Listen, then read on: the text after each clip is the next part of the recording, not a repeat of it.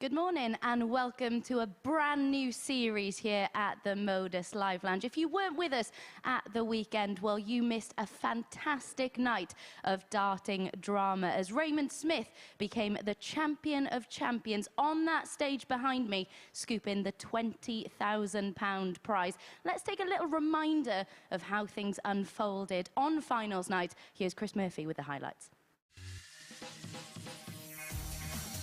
Well, ADC qualifier Adam Mould reached the semi-finals with an impressive 4-0 victory over Scotland's Jim McGuirk. There was nothing amateur about this finish and that performance.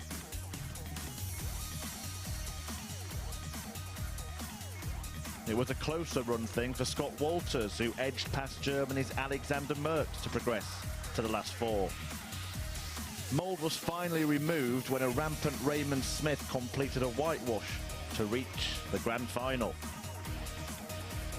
There, the Australian would meet Superman Matt Clark, who scraped past Walters to set up the big money match.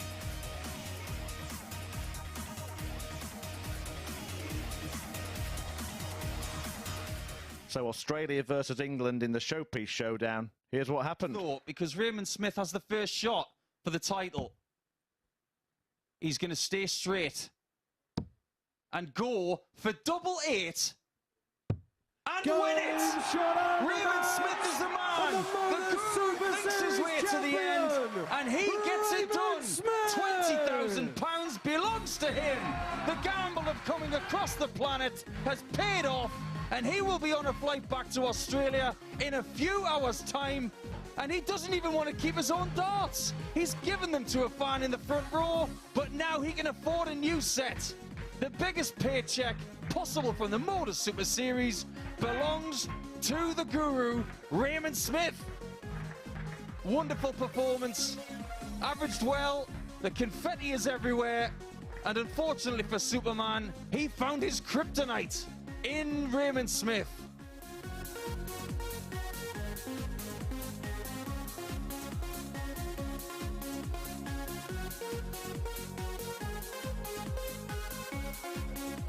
Yeah, sensational from Smith there. I'm delighted to be joined by Matt Edgar. Just a word on Raymond Smith, because he is undoubtedly one of the best talents without a tour card at the moment. What do you think he will go on and achieve?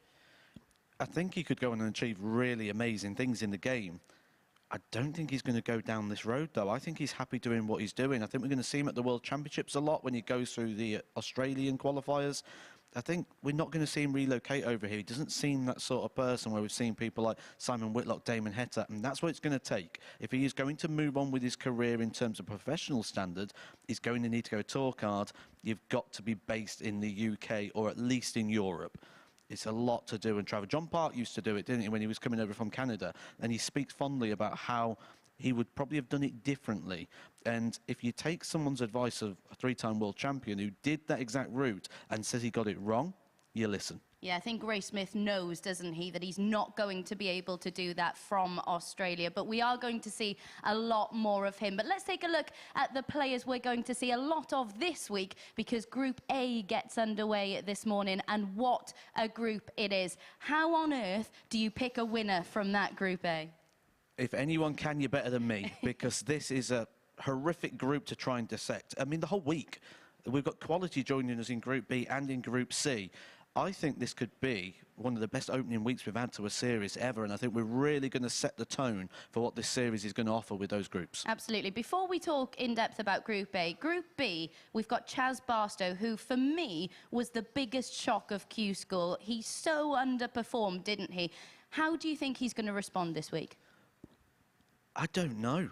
I really don't know. Does Chaz Barstow know? That's another question. You say he underperformed at Q School. He underperformed last year at Q School as well. This isn't just a one-off for Chaz Barstow. He had that amazing year a couple of years ago where he got into the World Championship. He had that big game with Michael van Gerwen at the Worlds. He was throwing big averages all season long. And then it's just not happened. It's not followed up for him. He is massive favourite with the bookies to win this week. I saw odds around 9-4. The closest one after that is 5-1. There is plenty of players in this field that I like at good value. And I think 9-4 on Chaz Barstow to win this week is a miss. Yeah, you mentioned the odds there. Let's have a look at the odds for Group A and who is favourite to come through that. Shane McGuirk out at 12 to 1 in that one. He performed quite consistently at Q School. He's someone who is improving and improving all the time. Alec Small as well, of course, who's the champion of champions. That takes a lot of doing, winning that tournament. He's at 7 to 1, but Andy the Hammer Hamilton is the favourite to come through. Would you agree with that? I think you could just pick out any name and say, right, Matt, tell me a reason that player is going to win this group, and I will stand here and give you a valid argument and back up every single one of those players for why they've got a stake in this. Personally, if I was pricing this up, I'd probably just go 7 to 2 the lot and say just pick whoever you want. I don't think I'd be putting 12 to 1 on anyone. I don't think I'd be giving 7 to 1 on Alec Small either. I actually thought Alec Small would win the week last time he was here and he reached the final.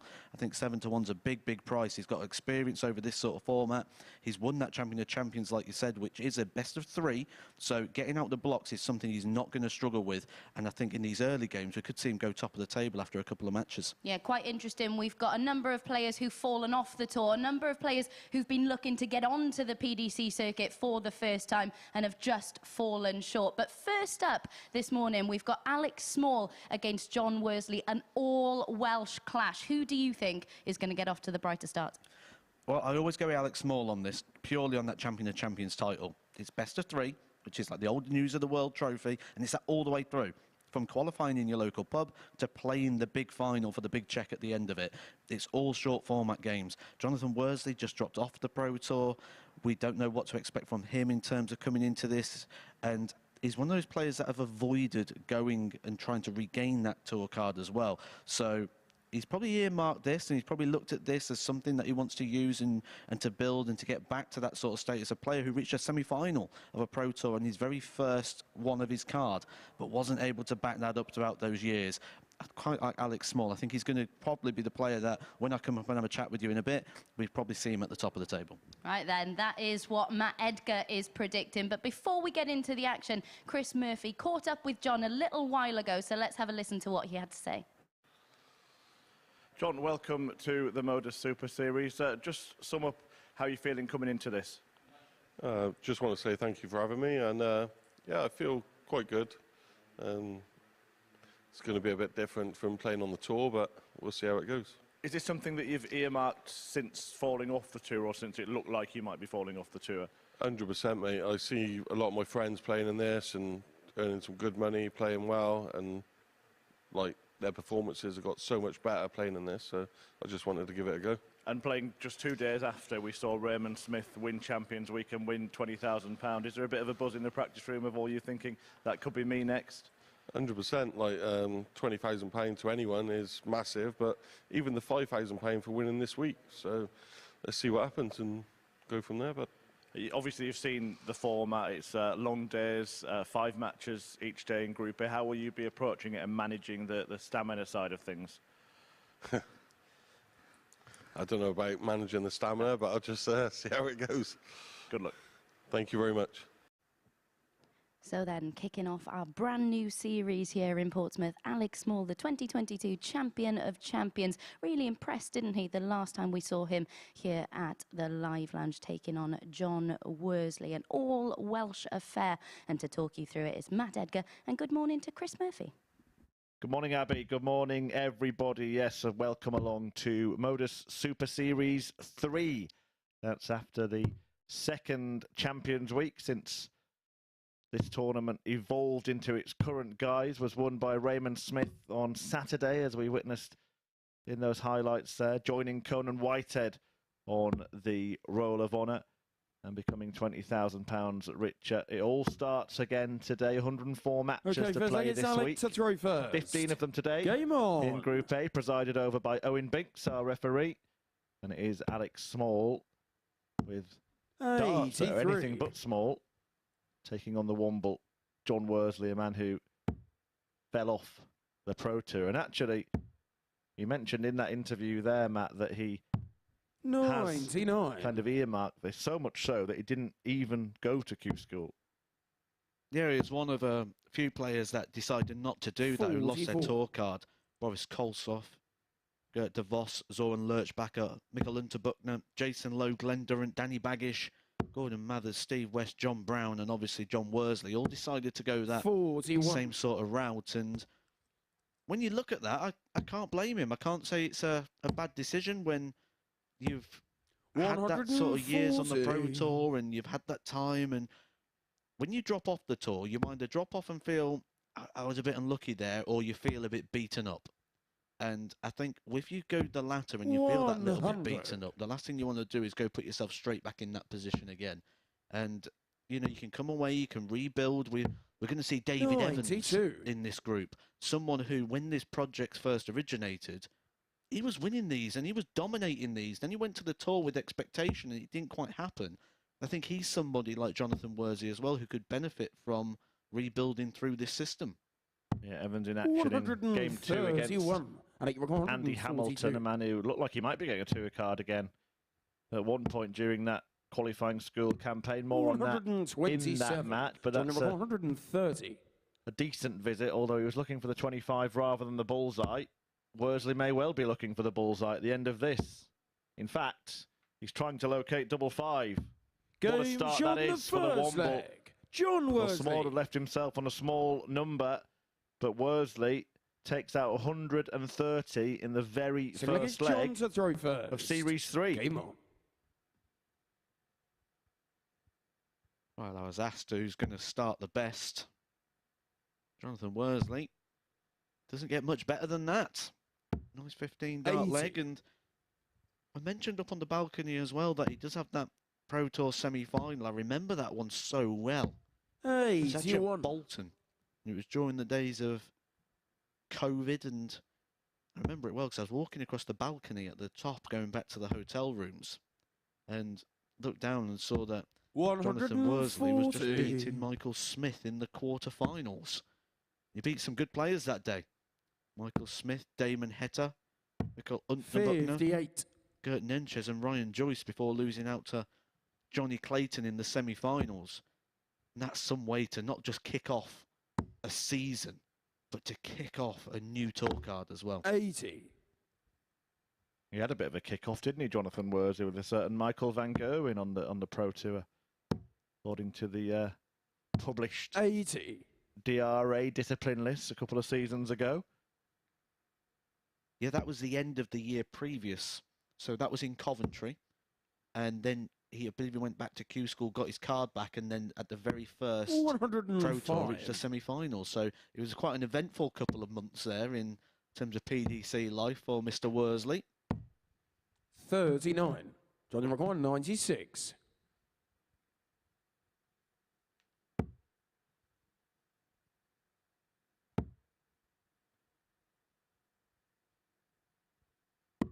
$60.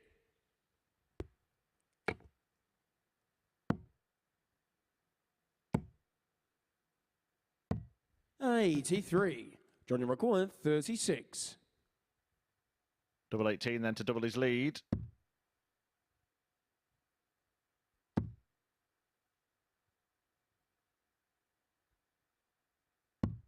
$18. Well, can Small Alec Small, do something similar 160. to what was just done to him a leg ago?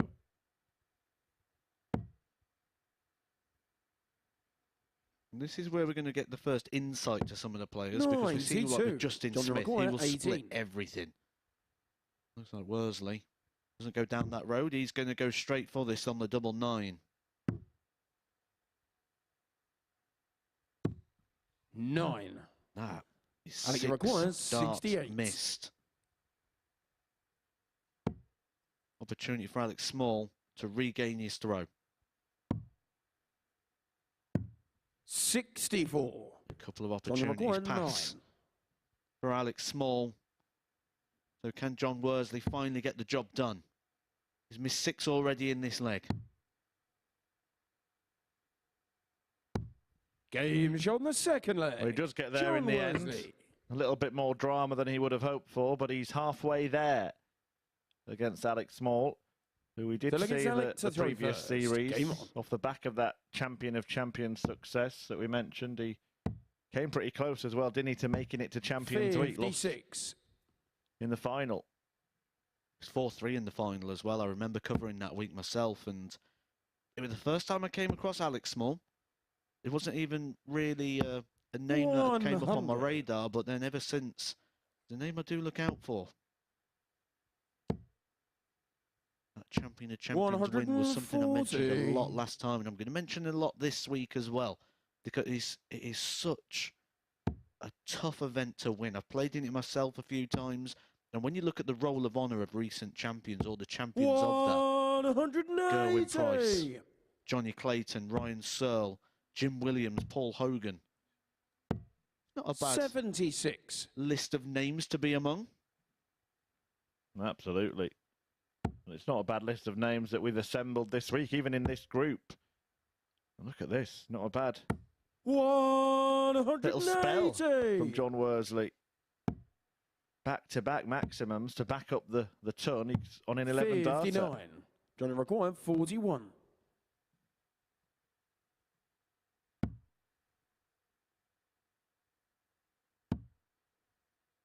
Well, a dozen will do very nicely indeed. Game And shot that's in what the he third gets. And the leg. Womble, Jon Worsley. he's disappearing into the distance here.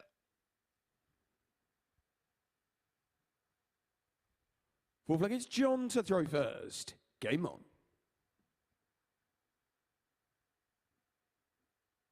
Well, if he has eyed this up as being a stepping stone for his career, he is using it to full effect 140. in match number 1.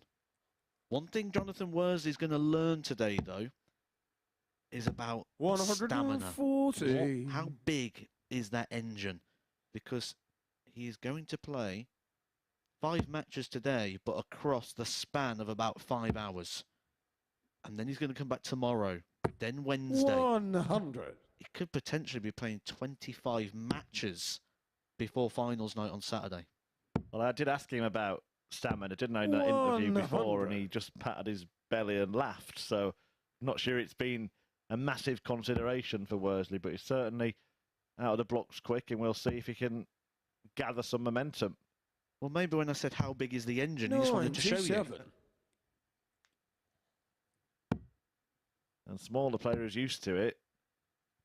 Well, certainly saving some and needing to just get himself going. 64. Might not have a chance, though. He's left 81, sorry, after 9 himself. But, well, there ends that sentence.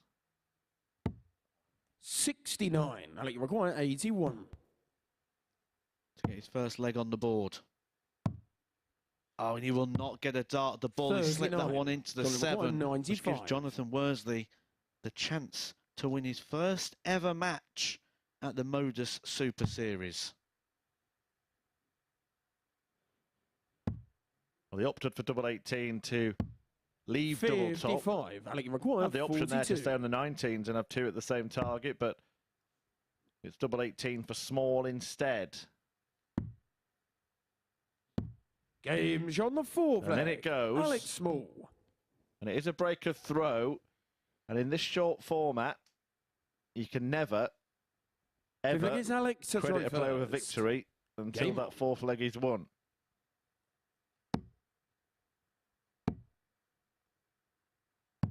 $97.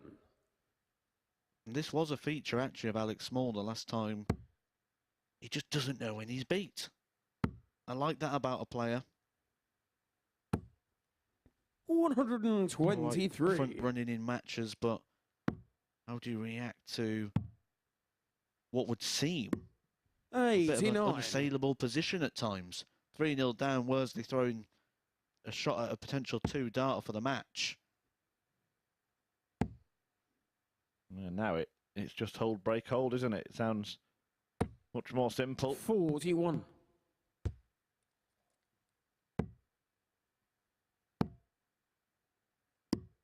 $170. Saw the group odds at the start of the show. The weekly odds have actually got Alec Small at 16-1. I mentioned that Ches Barstow's your big favourite for the week, and you can oppose that with Alec, 145. take your pick of quite a lot of the players. I like Brett Claydon, 14-1. I think that could be one that unravels quite positively. 45. And the speed of Small here is something to behold, but the speed of thought in that previous setup shot there, using the bullseye. Hitting a 25 would have left the 170. 41. And it require 100. Down to 100 after a dozen. You can understand that switch 84. Johnny require there. Big, 156. long darts, difficult to get past. Yep, I understand that fully. I'd have played the same play. Nice clean open 60. target to leave a preferred And it double of requires choice. 16. You say you left it. Game shot on the How fifth big leg. could that be in the Alec context of the Small. match? Again, Jonathan Worsley, 2 darts away from the potential win. And Alec Small, last start in Sid hand, is John to throw finds first. the bottom Game corner of the double 4, keeps this going. This could be the leg of the match now. Yeah, really important. And you see this a lot, don't you, with new players here at the Super Series. We have a system here where 83. there's 10 seconds between the end of the previous leg and the start of the next one. That's because there's no 60. marker in human form on the stage, and there's a screen to the left of the hockey that indicates that to the referee and the players, and you just see the new players. Worsley did it then, step forward a little bit too quickly and have to be told to wait. 140. And it almost shows a bit of an impatience to try and put things right when they start going wrong. What it also does is 99. it just brings you outside of your sort of little bubble that you put yourself in. It makes you a little bit more aware of the room. You have to, there's a little countdown clock there that you'll stand there yourself and you look up, it says 3 more 100. seconds, and you're like, do I approach, do I not approach? And it just makes you question a few more things within the approach play. 140. Well, he's still in command, doing a decent enough job in this leg. He will not want it to go the distance, having led 3-0, and rather more 98. importantly, knowing that Small would have the darts in that decider. Like I said earlier, this is a guy who does not know when he is beat. Gonna require 80. Looked in trouble, and then he finds a couple of 140s, but Worsley will finally get a match dart. It's that double top. 60. It's low. And it requires Now 62. Small has the chance to survive. It's just 1 dart. A double 16. 30. And he fails to find it. John require 20. Is this the moment for the Welsh Womble?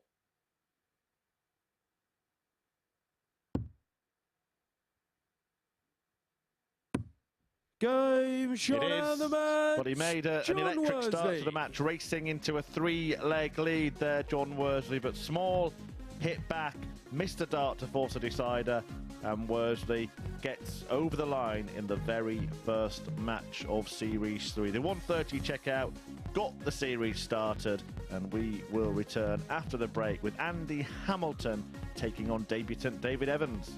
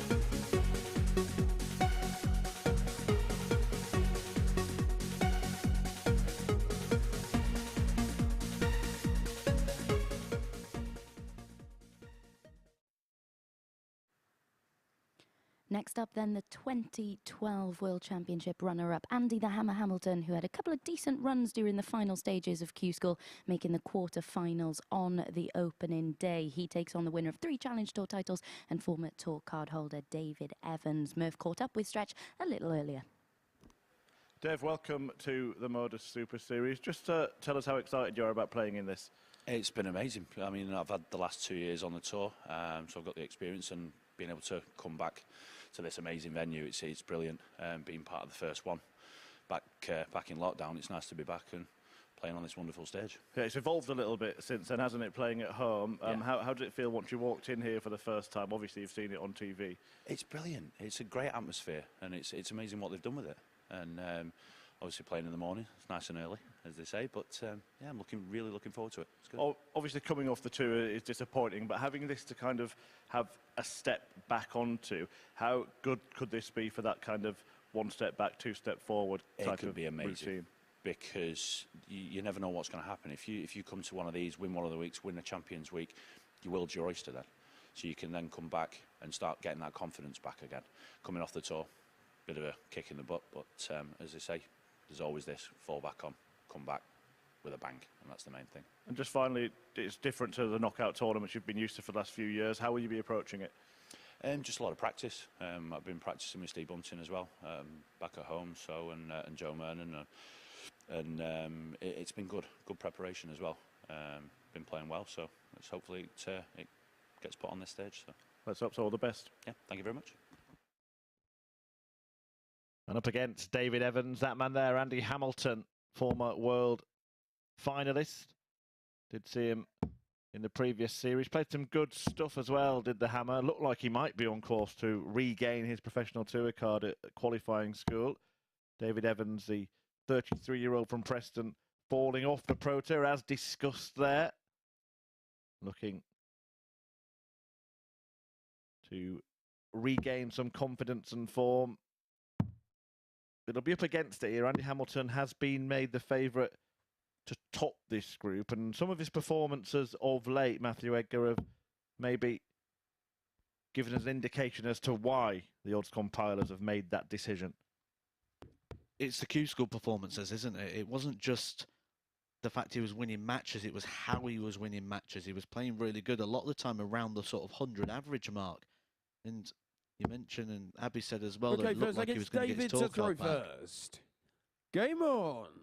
I fully agree with that statement, and he's looking well, isn't he? I saw him earlier. We had a quick hello, and he's definitely lost a little bit of weight, and he's looking well within himself, and someone who is still hungry for the game, isn't he? He mentioned on his social media a few times that he really wants to get that tour card back, and then when he didn't get it, has already mapped out his year, which includes 58. the seniors tour, but also this. And he wants to follow in the footsteps of Raymond Smith and Conan Whitehead.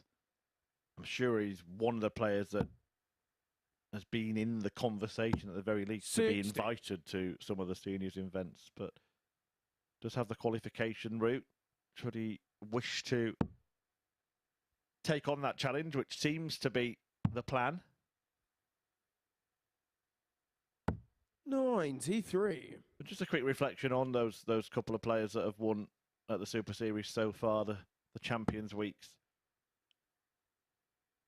Really different stories, and it shows that 44. it's kind of producing a platform for players at different stages of their career and with different priorities as well. Yeah, absolutely. We've seen people come here and say this is a stepping stone. This is sort of a spring. Some people are saying that this is what they want to do now. We saw Josh Payne last year, someone I shared a practice room many times in this format, who all the time and he was just talking about how this is going to set him up for getting back his tour card, which he ultimately went and did.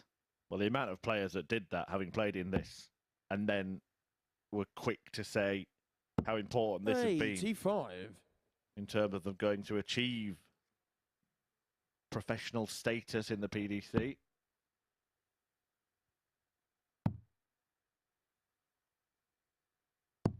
96. Good start from Hamilton. And he require 85. 85 after a dozen darts against the throw. Double top. Double 10. 75. Fails to find it, and David, you require suddenly 109. what seemed like a stretch for Stretch Evans is very much a possibility. Well, his chance goes, and Hamilton will return looking at double 93. 5, but this time he'll feel he must And hit. he required 10. There's a lot more urgency on this now for Andy Hamilton. Do you want to start your campaign off well, like Jonathan Worsley, get a couple of points on the board nice and early? Double 5 that Worsley opened 8. his David, you campaign with on require a 16. 130. He has offered David Evans what would be an unexpected opportunity. 4 missed darts from the hammer. Well, he's locked out here. Is there a way? Game There is shot a the way. first leg. David Evans. I'm just going to say as well, it seemed like a bit of a madcap decision from Andy Hamilton there to hit the Second big leg is 3. Andy to throw first. Game on. The only thing I can think is he just completely presumed that Evans would hit.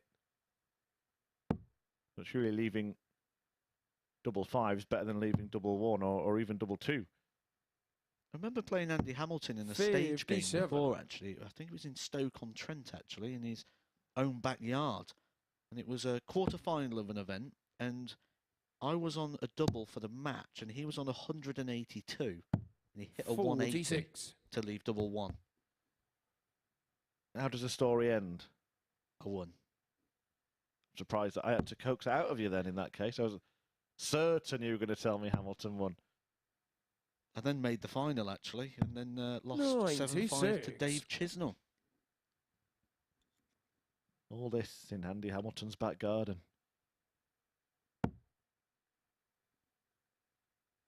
You say Andy Hamilton's got the opportunity to go through the qualifying route for the seniors. He did try that for the Seniors World 99. Championship that's playing later on this week, and it didn't go to plan for Andy Hamilton. And sometimes things can just come a little bit too soon. And I think off the back of the rigours of Q School and the Challenge Tour and the amount of darts that he's 134. played, I think that could be the case there. But one result that really stands out for me is the 5-0 defeat to Colin McGarry, who opens his campaign against Phil Taylor. I think that is a 121. taste. I actually put down McGarry to beat Taylor. Interesting, yep. All coming up from Thursday, the World Seniors Championship, the second one at the Circus Tavern, won by Robert Thornton last year. Many of the 40. players that you'll see there, you would have seen here at the Super Series, including Richie Howson, who actually won both of those qualifiers, despite effectively already being qualified. Strange quirk to their ranking system where the qualifiers count on the ranking, therefore the players 65. that have already qualified still entitled to play. Yeah, we even saw Robert Thornton in those qualifiers, didn't we? The defending seniors champion.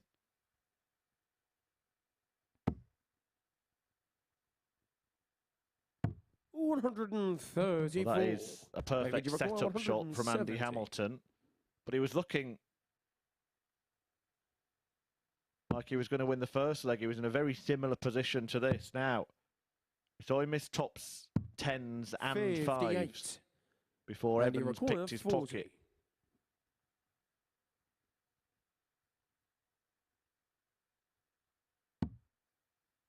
He misses tops. But Game this is on time, the second he leg. nails the double Andy 10, Hamilton. and it's all square after 2 in match 2. Then against I'm David going to to throw share a first. story with you. Game on. And it was a story that I thought, I'm not going to bring this up. And I wasn't going to do it. And after 2 legs, I thought, stop fighting it. Just bring up the story. Gather round the fireside, children. Ironically, this was gathered 58. round a fire. And we was outside in Germany. It was during the COVID days. And was all in like this bubble environment. And we'd gone outside and was gathered around 58. a fireplace in Germany. And David Evans was there on this occasion. And somehow, the conversation, it started off as making crisp sandwiches. and what crisps to use. 58. And within a minute, it turned into having a bath in a bathtub full of baked beans, which led to a 2-hour conversation outside where there's a pact. The pact is still in place, 96. where if any of the people around that table, which was Michael Warburton, Stephen Bunting, David Evans, Aaron Beanie, who we're going to see later on in Group B, myself, if any of us post a photo on social media in a bath full of baked beans, 26. we've all got to give that person 50 quid. Well, there you go. It's been made known by Matthew Edgar. That's why he didn't want to go there, wasn't it? Didn't want everybody to hold you to it. 77. I think we can make it happen. We've got 3 of the protagonists here at the Super Series this week. Let's get the bath and the beans on the big stage. 51.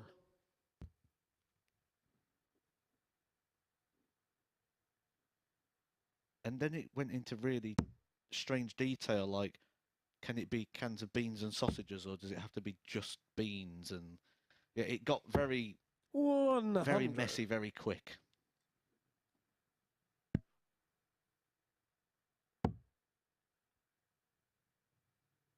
Darts players, eh? I wonder if Federer, Nadal and Djokovic have similar conversations when they And he recorded 170. sat in the changing rooms at Wimbledon.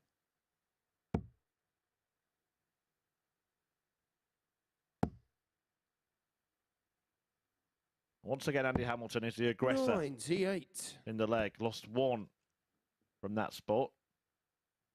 1-1 from that spot.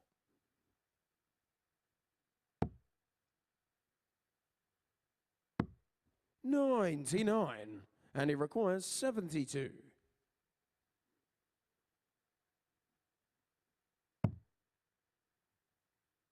Goes the 16 route. Treble for double 12.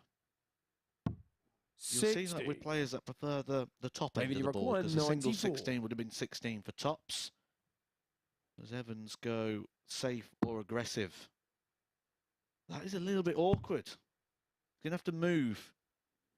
Going to the right. 69. Personally, would have gone left there and And tried he to go over required the barrel, 12. but that was proper Phil Taylor at the World Match Play vibes, that one.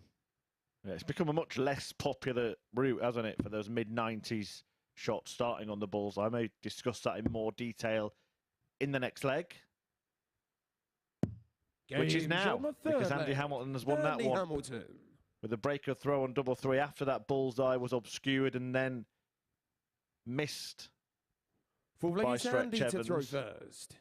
Yeah, Game look, the thinking behind those shots is that you're guaranteeing yourself a dart to win the leg. The problem is, more often than not, it's on the smallest target of the board, and it's very often slightly blocked as well.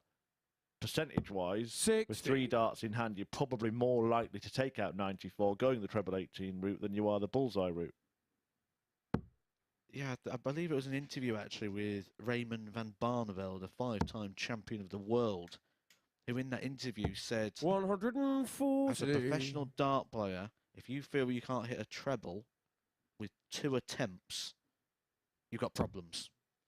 And since that interview, that's where it sort of changed that sort of mentality on going for the treble route rather than the 25 ball, because it actually used to be deemed a bit of a cheeky shot originally, which just shows that the evolution of the game, because I remember double doubles at one point was classed as 78. cheeky or even insulting towards your opponent. Yeah, and not that long ago either.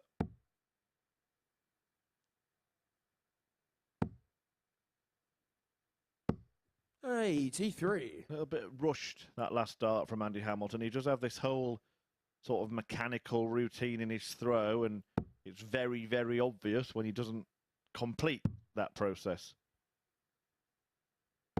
57. I think of the players that have lost tour cards this year, David Evans is one that intrigues me quite a lot, because before his tour card, he was playing some very good darts. We mentioned earlier how when this project started and it was playing from home, David Evans was winning these almost every single week. 59. And he was doing well on the now WDF tour. And he was one of the favourites to go to the World Championship and win that on the WDF side of things. And before his tour card and during 97. it, David Evans never was able to produce on the PDC tour. Some people, it is just such a pinnacle in their own mind that they don't play their normal darts in that environment, and it's like they try too hard. I think David Evans follows that trend, and it'd be good to see what he can do through this year as he sort of gets back to just playing darts and forgetting about PDC rankings.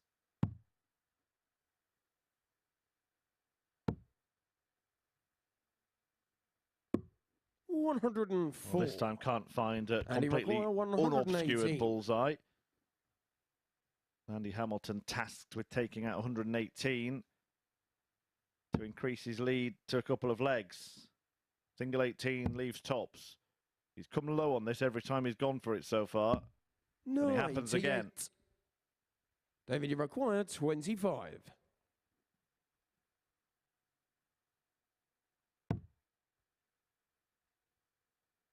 For a level game.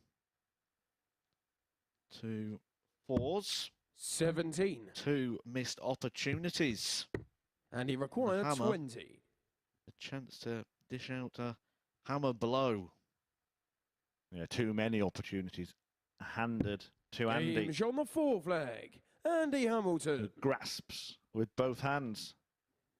3-1, one away from an opening victory. Jon Worsley won his first match on debut 4-2 against Alec Small. It doesn't look like David Evans will be following suit.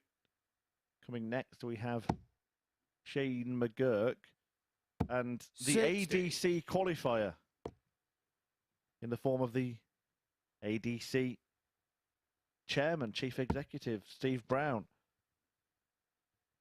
Watch out for Shane McGuirk. There's something I like that he does. I'm a big fan of 140. individuality and branding.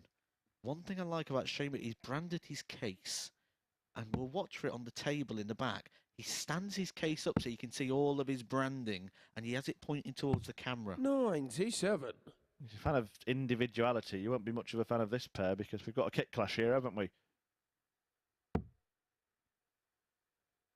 Yeah, I didn't get the memo saying it was purple shirt day today, so unfortunately I've put on the grey. 140.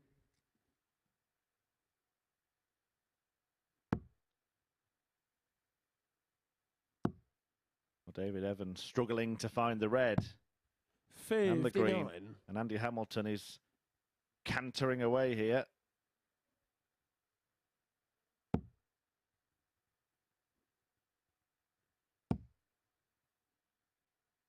And 10 points better off in the average department. 2 legs better off, and it might be about to become 3. And the first 2 points on the board for the Group A favourite. 85. And he require 121. Got a little bit of time on his hands here. 6 starts for the 1-2-1. David Evans back on 200. He finds the bull.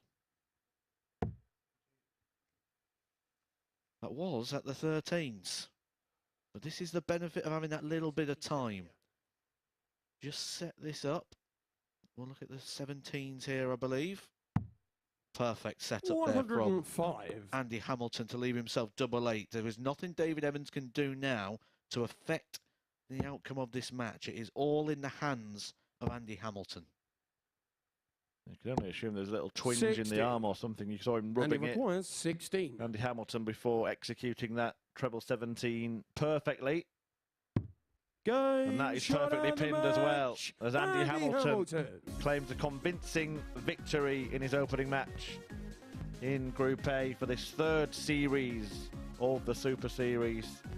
David Evans beaten on debut 4-1 by the Hammer, who is looking in good form.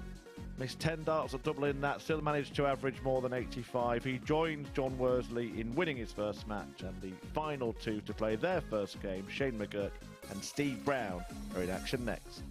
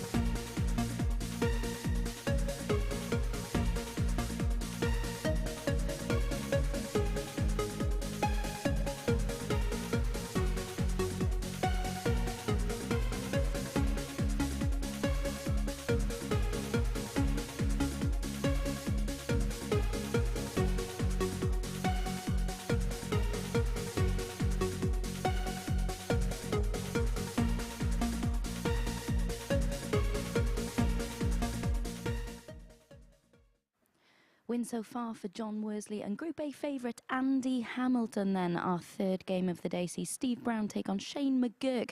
The Irishman performed very well and can take inspiration from certain aspects of his game at Q School last month. He's starting to put in 90-plus averages on a more consistent basis. He's still gaining valuable experience and looking to build on his first Super Series experience where he narrowly missed out on finals night. To talk you through the action then, let's hand back to the chaps in comms. Thanks, Abby. Yes, game 3. Featuring McGuirk and Brown, representing the ADC Steve Brown, but Shane McGuirk, the Arrow, winner of a Development Tour event, 27 years of age now, taking on a former professional player who you speak about a lot, Matt, as having sacrificed his own professional progression in order to plant the seeds for the stars of the future. Yeah, a lot of players really benefiting from the work of Steve Brown. And that's exactly the quote I use. I say he sacrificed his own career to develop others. We see people... Okay, first leg is Shane to throw first. Game on. Keen Barry, probably the real standout at the moment, reached the semi-final of the UK Open last year. And top on the sort of list of players to keep an eye on for the next year or two. And all that work that Steve Brown's done, it's coming through, and I think he gets just as much joy and pride out of seeing that as he does from his own successes. Yeah, the JDC first, that's the Junior Darts Corporation, then heavily involved in the setup of the ADC, the Amateur Darts Circuit, which he is a beneficiary himself, qualifying through that route to play this week. They do allocate one place per week for ADC players, and we've seen some of them go deep. Adam Mould, of course, reaching the semi-finals on Champions Week Saturday night here. Adam Warner winning his week like Mould, but then not playing at Champions Week due to the fact that he picked up a tour card, winning through at qualifying 122, January 161. Strong start this from both players. I'll be saying the McGuirk average is going up. 58. His seasonal, his running average, his stats. Very good last time he was here.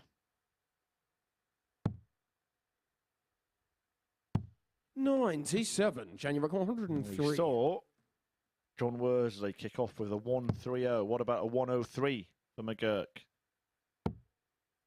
Not to be, and Brown will get the chance to break. 41. Stevie require 82.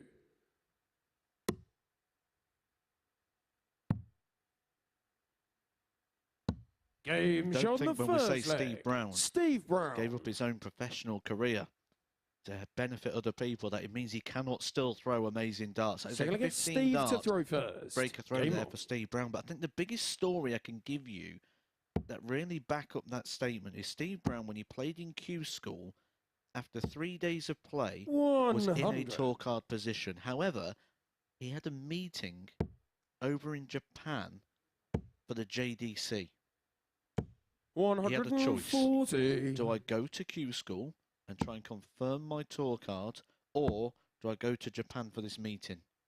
And he said the JDC came first. He went over to Japan for the meeting, missed the last day of action, but did still manage to get that tour card. But he was in a position where, again, he sacrificed potentially his own professional career for the development of that system.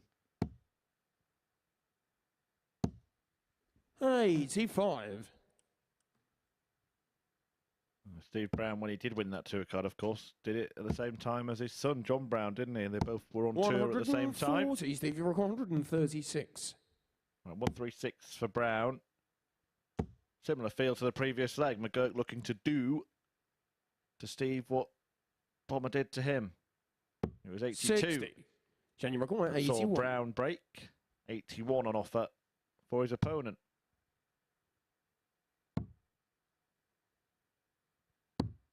Game show on the second leg. Shane McGuirk. Who hits the ground running? Well, both of these two do, don't they? We trying to predict it at the start of the day. Third leg, it's Shane to throw first. A 12 dart breaker throw there from Shane McGuirk. You mentioned that customised darts case of Shane McGuirk. There it is. He's even placed the water perfectly to draw attention to the little 100. character on there as well. You love all that, don't you? Darts merch. Well, one of the things that you kind of need to know, a lot of people don't. A lot of people go up there and 100. ignore this. But if you are going to come here or you're going to play somewhere, my advice to you is be aware of where the cameras are. It's important. 60. Especially here. The cameras are in fixed positions here. There's no roaming cameras. They're all fixed cameras. If you're aware of where they are, and you're aware of the shots and the angles and what the viewer is seeing, 180. it makes it easier because you don't try and think about... A lot of people will think, well, what are we saying? What are people looking at? If you're aware of where these things are, it just eliminates that possibility. Now, some players will think, I'll try and forget that the cameras are there completely. But not one to think about in this match, 60. because both players are playing at a very, very high standard. Yeah, I think that's a dangerous thing.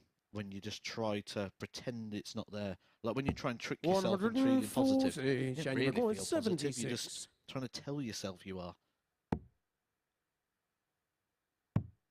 Double top.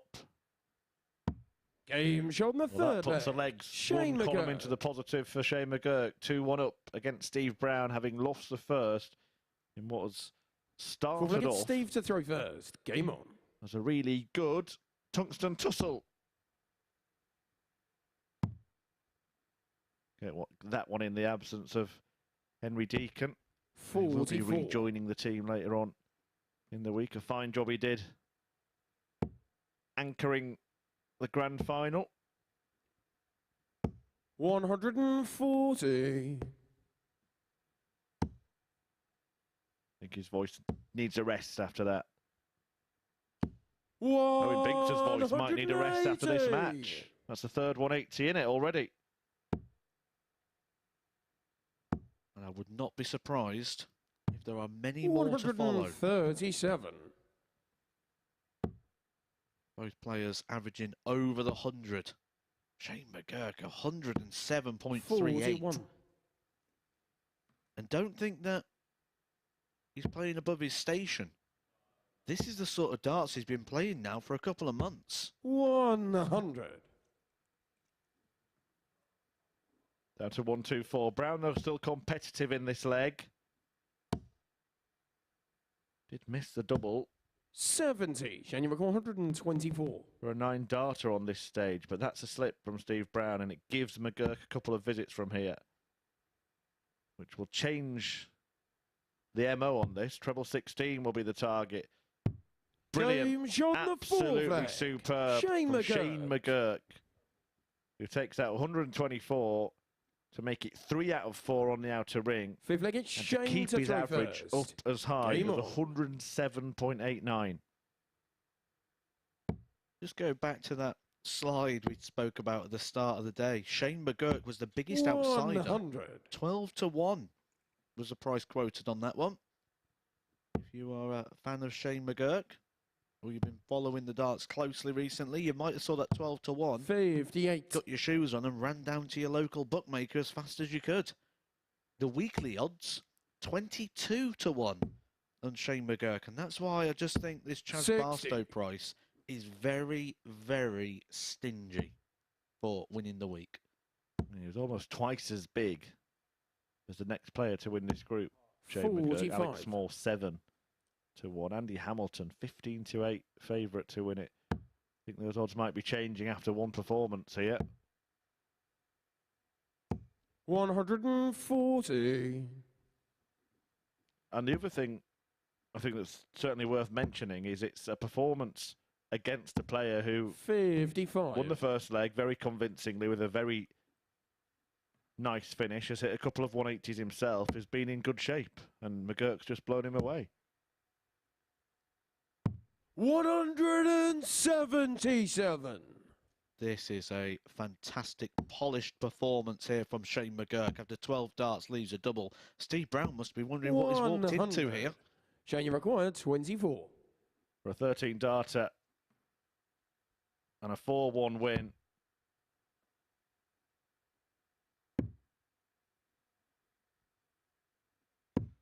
12. And he'll be back. Under what pressure?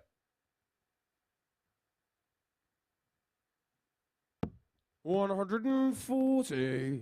Shane, you require 12. Well, some is the answer. And you can do everything right in a game of darts, No score. and it can still If you all reckon go horribly wrong. 103. And that would be the feeling if Brown were to take this out. Sometimes as well, you're in those situations where you can sense a monstrous average. 47. It can just make you Shane, want to require get it 12. over with a bit too quick. And that takes over and takes priority. Down to that double three again. This time gives himself all three darts. Game shot And out of Shane the match. McGuirk, well, his average Shane dipped in McGuirk. the end below the ton, 97.72. The final statistic for Shane. But he won't care about that. A 4-1 win is all that he will care about. A brilliant 1-2-4 checkout in there as well. Steve Brown started well, but the 82 checkout that he had in the first leg proved to be the only double he would have in the game as McGuirk went berserk and won by 4 legs to 1.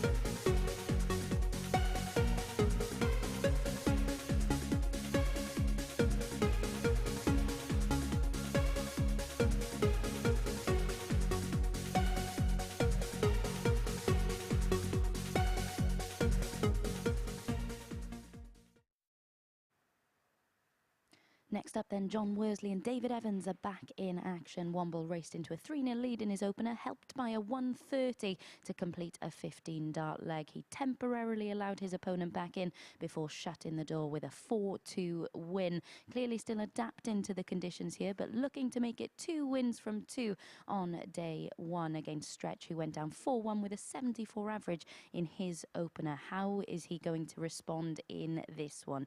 Let's hand back to Edgar and Murph to find out. Thank you, Abby. Yes, a meeting between the two debutants here at the Super Series in this group. And as described, contrasting starts for the pair of them. Jon Worsley with that 4-2 success over Alec Small, a man who had planned to play in this as soon as he lost his tour card. David Evans went to Q School, tried to get his back, didn't manage it, went to the Challenge Tour weekend as well. They both have different kind of ambitions and different focuses for 2023. But right now, right here, the focus is on the next 7 legs, picking up 2 points at the Super Series. It would be the first 2 for Evans, or it would see Jon Worsley move Okay, first at leg, least it's Jon to throw first. temporarily Game on. to the top of the table before Steve Brown takes on Alec Small, and Andy Hamilton meets Shane McGuirk in the battle of 2 players that both won 4-1, but one rather more emphatically than the other. 100. Shows the movement within the sport and the system, how it works. That actually, if these two would have played each other around 60. about 8 weeks ago, this would have been a match on the PDC Pro Tour for ranking money.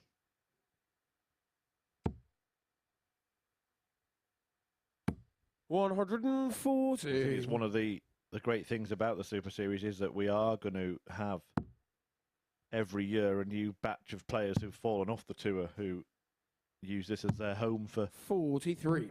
a season. I coined a phrase when I was here just over a week ago with Paul Nicholson, and I said the Super Series is a platform where we have 93. the best players from the ADC, the best players from the seniors, the best players from the women's series, the best players from the Challenge Tour, from the Development Tour, from Oceania. 57. All these different systems, and I said the Super Series really is Worlds Collide, the very best of the amateur systems that are out there. 140. Only PDC Tour card holders are excluded. The rest is the best of all those systems that exist, and they all clash here at the Super Series. 121. Super start from Jon Worsley in this one. Has won the last 3 against David Evans, and he's won the first leg Jon Worsley. against Stretch. All of those meetings I mentioned were 5 years ago now, all in 2018, Second against including David to one throw first. on the Challenge Game Tour in a quarter-final, which was won 5-2 by the Womble, and he went on to win that title. 93. I think one thing I'd like to see from Jonathan Worsley is just let himself go a little bit. You can see sometimes he just, with everything with his 100. approach, I mean, his action, sometimes he'll pull that back a little bit and he just doesn't let it go. But also in his personality as well. I remember playing him, 119. must have been about 4 or 5 years ago. We had a really good game actually, and he won that one 6-5. And he gave it a little bit of yes, go on, and then came out to find me 58. to apologise for it.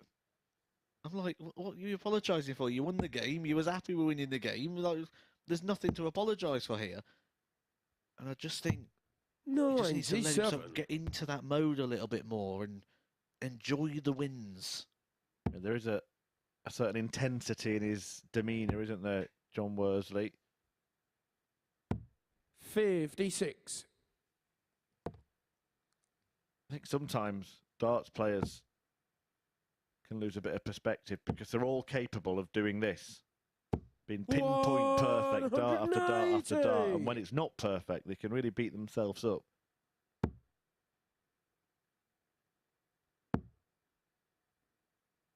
And you don't have to be perfect all of the time to win matches. You just have to be You require 12. almost perfect most of the time. Interesting what he does here. Very interesting what he does here. No score. Yeah, he decided to bust. Yeah, with Worsley back on 2-4-2, he's thinking, I'd rather go back for the sixes. I think, personally, I'd been probably advising to go on the 2 if you're looking at switching, because if he comes inside, he's got the same problem. David, you require 12. And he's also got the same luxury, because Worsley's still not on a finish. Game shot in the second. Doesn't give himself David that conundrum. Evans. and ties up the score at 1 apiece. Yeah, you mentioned about So look, it's Jon to throw players first. feeling the need to Game be on. perfect. I coach and I've coached at academy level in football and been a teacher and many things in that sort of industry. 140. And one of the things I always talk about when dealing, especially with sports performance, is it's just about doing the moments, because actually, especially in a game of darts, you're cancelling each other out. And I used to say this with football 60. as well, like playing a 90-minute match and for 89 minutes you're going to cancel each other out. And all that's going to be decided on are those little key moments. So let's train those key moments. Glenn Durrant last week on commentary was talking a lot about those 2 dart combinations, those 64, 72, 70. They're the key moments. They are the things that will separate these two players. 42. Yeah, it's a good analogy, really, for any kind of battle, isn't it? You don't have to be better than them for the entire match. You just have to be better than them at one point in the match. And as good as the rest of the 81. time.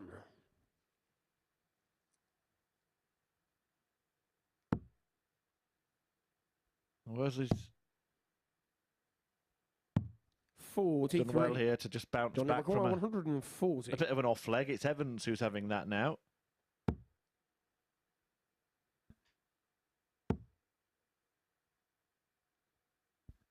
100. I do wonder as well how much what else goes on sharpens the mind. Having just seen that display from Shane McGuirk, will everybody else start to think, right, I'm going to have to step it up here? At this point in a group, 85. of a 3-day group, I'd Jon say Worsley, not yet. 40. But he will have just put them on notice. They will be Games aware. on the third leg. They'll know what's Jon coming. Worsley. We knew what was coming really in that leg because David Evans didn't really get started in it. He was From back on against David to throw 271 first. there when Game Jonathan Worsley went out in 13 darts.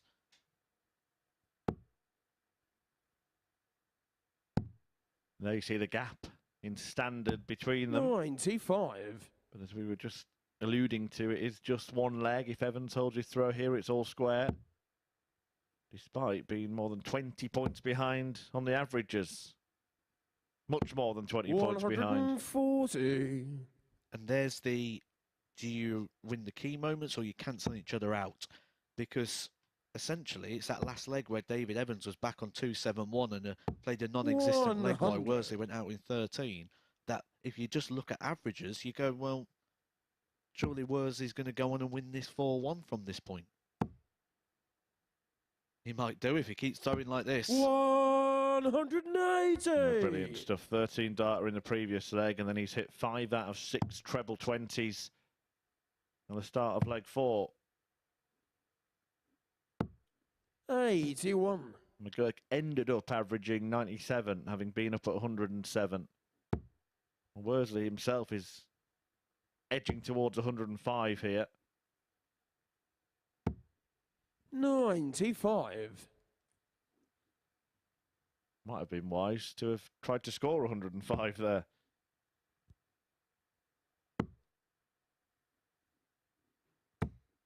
$140. Jon Worsley, Had he done that, had he gone 86. for the bullseye here, it'd be on at least 76. Now, that would mean that he'd definitely get a dart at the outer ring. But by finding that Games on treble, the he's got fourth 2, leg. Jon backed himself, Worsley. and he's bettered that 13 darter with an 11 dart leg to lead 3-1. Fifth leg, it's Jon to throw first. Game on. Told you he was averaging towards 105. Bang on it now. Now, when you play on the PDC Pro Tour, you're in a little 121. bubble of players, of 128 players. Tends to be, bar a couple of Challenge Tour top-ups, the 128 players that are on the tour is the people you see week in, week out. Now, when you go on that tour for 140. a series of time, what you tend to do is you get caught so much in that bubble that you don't realise what's going on in the world of darts outside of that bubble. And just be interesting here to see how 190. David Evans is going to react to this, to sort of the wake-up call again of the depth in terms of what darts is. He lost his opening game 4-1 to Andy Hamilton. 57. He could be about to lose this one 4-1 as well. This is a simply stunning display from Jon Worsley. And according to the statistics that I have access to, the highest average he's ever posted is just a shade over 100, 100.2 at one of those Players' Championship events, and that was against Karol Sedlacek last year. 55. Joining record 170. Well, if he takes this out, he's going to blow that out of the water. Double top to do so. Hasn't missed a dart double in this match. 97. Until now. He will get at least 3 more. Evans finds a treble, which means 98. he's guaranteed 3, 20. but likely to get 6. Only needed one more. It's wonderful Jon Worsley. Applauded by his opponent David Evans there, because that is a personal best performance from the Womble. Highest average on record, 107.12.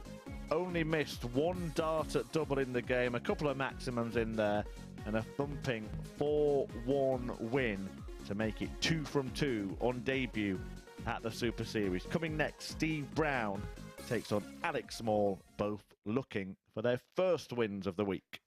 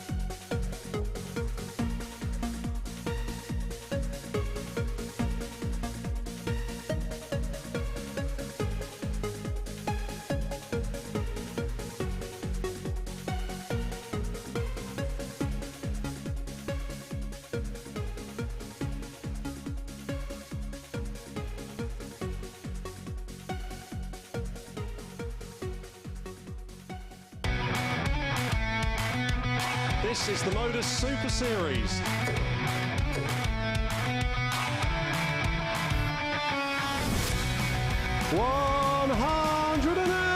$180.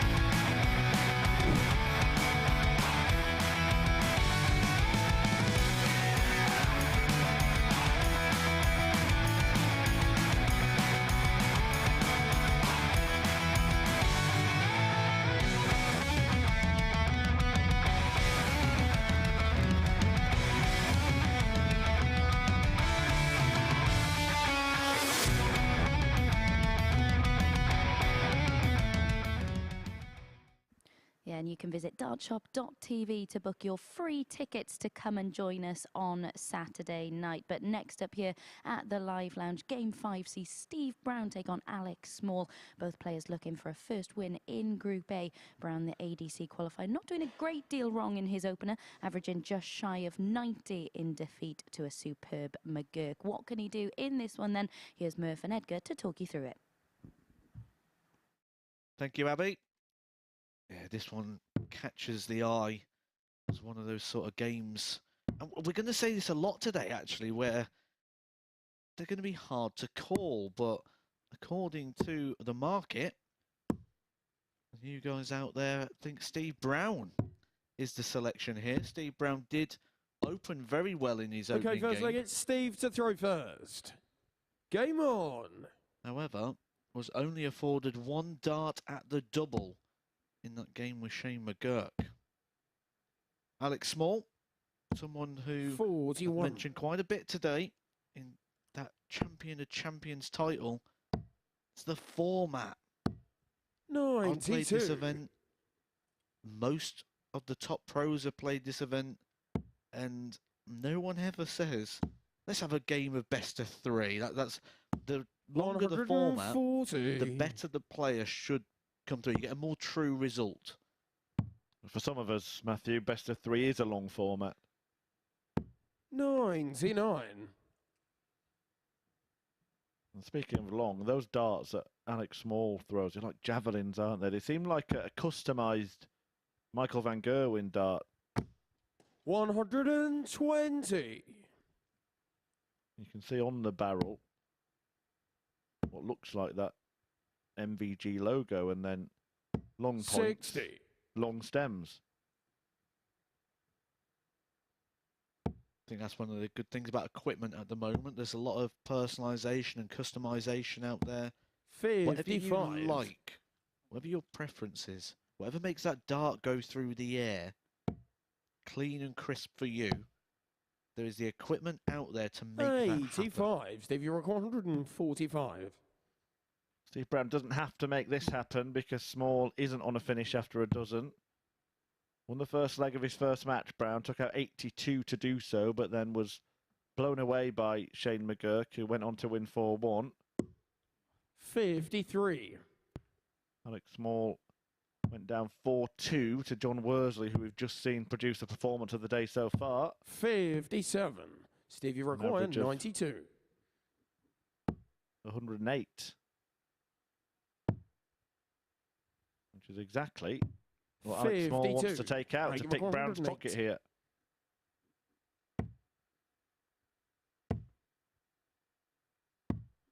Chose to go 76. the Shangas route there Steve, on you the require 18s. 40. Something you don't see often selected there. It's normally the 20s or the 19s. Yeah, 17s has become fashionable as well, thanks to a certain Gerwin Price. But we'll come back to that decision for Edgar's 20. ace analysis in a Alec moment. require 32. We'll see how the leg pans out first, because Brown has let this one slip seemingly. Game And shot Small the is the first leg. beneficiary, so he Alec does win the Small. leg. But I'm just going to question the sensibility of going that route, because Second leg, when it's you've Alec got to throw first. an awful Game lot of dart to throw, does any Shanghai route pose problems? I think what we can say with the 108 is it's 45. certainly going to give us an answer in terms of what the player prefers, because we've just labelled 4 possible routes there, which all use the major scoring trebles. 60. The 20s, the 19s, the 17s and the 18s, the 3 most used trebles on the board. 85. And I can kind of see it. I mean, the 108, I'm 19's man to try and leave the double 16, and I can see the same argument in play for the 17 55. route as well. Yeah, we did see, didn't we? Literally, a dart get in the way and it push him into the big four. I just wonder if Small would be 101. better off opting for one of those 19s or 17 routes. But he did get the leg anyway, and Steve Brown, well, it must seem a long 125. time for him now since winning that first leg of the day on the 82 finish, when it was looking like Steve was just strutting his stuff. Interesting you use the word strutting his stuff. I remember playing Steve Brown in Germany. 48. And Alec afterwards I was saying about 170. how confident, or how he oozes the image of confidence. And he was like, oh, I wasn't 34. confident in that. I don't feel like I'm playing well. And it's like, but as your opponent, you never feel like that with Steve Brown. He always just has that 139. confidence Alec vibe. The shoulders are always 136. back. The chest is always out. He walks with such almost a power position. 100. Steve, you require 74. Game Well, that's a shot, the power play second from leg. Steve Brown, Steve who Brown. levels up, who breaks back, who takes back control with that 74 out. A Gonna second get Steve to throw first. clinical kill Game of the on. day. Can he this time get to a second leg? 58. Mentioned earlier, didn't we, that Steve Brown has been a key figure in the development 100. of darts, representing the ADC here this week, but also the brains behind the JDC. And 44. he's at that stage now, isn't he, where he ends up playing players that came through as kids. In fact, later this week, Keelan Kay, who's going to be in action here at the 42. Super Series, may well be playing against Steve Brown, and we'll have a lot to thank him for. Kay, a big Plymouth fan, now second in League One. Morning, Keelan. 140.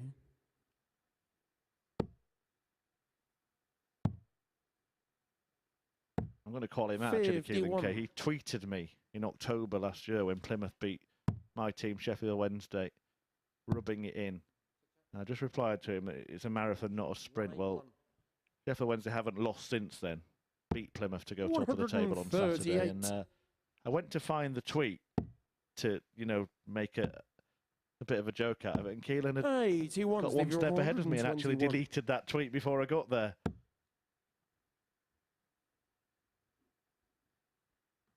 .61 left. Choices.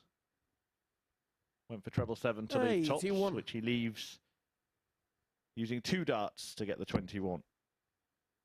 Yeah, I like that play. There's no point in chasing down the ball and having to come 99. back Stevie for a required 2-darter 40. on the 25. Just set up the double you want. He Game wants shot in the tops. third leg. That's Steve why he wants Brown. tops. Hits it right in the centre. Fourth leg, it's Alec to throw first. So far today, Steve Brown has only won legs, hasn't he? Where he's 57. hit the double first dart.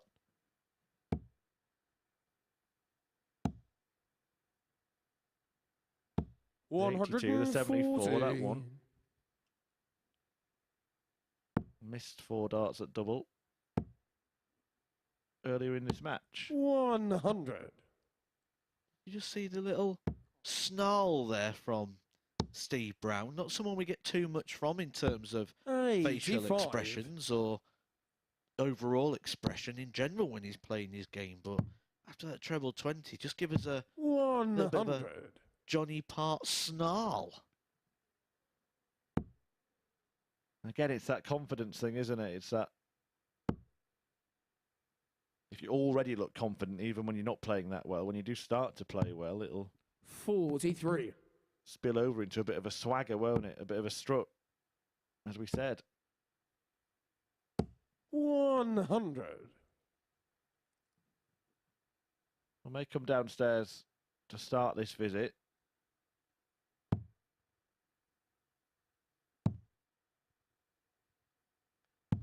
95. Alec, you record 144.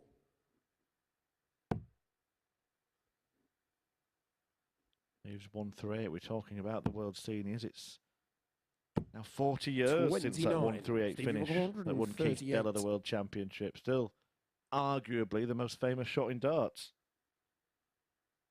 Is it Keith Della that starts that argument?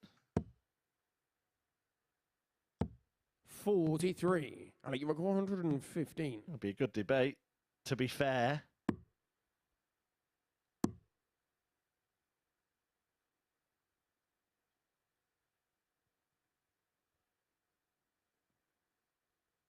I think the second dart there was a wrong dart. 57. Personally, for Alec Small, I 95. think when you go that route, you kind of talk yourself into staying there if you do leave a marker.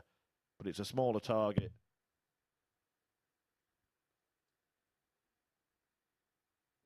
Nope, 57. Just getting 55, corrected by Alec Owen McGuirk, Binks 58. there, our referee. Steve Brown did the right thing in asking what he needed before making a mess. Game's Small on the full levels up the leg. match. Alec Small. You can ask the referee what you've hit or what you've scored. There he is. Fifth leg, it's With those Steve big to throw shiny first. shoes, Owen Game Binks. The only referee who has to discipline himself for standing in the exclusion zone. I think you've 96. picked up on an interesting point there. And you mentioned that it's up for debate. There is a good place to have debate. Over on social 60. media, you can get in touch with us at MSS Darts. I've got my personal one open in front of me as well, at the Edgar 501. So you'll be able to get in touch and we can have a look, maybe read some of them out. And 85. what we're looking for here is, what to you is a rememberable 60. or iconic finish? We said the 138 from Keith Della. So we'll probably hear from Keith Della very soon if he's watching to confirm the fact it's the 138.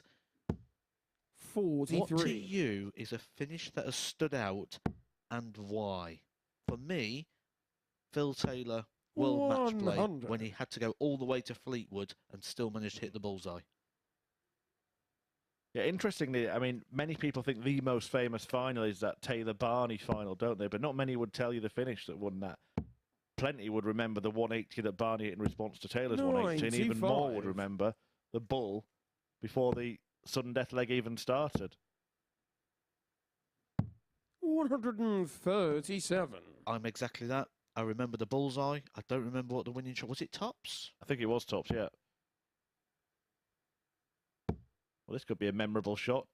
He's going treble 10. 135. Alec, you record 144.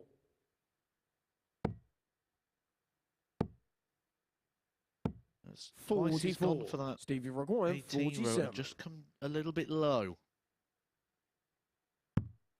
Brown leaves himself tops again. Squinting at this slightly. Just has a bit of a reset here, rubbing his hand. Probably just didn't feel like the dart was settled. Game on the fifth And leg. well Steve delivered there Brown. from Steve Brown.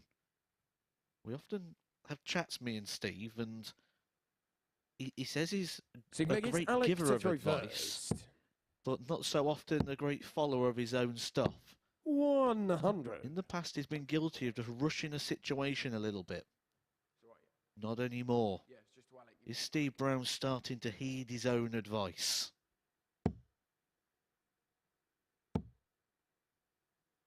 When we talk about iconic finishes 60. as well, there's been some big ones over the past as well in terms of like 170s to win tournaments. You know, Nathan Aspinall winning the 95. UK Open with it. We've also seen it winning matches as well. I mean, I myself took a 170 finish once to beat a legend in Gary Anderson. Did you? Anyone who's got their Edgar 68. bingo cards, you can mark off 170 finish against Gary Anderson. 139. You do get involved at MSS Darts, as you can see on your screen there under the scoreboard. 180. Alec, record 167. And 180. Steve Brown doesn't get him down to a finish, but it might have just done enough to fluster his 45. opponent a little bit. That's not the greatest leave. from 167. 177. Alec, you record 122. And that is the greatest leave from 193.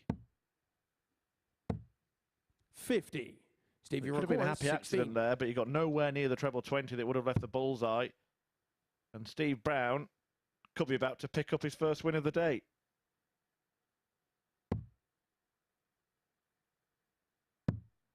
Three missed opportunities after 6 of the very best from Steve Brown. 6 of the best. Alec, you record 72. 6 perfect darts. Ended up in the madhouse. 63. Steve, you require 2. Gets a go. There's an argument not to even try and hit the double with the first dart and just leave a marker. Game But he pins shot it. of the First time of match, asking. Steve Brown. And Steve Brown picks up his first points in Group A in this third series here at the MODUS Super Series. Brown just going to retrieve that dart, the match-winning dart in the double one. And he is off the mark. Alec Small, though, has lost his first 2 matches here on Monday and faces an uphill task. Will be looking to turn things around as the day goes on. But coming next, it's a meeting between 2 players who have won their opening match as Hamilton meets McGuirk.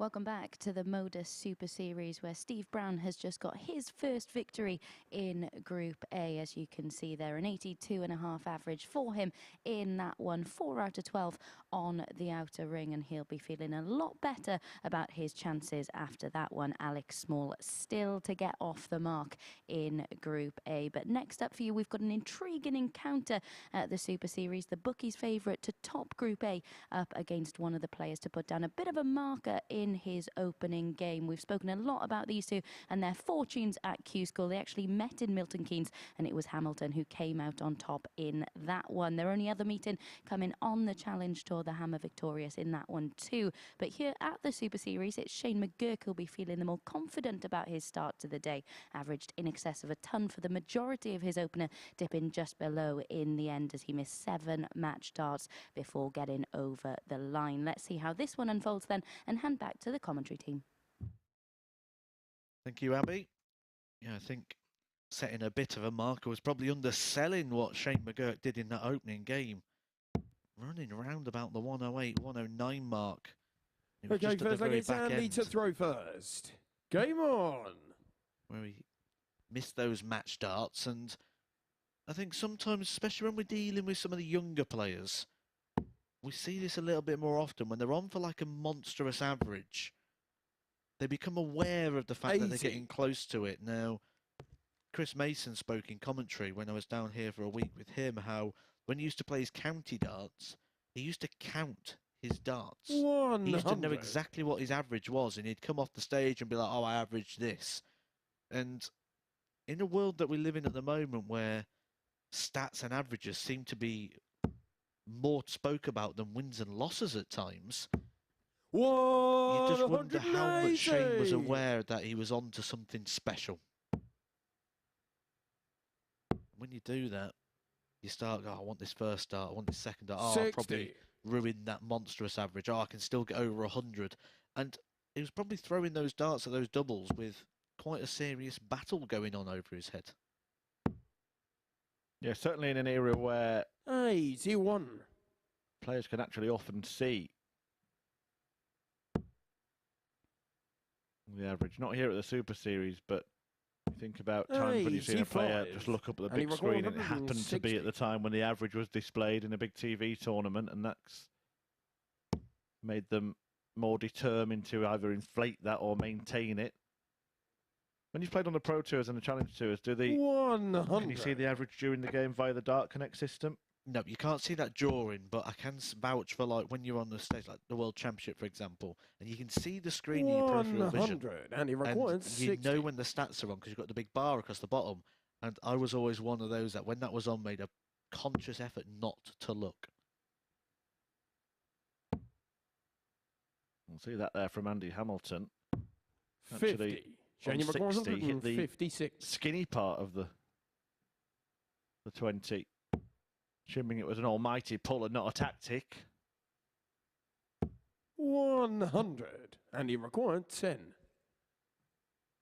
Have to be confident to try that seriously, wouldn't you? 5 for the hammer. Choices 3 for 1. Game show on the first leg. Andy Hamilton. If there was a moment in that opening game win for Andy Hamilton over David Evans, it would be down to those missed opportunities on the doubles. He certainly outscored him and carved out opportunities. He got over the line 4-1 in the end. 140. Probably a bit longer than he would have wanted, and probably a bit longer than Shane McGuirk's going to actually allow him to have in this one.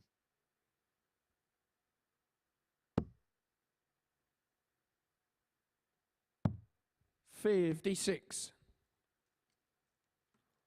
Yeah, the Irishman, as Matt mentioned, raced away in his opening match before just 94. dropping his level a little towards the end, maybe because of that high standard and wanting to lay down a marker. But since then, Jon Worsley's certainly done that. And he's raised it a little bit here as well in the case stakes. I'll be watching this right. Look, there we go. From this camera angle, we can now see the case even better. And he's put his glass of water behind the case. He's a man who knows where the cameras are. Yeah, in the next match, he's going to have a little fluorescent piece of cardboard that says 1999 and his website on there, I'm sure. 137. See it picked up from the side cam. We can see it from the board cam here as well. Behind the glass. 100. Well, if we get any of the players well versed in the dark arts of darts, he might just be tempted to move it, get in his head a little bit. 134. Shane, you record 124. Took this in his last match. Won't take it on this occasion. Andy Hamilton. 92. There's an opportunity to break the throw here. You'd expect him to get at least a dart at a double. He'll be hoping for 2. A dart at a double is something that McGuirk hasn't been afforded yet. Will he get one now? Hamilton. About 2/3 of the bed to aim at.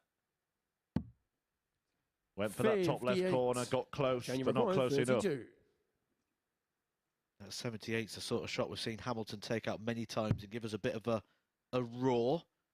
Don't expect any reaction if Shane McGuirk can pin the 8. 24.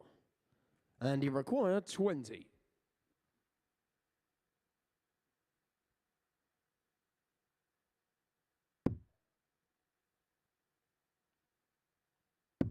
Game shot in the Nicely second used, leg. that guide. Andy Hamilton. As he opens up a 2-leg gap here, Andy Hamilton.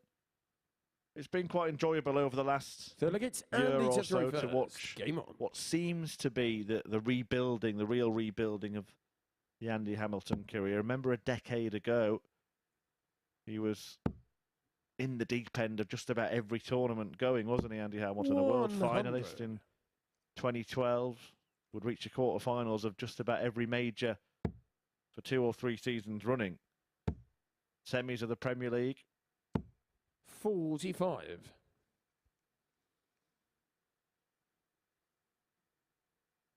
I think sometimes as well we get so guilty ourselves as commentators or pundits and the players of 99. talking about things such as rebuilds, or I think sometimes we just even need to look at it as an embracing of the current situation, because if we look at 58. the World Championship, we'll use that as an example, that's a big one. There's only 8 places available in the quarterfinals. Just because the standards got so much better doesn't mean that there's more opportunities. There's still only 8 quarterfinalists. And it's quite easy to look at, oh, well, they haven't reached a quarterfinal of this for so many years, but there's only 8 places. And semi-finals and so on. That there's always going to be somebody we talk about in this way. It's just we change the person we talk about from time to time based on that sort of history. And I think with Andy Hamilton, he's probably in a situation now of embracement. Yeah, I think that's a fair point, and I think maybe he was, expecting a more immediate bounce back, because there were times, maybe 3-4 years ago, where I watched Andy Hamilton play and it looked like he was just going to continue the decline. 100. Levelled out. 128. Starting to improve. Wherever that leads, whether it does mean a return to the Pro Tour, whether it means picking up a big novelty check at the end of this week and maybe the end of 13 weeks. 96.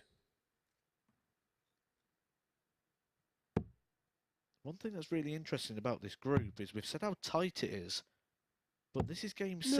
We've not seen a game go the distance yet. 32. And the way this one is going, you wouldn't be banking on the fact that this one will.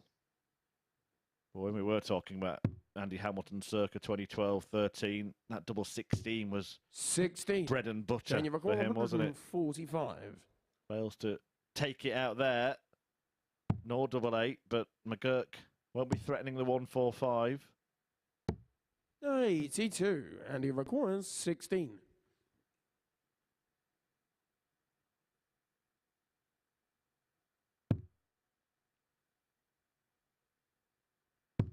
Game showed the You third talked about leg. it, didn't you? Wins Andy and losses. Hamilton. Andy Hamilton playing at a similar standard all day so far. McGuirk, a far cry from the level that he was producing at this stage in his previous match. I speak about the range of performance a lot as well, and one of the things with that, if you're going to average 85, ideally you want to average 85 across all 6 matches. The worst thing you can do is average 100 in one and 80 in the other, and then go, oh, I've averaged 90 for the day. You haven't. What you've done is you've had a good game and a bad game. Your good game you might win, your bad game you're not going to win. So it halves your potential points because instead of being competitive in 2 matches, you're only 40. competitive in 1.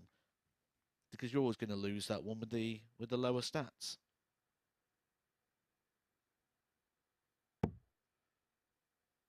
Well, that's 4 perfect darts from Andy Hamilton.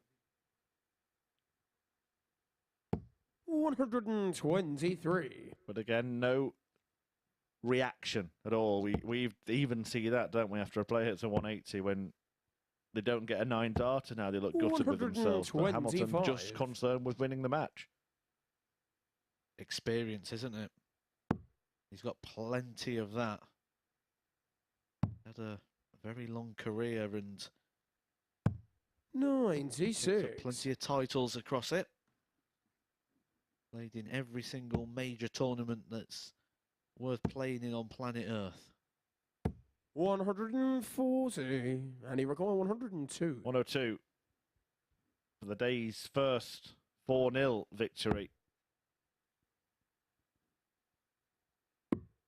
Well, he opts for the ball. 62. Leaves Shane himself 100. on tops, but has to hope McGuirk doesn't hit this. Might be 2 tops. 60. Might be game over. And he required 40. To wrap it up in 13 darts. Game shot out of the Clinical match. from Andy Hamilton, who gets our first 4-0 victory of the day. Good performance, good professional controlling of the game. It's not one of those where we look at and go, wow, look at the average there. But it is one of those where he's limited his opponent and his functionality of that match absolutely on key. Andy Hamilton, 4-0 success over Shane McGuirk. Coming up next, Jonathan Worsley takes on Steve Brown.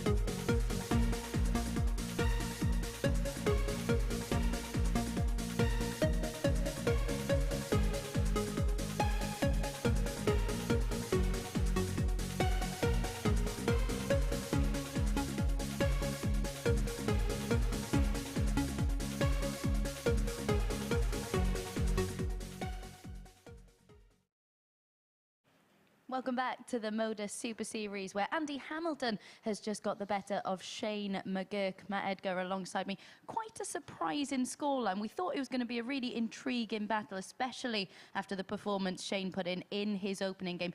Unable to replicate that level, though. No 2 games are the same, are they? That's what that just shows us. And the different pace of the game, going off then and try and come back and get that sort of form going again. I think the one thing this is showing us, and please ask me for no predictions, because this group is so unpredictable. Yeah, it is incredibly unpredictable at the moment. Worsley with the performance of the day so far, though. But 20 points between the two averages he's posted so far. He's won both of his games.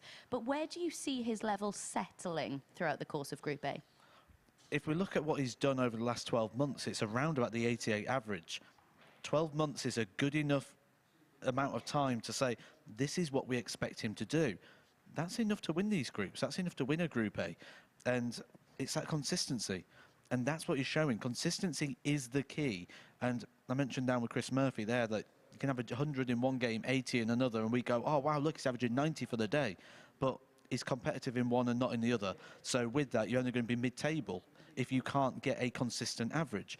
Jonathan Worsley is someone who can do that, and you must be able to be on the Pro Tour for as long as he has. Yeah, and we look at Alec Small as well, a word on him, because he's lost both of his opening games, but we've seen previously he reached the final of Week 8 in the last phase of action here at the Super Series, beat Landman, had to come from behind in that one, so we know that he keeps himself competitive in matches. But do you think that he's the type of player that might start getting concerned in Group A if he doesn't start picking up those points?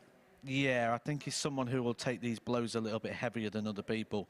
Now, the thing with Alec Small is, when I left here about, what, an hour and a half ago, I said I wouldn't be surprised if we come back and see him top of the table. He's lost his first two opening games, and that's this group in a nutshell, really. And if you're predicting and playing along at home, good luck to you, because this is going to be a tough one to call. But I do feel like he's got to get something on the board quite soon, or else it could become a bit chasey for him. We've seen Lee Budgeon a couple of weeks ago, lost his opening two games, then he won two, then lost one. He went out of here, 2 victories from 5 on Monday, and then he went to win the group quite convincingly. So it's not over yet, but it's how you process that as a player.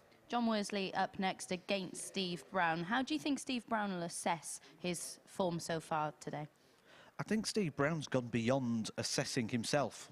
I mean, he spends so much time. This is a holiday for Steve Brown. The amount of work that he does and the amount of stuff he does outside of darts, getting to come here and play darts and turn his phone off and just concentrate on himself. I think he's probably just going to enjoy every single individual game for what it is. I don't think he's assessing anything. I don't think he really cares about the league table. He just wants to get through to Saturday, however that be. But this is holiday mode for Steve. Must be nice to play with that freedom, mustn't it? Let's get into our next match then and hand over to Murph. Thanks, Abby. Steve Brown, yes, looking to build on that victory over Alec Small a couple of games ago, but Jon Worsley looking to make it a hat-trick of wins. Will he be wombling 3 at the end of this one? The 38-year-old Welshman, winner of a challenge to a title. Wins of 4-2 against Alec Small, and then 4-1 against David Evans, in which he averaged more than 107, a personal best for him. Steve Brown had lost to Shane McGuirk, who was up at similar numbers for the majority of the match. Brown went down 4-1, but then bounced back to see off Small in his second game of Monday morning's play. So will he be pulling level on points? Jon to throw first. Game on. With his opponent here and Andy Hamilton. Or will Worsley go outright top of the table with Hamilton taking on Small in a couple of games' time? Sandwich between this and that. David Evans against Shane McGuirk. 56. Opting to switch for the 18s there rather than going downstairs. 97.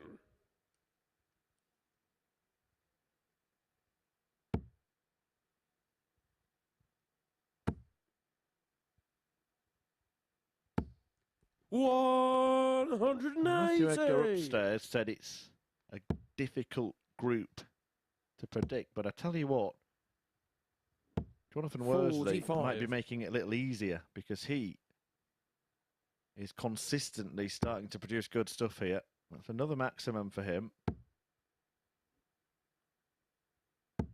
100.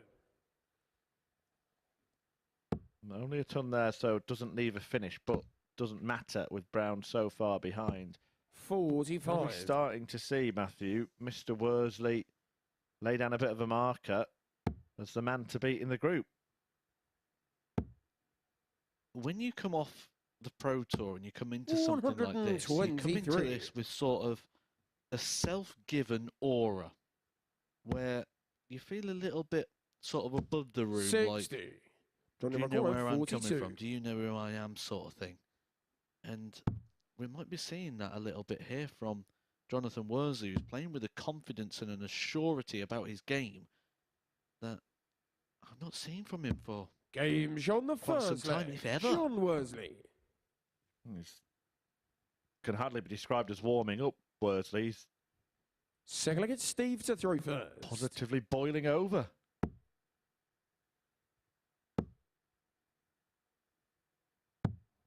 $43. And we might see that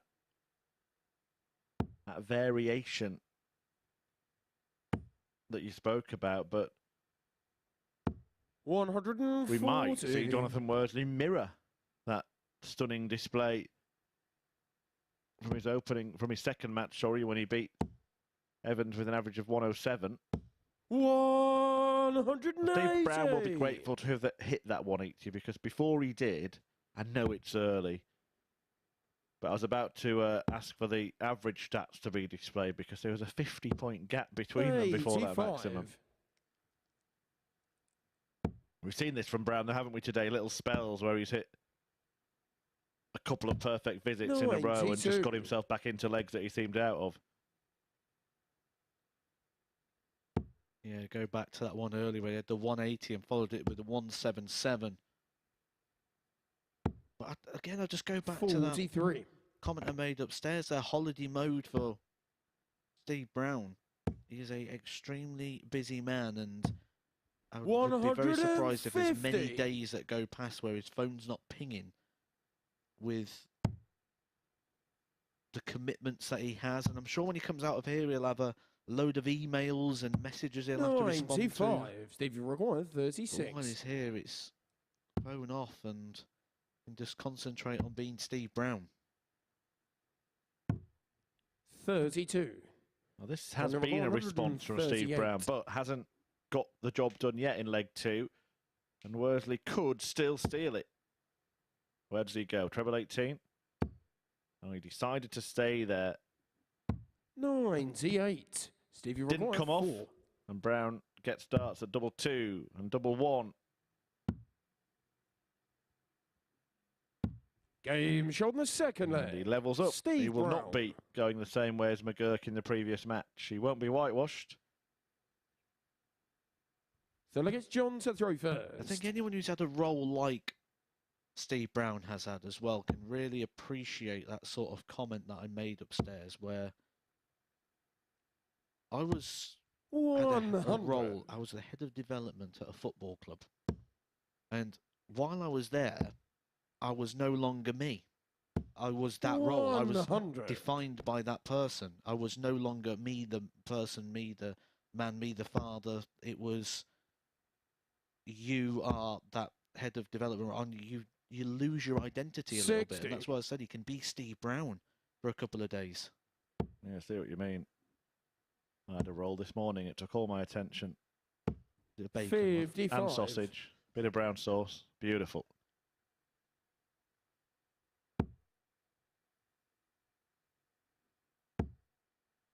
Can Worsley get on a roll here? 100.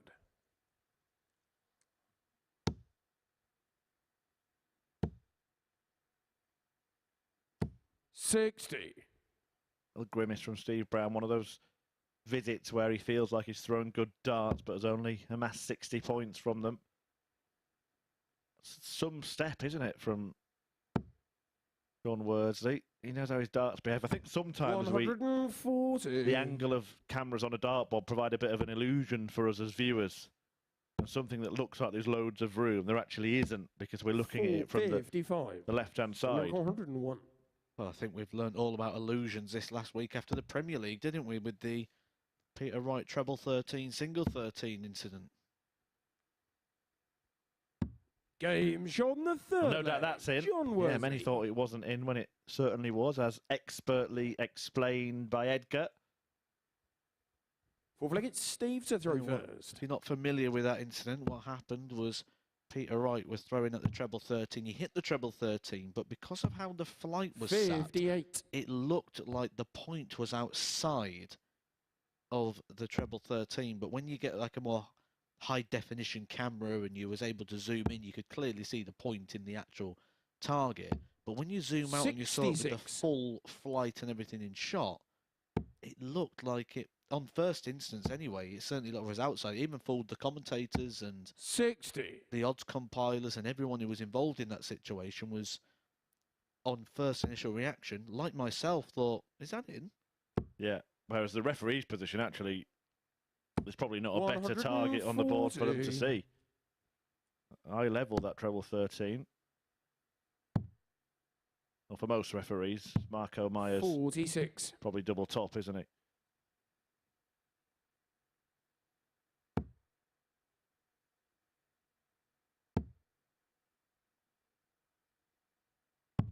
What would that 59. make Richard Ashdown? The knees. Yeah, double 3. Which I'm told, admittedly by him, that he's very good at. Steve Brown, very, very good at treble 20. 180. You mentioned about the timing that Steve Brown can have. He had that 150 to set him up a double in the last leg. He had a 180, 177 combo to set him up 157. in his last match. And again, a well-timed 180 there from Steve Brown. That's his 5th of the day so far. He's just showcasing an ability and a mentality of never been out of a leg. 97. Johnny Rock 136.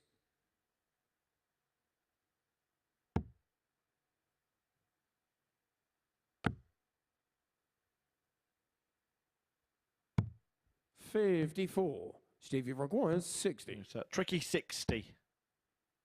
Has to step across to navigate the first dart, which may seem quite low and out of the way, but still standing up enough for him to have to move. 50. Couldn't find the John clear McGuirk, target either, 82. so a chance now for Worsley to extend his advantage.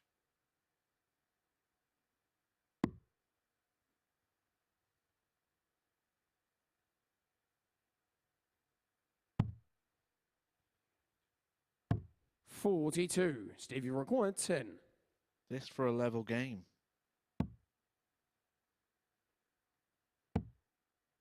Two twos. Jon Worsley turns his Game's back on to the four board. flag. He will not Steve like what Brown. he hears there.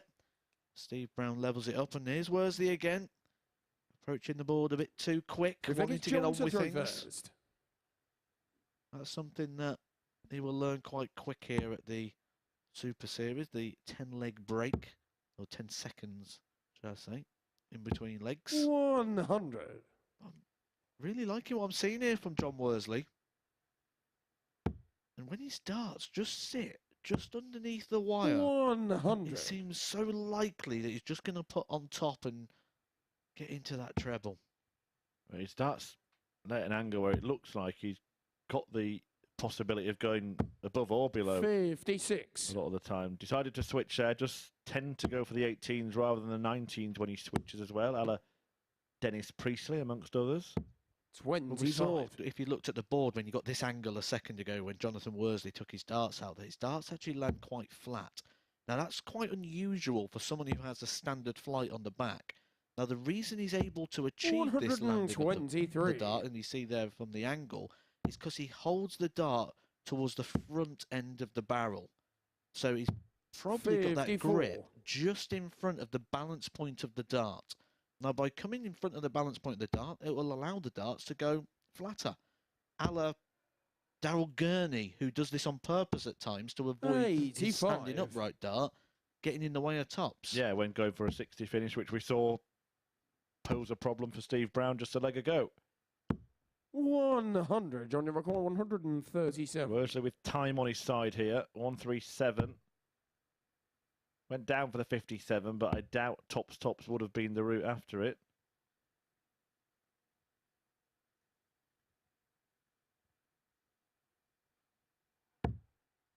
$77. Now we'll see a very different style for a 60 because he doesn't have any worries at all about blocking tops, does he? We saw Andy 58. Hamilton come John under the requires treble 60. 20, and we're still not sure if that was a on-purpose play or an accidental one. But with Jon Game's on Worsley, the you feel fifth that the leg. closer he Jon gets to Worsley. tops, the actual better it will be for him. It'll actually be more of a help for him to get a dart close where some people want to stay away See if from I get it. Steve to throw first. Yeah, the flights were in contact there. One dart in the single and the all-important one in the double.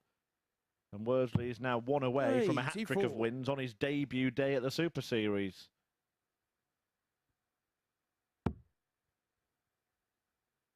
The lowest averages posed so far, including this match, which isn't over yet. 100. 87.86. If you was to ask me what the standard is required to make Saturday, let's say if you do 88 and you did not make Saturday, you are 140. extremely unlucky. He is always posing that as the minimum standard so far, which would say that 5-1 odds on him this morning 140. might be a little bit overpriced.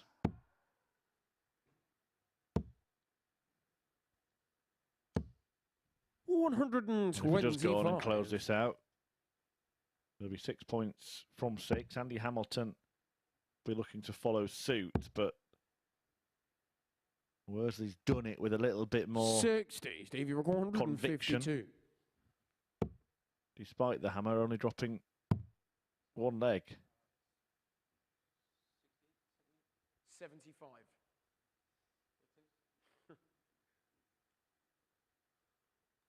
You mentioned earlier we haven't had a 4-3 yet. This could be the first one. 128. There's an argument that sometimes being involved in proper matches can actually help you in your pursuit. If you just kind of breezing past everybody, when you do get involved in a real 105. battle, you're Steve, not you hardened record to it. 24. Game shown the sick flag. Yeah, I would Steve Brown. Agree with that. I'd vouch for that, because the other side of things is when you're having it all your own way, Seventh you and tend final against to John to throw first. switch Game off a on. little bit. The ideal situation is you switch off because you're getting embroiled in a battle where you're just expecting. Because people say when you front run it's easy, but actually what you do then is you become aware that you've 78. got something before you've got it. I should win this game. I'm 4-0 up. I'm 5-0 up in a race to 6. I've got something. It's mine to lose. 100. And then you've got something to lose rather than actually when you're embroiled in a battle. I said the easiest players to play on this earth: Michael Van Gerwen, Michael Smith, Phil Taylor. 100. They were the easiest players for me to play because for me, I expected them to hit 100s, 140s. I didn't expect them to hit a 60. I didn't expect them to miss a double. 125. So you just expect them to hit everything, so you don't need to pay attention. Anything they miss is just a bonus rather than, oh, I hope they miss this, or they could do that, or they've hit a 180, that's unexpected at this time. 121. No, with them, you'd expect it all the time. You mentioned Smith and Van Gerwen there. That world final might have been an example of the point we were just making. Van Gerwen had it all his own way up to the final, and when he did get in a battle, Smith won all the big moments. And you can switch off in those. I actually predicted that 9-dart leg would happen the way it did. I predicted that an hour before it did, live. 134. Steve, you record 151. Well, go on, let's see how good you are. Predict whether or not Jon 43. Worsley will take Jon out the requires 68 to make it 68. a hat-trick of wins. I think it's on the first dart. Yes. You can have it. Will he have it? 64. He doesn't. Stevie Recoil, And 108. now Steve Brown has the chance to inflict the first defeat and wound the Womble.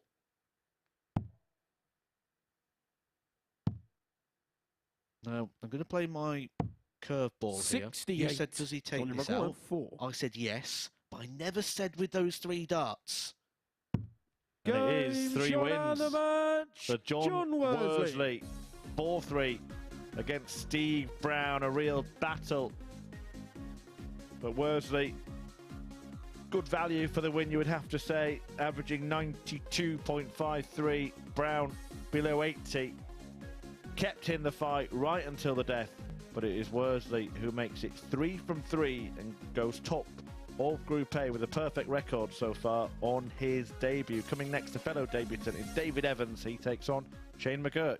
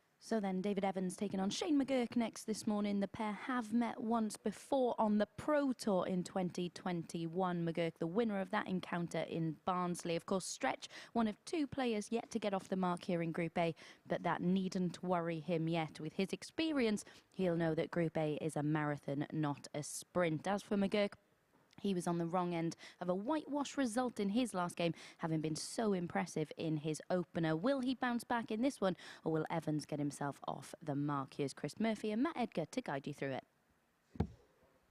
Thanks, Abby. Yeah, as you mentioned, that meeting on the Pro Tour last year between this pair,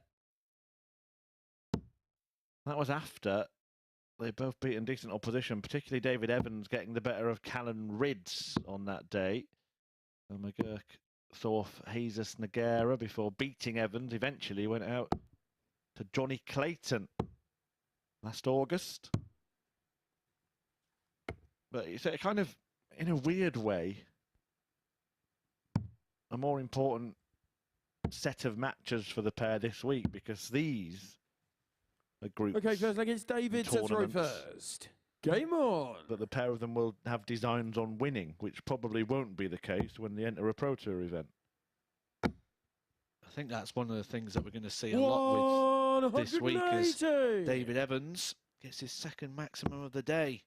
That's going to make him feel a lot better about this. But I think that's why this Group A is so intriguing. 41. Because Jon Worsley's probably come here thinking, I can win this. Andy Hamilton's probably come here thinking, I can win this.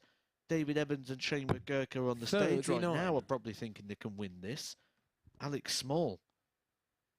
Probably, and I don't think Steve Brown cares too much. I think he's someone that probably knows he can win it. 45. But hasn't come here with, I'm going to do this, I'm going to do that. I'm just going to go up there and play each game as it comes.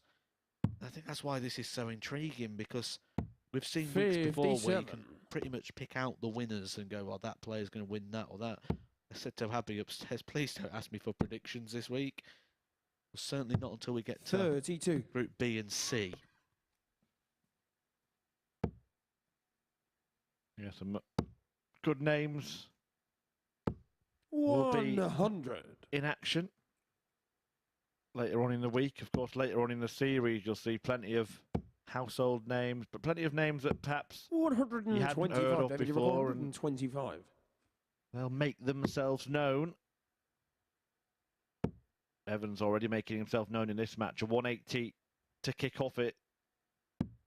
85. Not a 125 to complete the opening leg.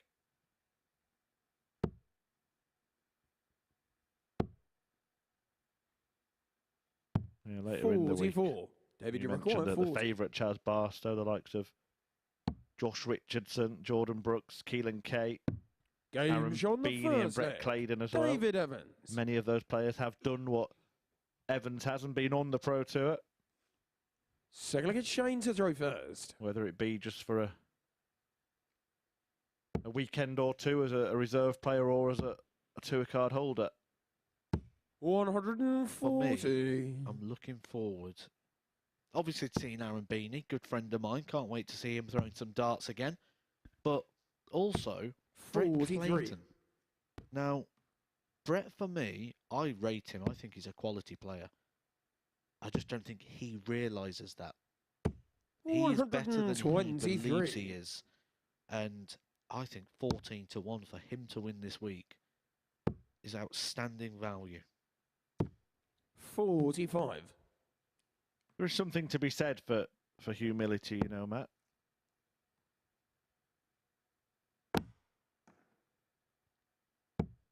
Six. That'll be the missus tweeting in now, just to further put the boot in. Well, Evans looking to put the boot in here after those 137. that rejected dart and that mess of a visit in the end from Shane McGuirk. He scored a single one with his first dart of the previous visit and then managed to score less with his second. 35. This has gone horribly wrong, hasn't it? And Evans, you feel, could get himself into a leg that after 6 darts he was pretty much out of already. You said no one's won a game until the final double goes in, and no one's certainly won a leg until the double goes in either. As Shane McGuirk may find out the hard way if Evans can find a biggie. 140, 50. 123. Shane McGuirk, 112. And then 635, finally rescuing the previous shot with 85. Treble 18 would leave tops, not to be. There is a biggie on offer for David Evans. 56. David, you've got 167. That's good, Evans. 99. Well, it was a good attempt, David, but 56. McGuirk will throw darts. Sorry, dart at double. 16. He hasn't found David, it. you require 68. This has all gone wrong for Shane McGuirk. 6 of the best to open up a massive lead. 36. Then faces a dart where he could Shane have actually McGuirk, lost 40. the leg. Tops. Game shot the Finally get second over leg. the line. Shane McGuirk. It was a lot more nervy than it needed to be there for Shane. But I had a little chat on my way down, actually, Look, with it's David to throw Evans, first. very Game briefly.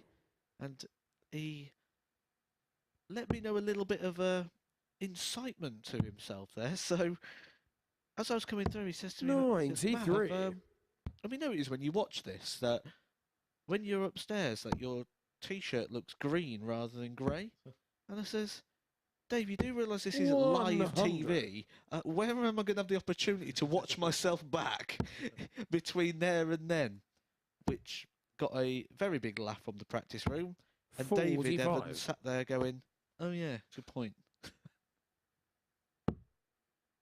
It might be like that social media trend, wasn't there? A 50. dress or something that no one could tell the colour of. Different people saw different things. But I'll look out for it next time you're upstairs.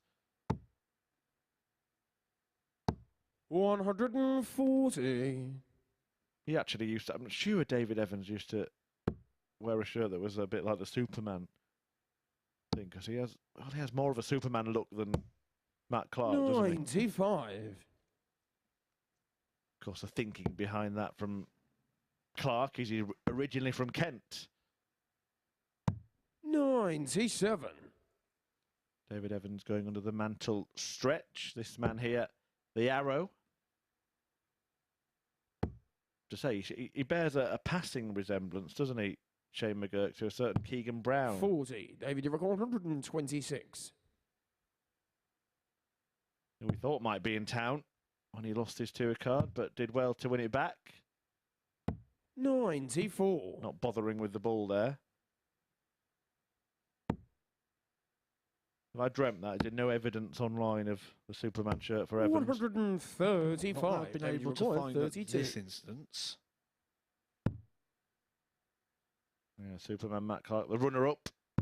Game But shot the Champions third Week. leg. David Saturday Evans. night to Raymond Smith, the Guru taking glory.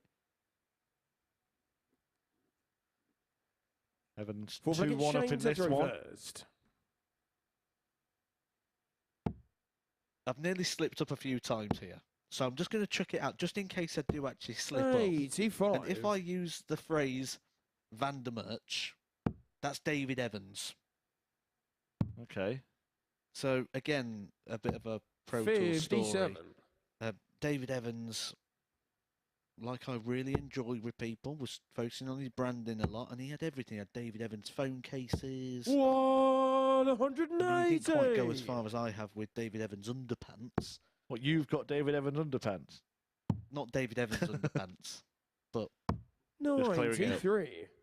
so he had a big lineup, and then it became a bit of a nickname for him on the Pro Tour as Van der Merch, and I've never called him David Evans since. 140. And I keep, every now and then, I'm stopping myself from doing it. So if I do that's why. 96. Almost ironic then that it's his 96. opponent that's got the Jazzy Darts case on display on the table. Deciding 88. against going for double nine there with time on his side. Look at that, lifting the glass up just to show it off as well. 60. He gave me a little Shane touch, little McGuirk, tap 8. there on the way past. Probably just saying, remember this, lads. Game shot on the fourth leg. Shane McGuirk. It is a remarkable world, that of darts merchandise. I'm sure it's Fifth leg, one it's that you've David to throw first. delved Game into on your YouTube channel, or if you haven't, you should, because there are some items out there that, well, maybe 140. leave a lot to be desired.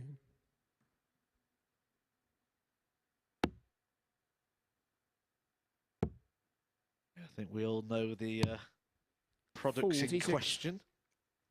Some really good products though at the moment. I'm a big fan of these mini dartboards where you can put your darts in. I like those. Yep, got one of those myself.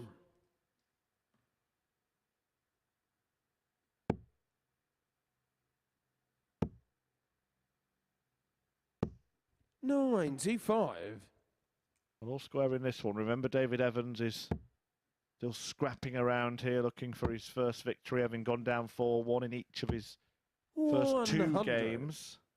So he's already bettered his return. McGuirk, as Matthews mentioned earlier today, showing that variety, that 58. range of displays. 4-1 win against Steve Brown, followed by a 4-0 defeat at the hands of Andy Hamilton, 60. who's in action next.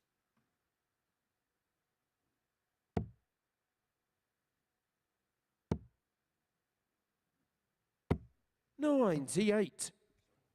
David, you record 160. This is one of those games where whoever comes off with defeat is going to feel that an opportunity has let them 44. pass.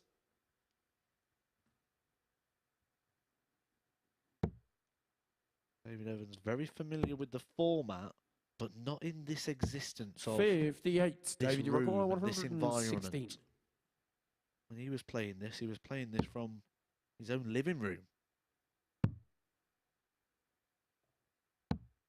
96. Yeah, it's Change come a your long way since 146. those days in the original guise of what's now the Super Series. 64. David, you require 20. Game shot on the fifth But leg. Evans, David Evans. one away from his first victory in this tournament, out of his own front room. See if I get Shane to throw first.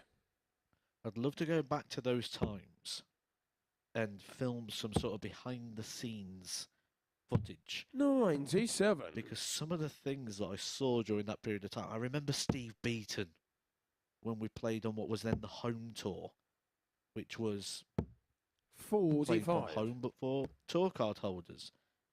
I remember being on the call and they couldn't get Steve Beaton's phone at the right angle. So he needed something like a tripod or something to put it up. You can 41. imagine Steve Beaton's house isn't littered with tripods. So he went and got a ladder and he sellotaped his phone to the ladder. 96. You don't see that sort of side of things when you was watching the darts during that period of time. And I'd just love to know other stories that was out there of how people made it work. 100. And there was Kai Fan Lung's dog making an appearance, wasn't there? All sorts going on. 140. Certainly a very different setup here. And those who are new to the Super Series, that's how it started. It was born out 99. of a solution to lockdown, playing darts, giving players an opportunity, and they were sent equipment to play at home against each other. 59. January Commentators the same. Then we moved once we could to a purpose-built studio in Southampton before hitting the big stage here in Portsmouth. 104. Where we've David, seen you've got Conan Whitehead and 161. Raymond Smith both trouser £20,000 first prizes as champions of Series 1 and 2. 43. Shane, you require 60. So we said, we let the game go all the way. We might have two back-to-back after that statement. Shane McGuirk. Game shot the Nails sixth leg. tops. Shane McGuirk. We was tempting fate, I think, there by saying nothing's gone the distance. Seventh and final leg. It's David to throw And first. it was Game on. Worsley who came out on top with throw in the previous match against Steve Brown, who did get down to a double but didn't get a dart at it. 45. Only 45, and McGuirk's eyes will light up. When you're looking for that first win, like David Evans is, this situation 100. is just magnified. Becomes harder.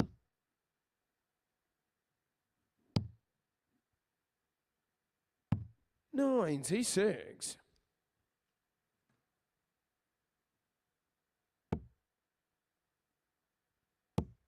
almost like the advantage of throw is non-existent. 100. Doesn't feel like an advantage. Feels like you're always under pressure, trying to deliver, trying to keep your opponent at arm's reach. 57. Certainly could not afford a second trebleless turn because it means that McGuirk is already in front before throwing the darts in his third visit. 59. Still in the balance though.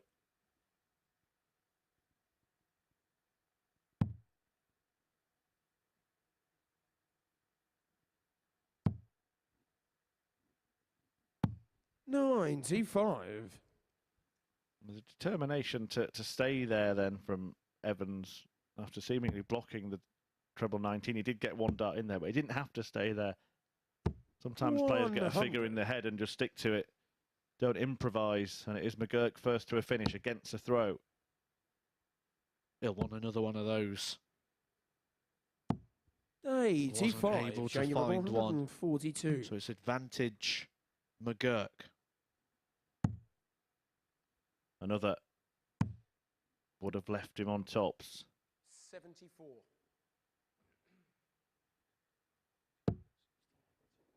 $77. David, you record 65 123. left for McGuirk. 1, 2, 3 for Evans. Now it needs to be perfect from here. Treble 18 would have left the ball. Instead, McGuirk will now be throwing at the ball and hoping to miss it. 65. And he's done that. And he's got that. Shot and the match. And David Evans, despite having the throw in the decider, goes down, and it is 3 defeats from 3 on debut. The exact opposite of the other debutant here at the Super Series, Jon Worsley, who's won all 3 of his matches. McGuirk edging past Evans to make it 2 from 3 for him. And coming next, it's Alec Small looking to leave Evans stranded at the foot of the table and get his first win if he can beat Steve Brown.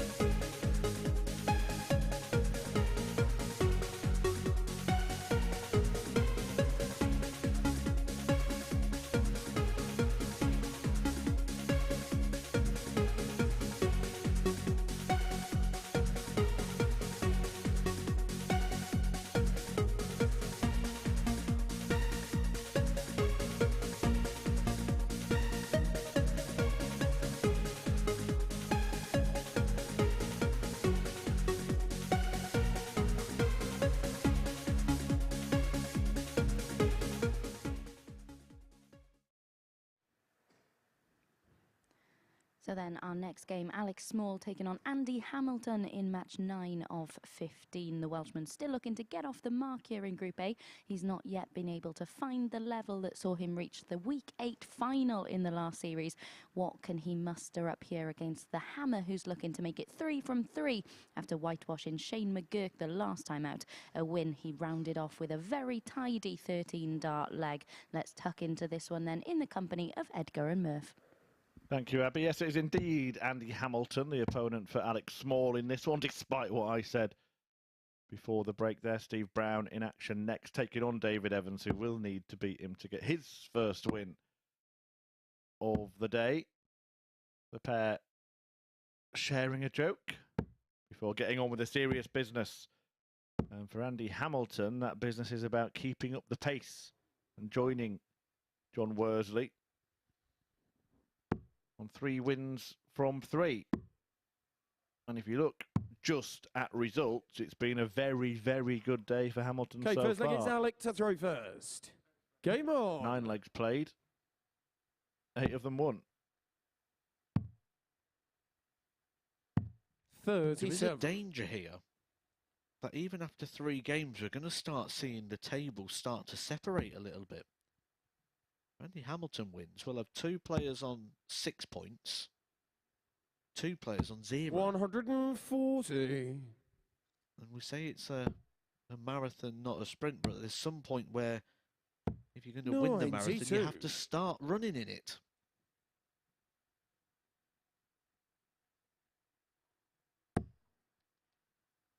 A walking pace at the moment for Alec Small.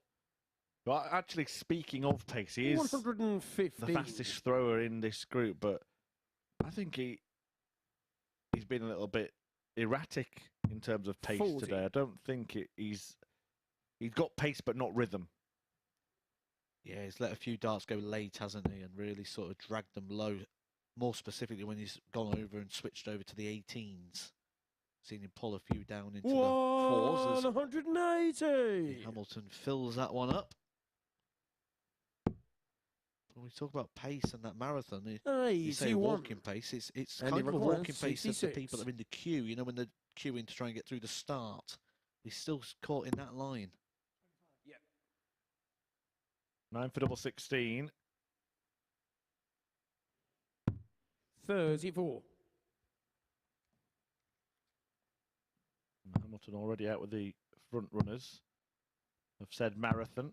133. Said, Alec and he Small required 32. at the back with those in fancy dress. Game shot on the first leg. And it's already a break for the Hammer. Not looking good for Small. Second leg is Andy to throw actually first. share with you a story that you'd probably really appreciate, actually. So I decided I was going to go do one of these 10K mud run things, which, you know, any normal person would tell you need to train for. Hey, well, any normal person wouldn't do, but yeah, carry on. And I decided that I was going to go do one of these, and me and my friend are there, and we've gone, right, we're first in the water, because you start the run about half a K in, there's a stream of water. We wanted to be the first group to break the water. So we've sprinted off, jumped into this water, we've got across, we've started going up the hill. And then as we're going up the hill, we just see the group one by one just go past us as we're getting slower and slower. And within the first 1K, I'd used everything I'd got, and it became an absolute slog of a 10K.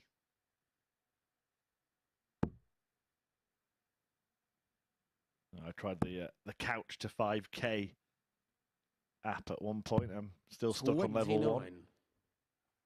Is that the couch part? Absolutely. Well, luckily, if you are spending some time on the couch, not only are you going to have lots of darts this week, we've got the Seniors, the Super Series and the Premier League, but last time you was here, you made reference to a bag of crisps that you could still take with you. Yeah, our good friend and colleague, Henry Deacon, had treated us all to some questionable crisps. 36 packets of them. There are still 35 available, and I was last here more than 3 weeks ago. 43, and he recorded 116.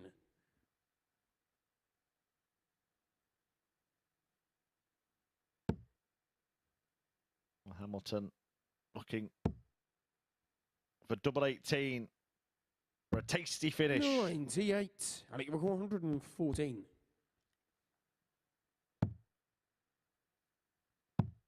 Shanghai on the 19s, it would have been there for Small. 39, and he required 18.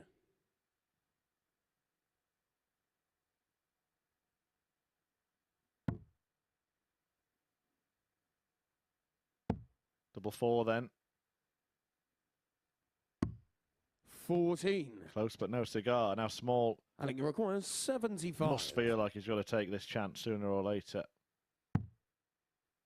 It's got to be sooner, because the laters are running out. You'd have thought later after game 1, you'd have thought later after game 2. 63.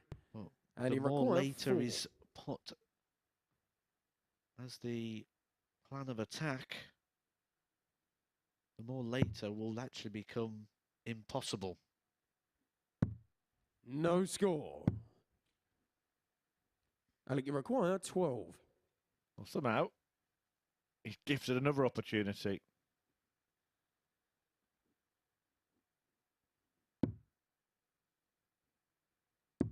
Game shot. Better late than never, Alec. Alec Small. Shake of the head and apology Andy Hamilton unaware of that apology, not looking at all at Small.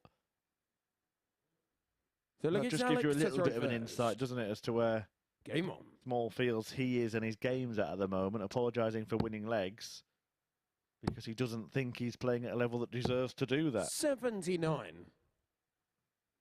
Yeah, I'm just watching here. It just feels a bit late. I think you're right when you say about the pace, but the lack of rhythm and certainly the lack of release and the timing here for Alec Small just seems a little bit 82. off.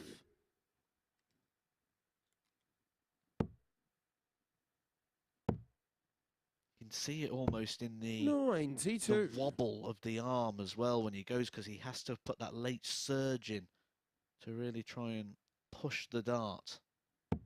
Well, Hamilton's the complete opposite, isn't he? He's never had pace, but he's always had rhythm. Every dart delivered at 97. exactly the same, with exactly the same interval between, because he has a process. 134.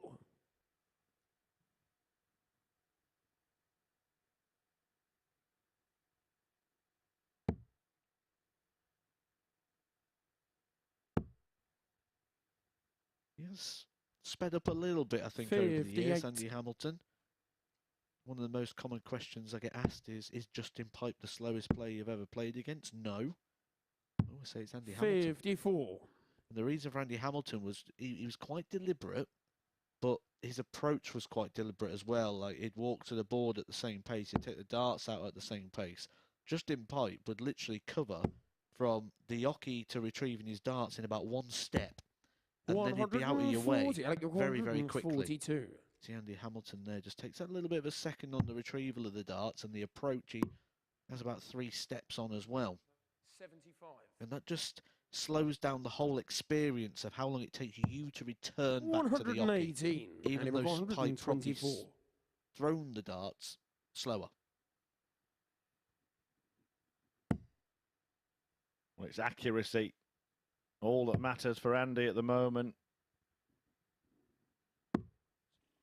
He's not 87. accurate Alec McGuirk, on the 24. bullseye, and Alec Small, almost perplexingly, could find himself in front here. His double six, that did the job for him last 12. time. It still Andy might be. McGuirk, 37. He's going to need Andy Hamilton to miss 37, and this is one of those take-your-pick shots. Chose 32. He will not get more than the 21. dart because the 7 leaves the 25. Alec McGuirk, 12. Quizzical expression on the Adium face John of Andy Worsley. Hamilton, but Alec Alec Small Small. is in front. He doesn't know how. He apologises again. We don't like to see that, do we? We sit here and criticise players for apologising for winning legs. I remember Chris Mason doing it and then apologising for just about every leg he won when he played on the Super Series himself.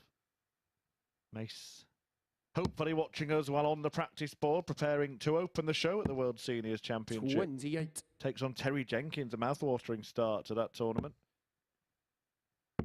Yeah, I think there's some really, really good clashes coming up at the Seniors World 97. Championship.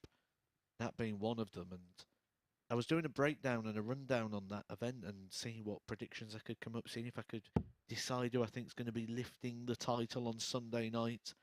And I think one of the things that I could see is a clear increase already in terms of the standard from 44. its debut last year up to this year, and certainly the amount of games in that first round that I think will stand out as big clashes. Last year we had 140.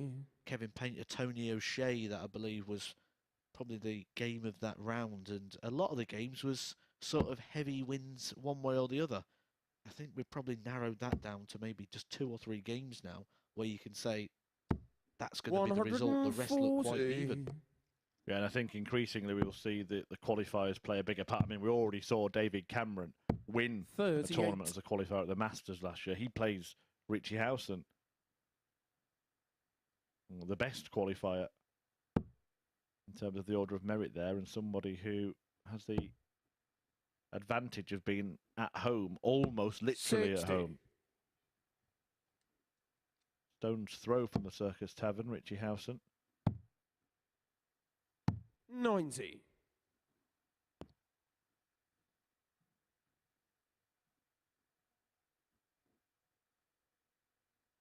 Well, Alec Small is finding a way.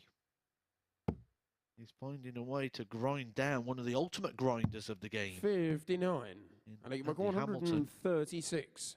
An opportunity to break the throw again.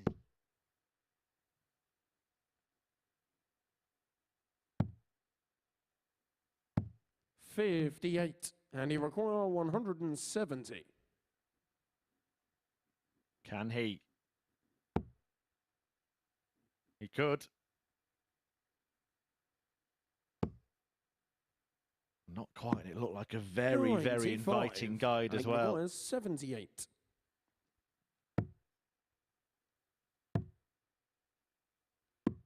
$53. And he requires 75. I wish we could have comms cam on at that moment, because my face, I think, would tell you more than my words could. At that attempt there from Alec Small. Choosing to go to 14s to the bull.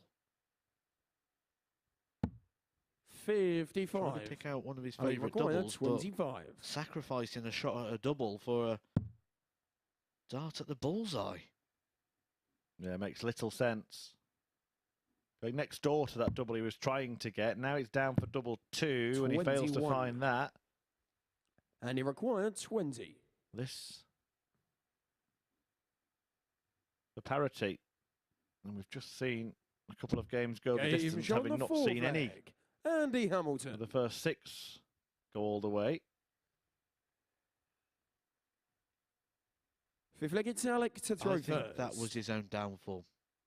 He was in a position there where, just with singles, he should have had 4 darts at a double. 60. Instead, he had 2. And that was down to the routes that he chose. We could class the bullseye as a dart at the double, but it's the smallest target on the board. So should we go 2.5? Where he should have had 4 darts at clear doubles there. And 100. it was just the breakdown that's let him down, and maybe something to review in future. And there's nothing wrong with that if Andy Hamilton's 100. quite far back. But Andy Hamilton was on a 2-darter himself. I don't think you can be gambling too much in those situations.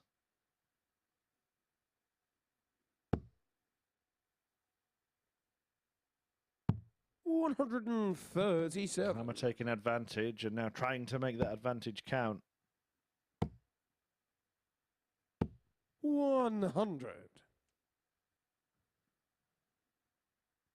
And again, we're seeing that mid-80s level from Andy Hamilton. It might well prove to be enough for him to win all 3 of his opening encounters. 92. If he does indeed do that, his next match will be against the other player 97. to have done it in Jon Worsley.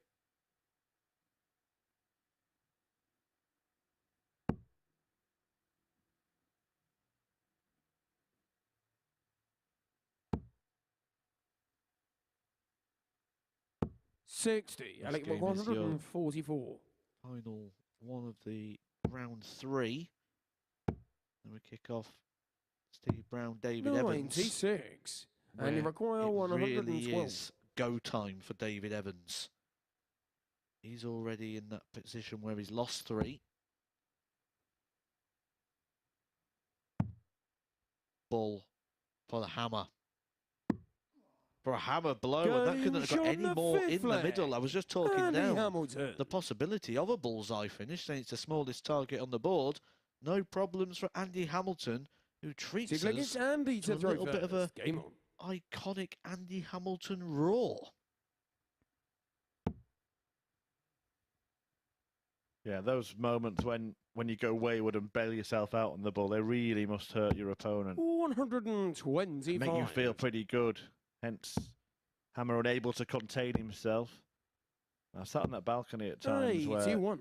our presenter Abigail Davis is today, and in an empty room, that roar does shake the curtains and indeed the windows. Again, join in with this conversation. at MSS 59. Starts, at the Edgar 501, my personal account got up in front of me, at the Edgar 501. Things that are iconic to a certain player. We're talking about an Andy Hamilton roar. We've got the Bob Anderson finger point when he hits the 180, which we might see at the seniors later on this week. What else can you think of that is very iconic to an individual? The Matthew Edgar modesty. 57. There are a few players that have quirks on walk-ons, aren't they? Robert Thornton's clap and 58. Brendan Dolan's helicopter finger when he hits a 180. there's a great moment in the World Cup of Darts where that was done by 3 players on the spin. Northern Ireland versus Germany a few years ago. 83. Of course, one that we saw at the seniors last year was the Bob Anderson finger point after the 180, wasn't it? The very last visit he had 99. against Thornton.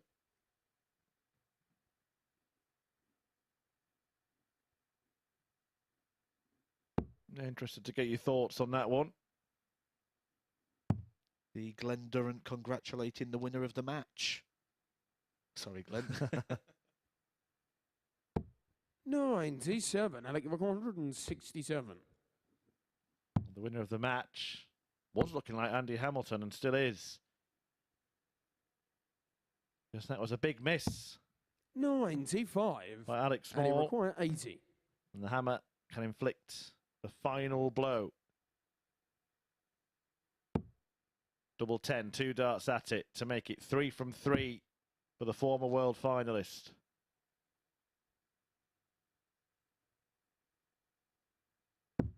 A hat-trick Game shot and for the Hamilton. match. Andy Hamilton. who gets a big win against Small. 4-2 the margin for Andy Hamilton, again averaging in the mid-80s, but it's been more than enough to see him post a perfect record so far and go top of the table, level on points with the also unbeaten Jonathan Worsley, who he will play in a couple of games' time. But before that, it will be David Evans, and this time it will definitely be Steve Brown.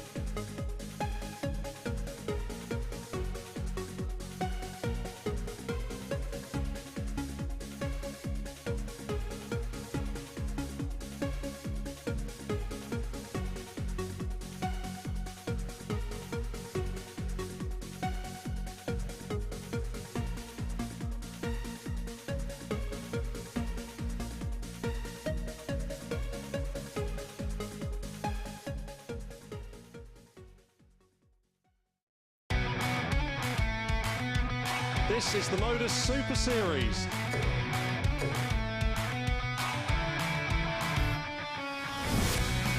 $180.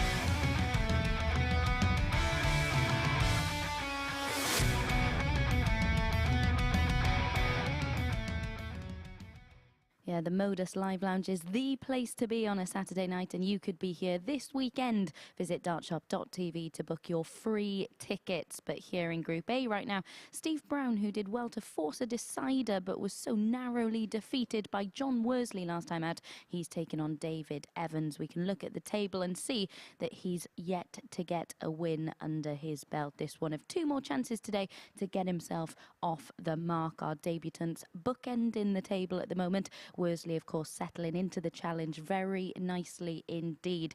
Can Stretch improve his opening day somewhat with a first win? Let's rejoin our commentary team to find out.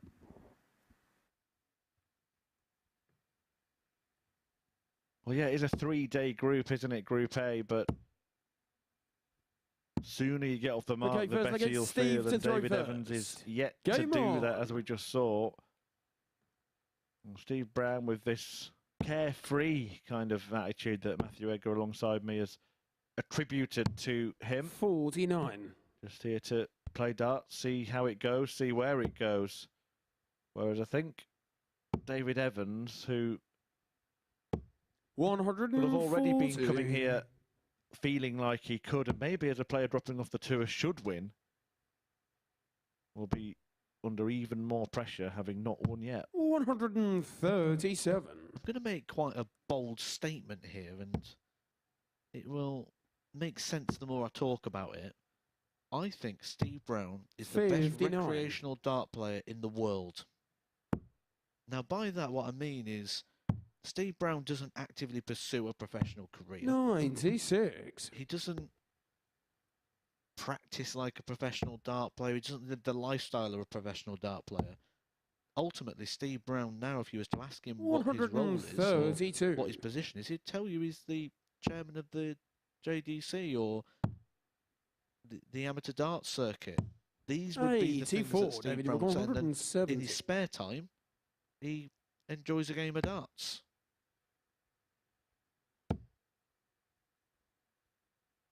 But for somebody who plays for a bit of an escape from their day-to-day duties, can't think of anyone better than Steve Brown.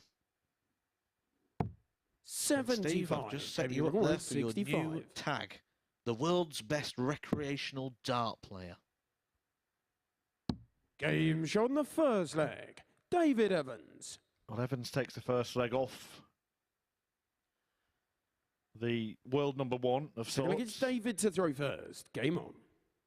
I actually like the word you've used there, recreational. I always get a feeling that amateur doesn't do justice. A lot of the players that are attributed to that amateur, by definition, is novices, isn't it? People who have barely played the game before. 57. We use it in this term and in other sports to just describe non-professional. Well, there are some players that play in so-called amateur tournaments that would regard themselves as professional as well. 134.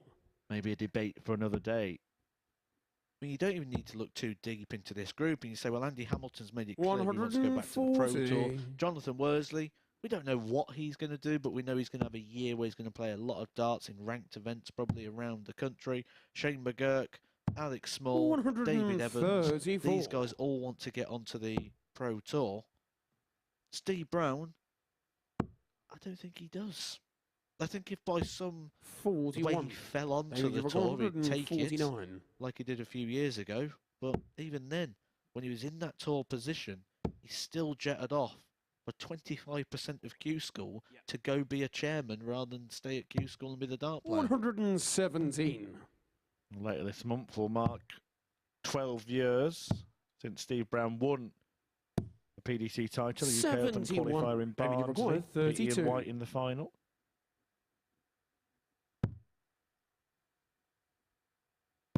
Game shot on the David second Evans. leg. David Two up Evans. and 2 away.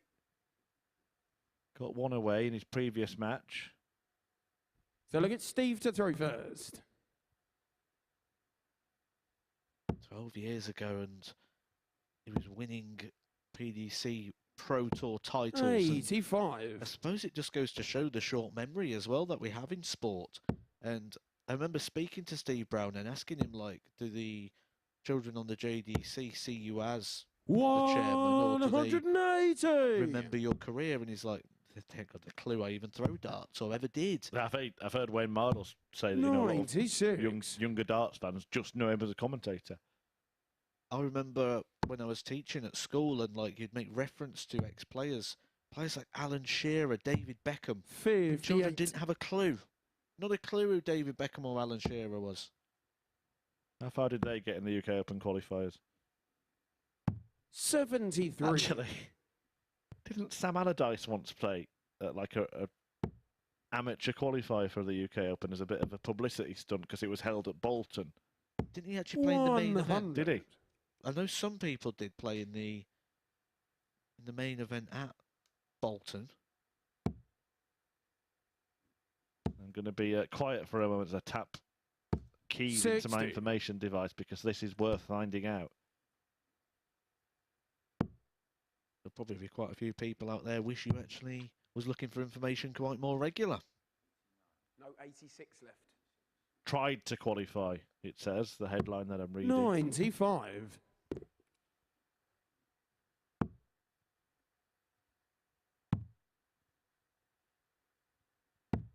$57. David, your record is 68. Right, 3-0 lead. David Evans, the man bottom of the table. 0 points. Minus 36. 7 legs. David, your record 130. He's looking to drag Steve Brown into that battle at the bottom.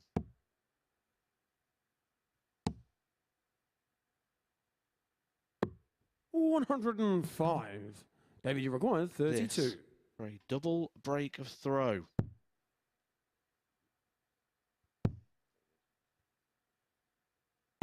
Game shot on the third leg. David Evans. Evans 3 to the good here. Fourth leg, against it's Steve David Brown. to throw first. Game on. And this will be a bit of a relief, won't it, for David Evans to have found himself in such a position. Well, it's not just the result here. I think it's the performance. Because David Evans, so far today, the performance just hasn't been there. 74, 82, 78. That means he's averaged under 80 across his 3 games. That is well below the standard expected of David Evans and expected of somebody who's going to be competitive to try and win this group. He's a lot more like the standard we expect in this one. Running at the mid-90 average. 100. Restricted Steve Brown to just 1 dart at the double, which was in the last leg. He had a dart at the bullseye for the 130. They're what Steve Brown's going to have to take if he's going to catch 57. David Evans on the current phases of play. And just for those who were waiting with eager anticipation on the Allardyce story, he did indeed play in a pub qualifier to get to the UK Open. Had he won it, he would have been at the Reebok playing darts instead of managing football. 180. The man from the Greater Manchester area here in this tournament, David Evans, is starting to show what he can do. David, you record 105.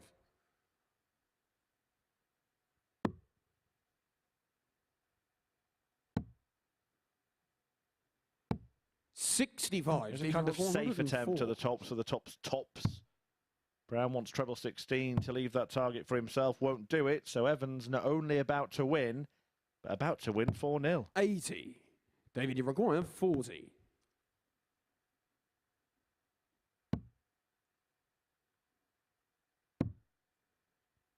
Up to the 5s. Game shot and the match. Very well known David song. Evans. Started from the bottom. Now he's here.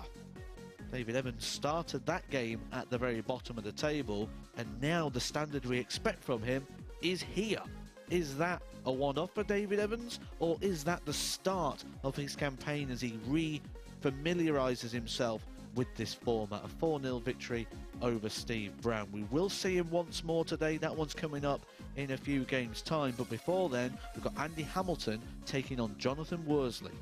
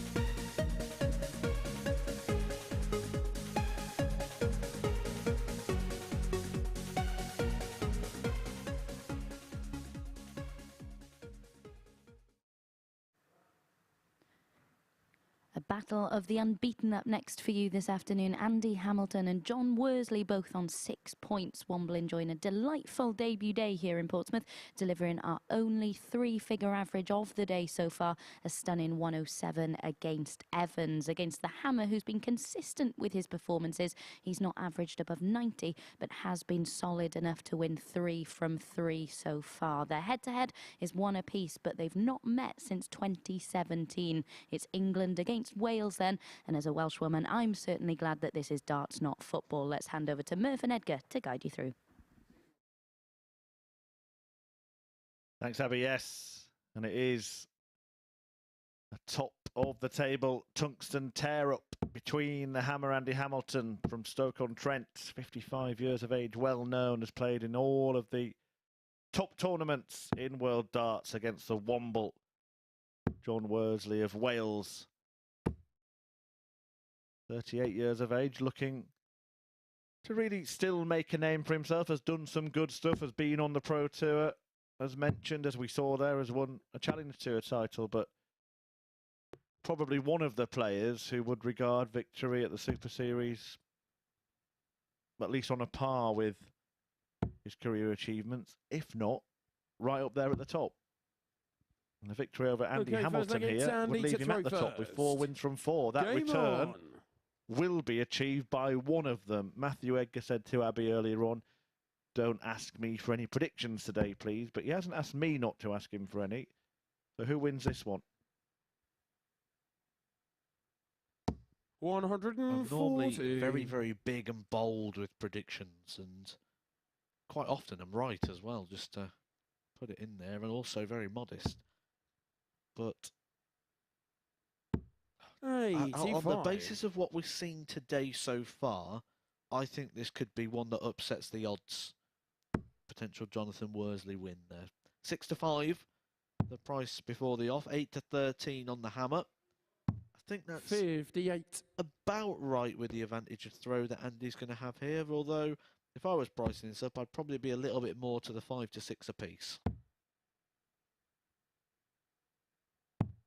57. We've seen a much higher level from Jon Worsley today than we have from Andy Hamilton, but he has not needed it, has he? He's crushed his opponents for the most part. Wins of 4-0, 4-1 and 4-2. 133. Worsley needed all 7 legs to beat Steve Brown earlier on. You made a point off there actually about Steve Brown has just lost 4-0 to David Evans, his first win of the day, stretch. It was the second game where he's only had 1 dart double. Yeah, for Steve, it just seems when someone goes into that mid-90s range, he's 23. just getting heavily restricted, which tells you that in those situations, the averages are quite a fair reflection of the match. Should switch with dart number 2, does, and now a treble 20 would leave him on a finish. 57. And he recorded 147.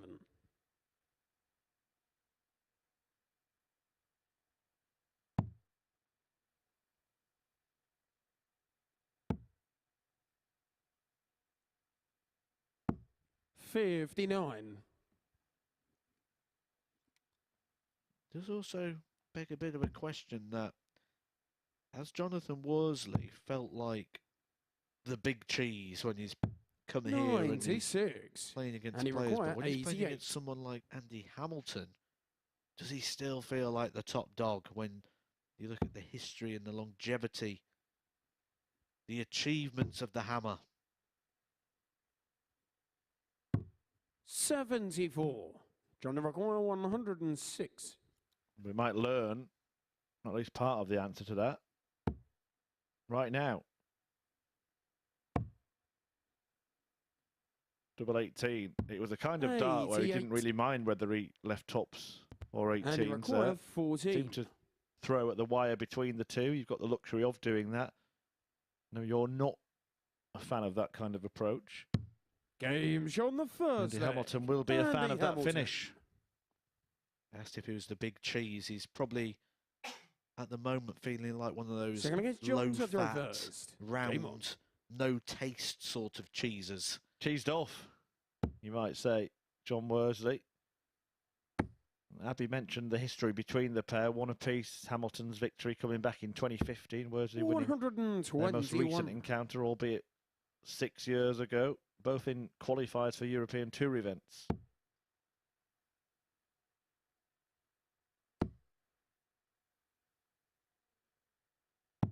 $99.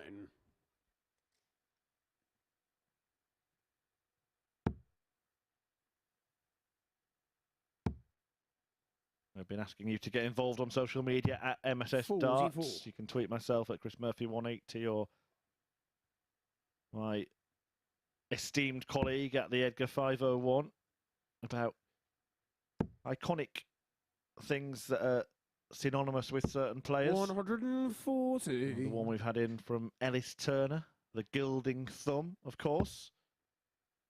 I can't believe I didn't call that. I cannot believe I didn't think of the thumbs up Andrew Gilding. 68. Dan has also been in contact to say Peter Manley's walk on quite ironic with the Amarillo. And that was used as a bit of a turnaround technique for him, wasn't it, Manley? 92. Gerwyn Price using the big ear defenders at the World Championship. Well, Manley was first to do that, actually. He got a pair of pink fluffy earmuffs. But he only wore them for the walk-on. 140. And embraced the booing, didn't he? Saw the booing as a kind of support for his pantomime villain. The thing is, it's a endearment. It's an engagement. And I remember When I first started doing things I do, it was 134, like, Johnny well, what Rock, if you get booed? What if it's a 128. bad reaction? It's a reaction. The worst thing that can happen is you can just go through your games, play your matches. 108 score days. Well, that's superb. Absolutely superb. They're both in there. He had to check. 118. And he required 36. We both in the commentary box was doing that thing. You know when you're watching a TV and you're like, try looking around the corner, but the TV still stays the same. Yeah.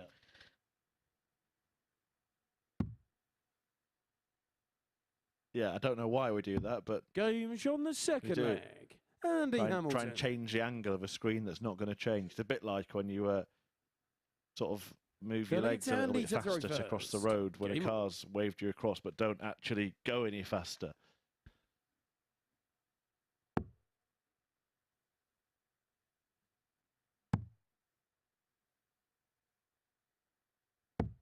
$57.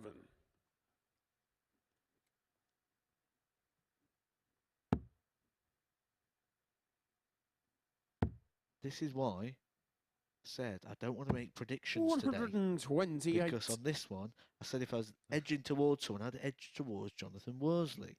I also edged towards Alec Small, potentially being top of the table, who's now bottom. I don't want to make predictions today. You've been on a good run. It was bound to end at some point. I like making predictions when I feel like, oh, this is something to predict here. I feel like I've been forced into them today, so I'm not going to count these ones. I'm going to scrub these from the record. Well, you can. Nobody else is. Andy Hamilton's got an unblemished record really so far today, and it looks set to continue. Well, he was the favourite coming 58. into this. It will be interesting to know how that's going to affect the weekly odds, because I still can't believe... I'm going to mention this probably all week. I can't believe the price on Chaz Barstow. 13 to 5 favourite. That is so stingy, especially when you look at the players that are playing this week. If you'd have put that to me this time last year, I would have probably agreed. But based on what we've seen when he's played here at the Super Series, 100. in comparison to what was then the Live League in Southampton, I don't think we've seen anywhere near the best of Barstow in this venue. 100. 100% agreed. I don't think we've seen the best of Barstow for a year. And we often get a bit of recency bias. It's almost like we're getting history bias from the bookies there. The fact they remember him maybe 60. costing him a quid or two in the Live League and don't want to get the fingers burnt again. But yeah, I'm surprised by that. They've gone safe with that, but by them going safe with that, and he requires it means 140. there is value. If you have an opinion on who is going to win this week, I like Brett Claydon. 14 to 1. He's a lot better than that. 80 scored, yeah. 100. Johnny Rock 150. Well, Worsley's going to have to hit something big here to stop Hamilton in his tracks. And he's the wrong side of the wire, which means the hammer will return. Looking at tops for 3 zip. 92. And he requires 40.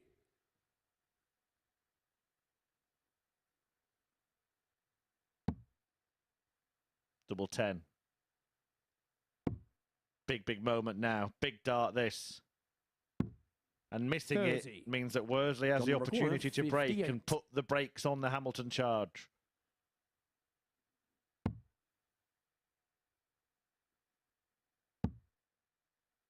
Tens. 38. Tense. And he required 10. Just get the sense that both players feel the magnitude of this moment. Only halfway through Monday in a 3-day Group A. Game shot in the third leg. But it's Andy Hamilton who's up and away. We was using words beginning with T there, wasn't we? I used tens. Fourth leg, it's John to throw first. You used tense. I'm going to use another one here. Tattoo. The tattoo on Worsley's arm, it references darts. It's got a 180 on there. I think it's got a part 140. dartboard on there as well. Then that's when you know you love darts, when you tattoo it across yourself on the forearm, clear sight. That's not an easy one to hide. There'll be some contest between the pair of them, by the way, wouldn't it? 140. Both players' arms more decorated than the trophy cabinets, and that's not an insult.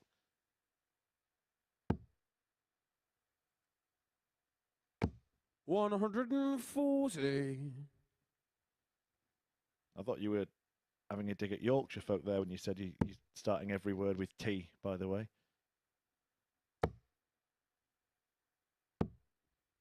100. Ton.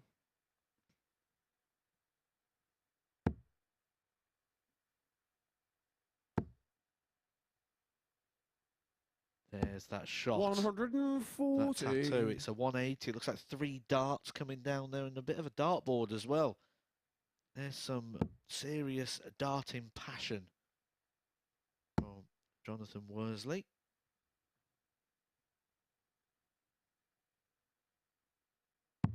$97.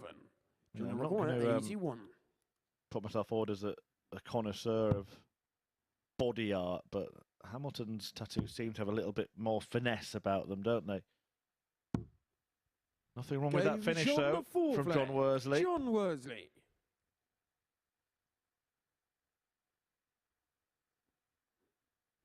Fifth leg is Andy to throw first. Game on. See, I do like tattoos, but as someone who has a severe needle phobia, I can imagine I'd only look like I had some sort of infection. As the amount of times I'd probably go to try and get it done and just get dots put all over me. 134.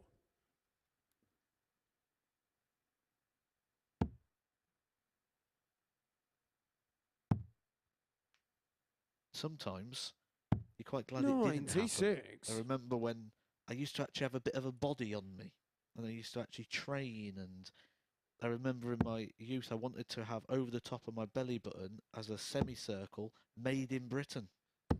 81. I'm so glad that didn't happen now. Yeah, the spacing would have changed, wouldn't it?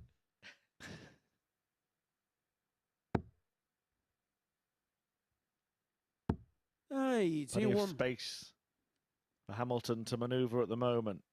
Looking to close out a 4-1 win, inflict the first defeat on Worsley at the Super Series, and make it 4 from 4 for himself. 140. Favourite to win the group, living up to the billing.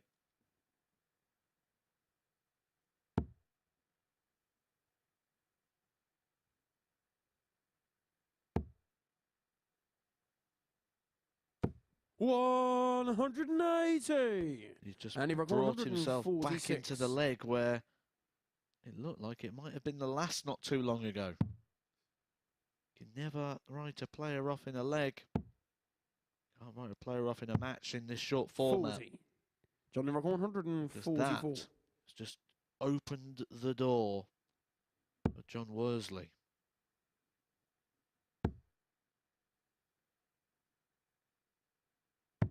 $96. And he require 106. Well, there is one way to slam the door back shut. He's going to go treble 18, I assume. I thought there might have been a case for staying on the treble 20. Just looked like he had a good line there. Had to move away from it. Now he's going to be clawed back. Game on the fifth leg. Jon Worsley. Worsley back in it. He will now throw for 3-3. Sixth leg is John to throw first. Just going back to body art quickly. Didn't Neil Duff, after winning the Lakeside, tattoo himself with WDF World Champion, I think, on his leg? 180. Possibly. I'll have a look into that quickly. And I suppose it's one way of doing it, isn't it? Because it's something no one can ever take away from you, can you? You know, you can lose a trophy or 96. the prize money can be spent, but no one can take away the trophy if it's tattooed on your leg.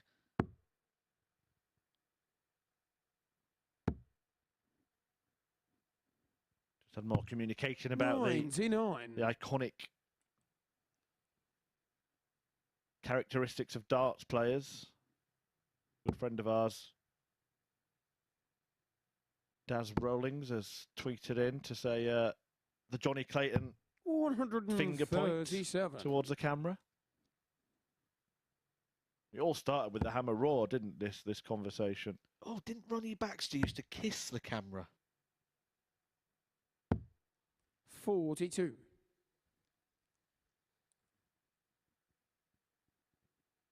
Was it like one of those old-fashioned like outdoor broadcasts where someone then had to wipe it with a dry cloth? You're right about Neil Duff, by the way. 25. You might still be right about this match, and it didn't seem it when Hamilton raced away. You said you 100. edged towards Worsley. Well, Worsley may well edge it. Although he will have to break Andy Hamilton in the decider should he hold here.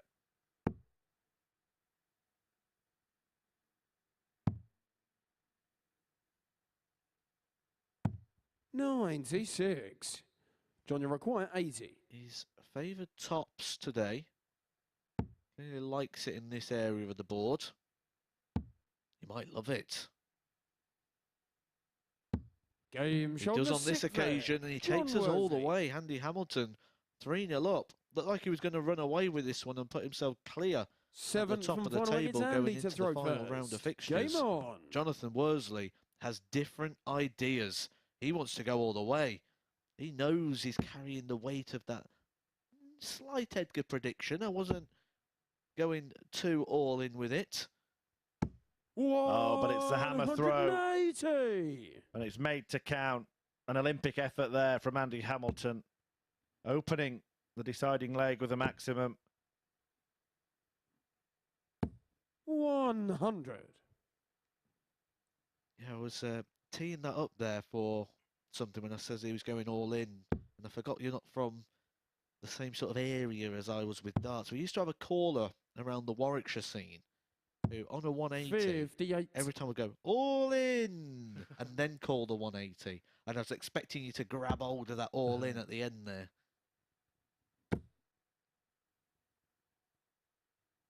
Take two. 140. Almost in. But it does get him back in the leg.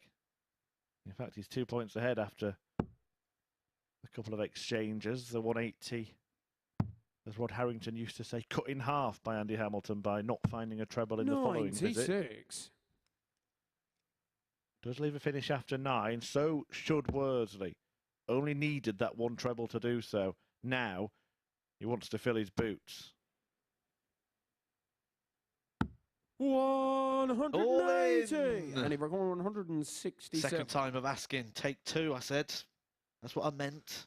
Well, these all be in. 3 different targets required. One of them found, treble 19. That's not located. And Jon Worsley should get a dart, 99. at least the bullseye, John require 81. in a match where he looked dead and buried. He was 3-0 down. He's now got 2 darts for the match.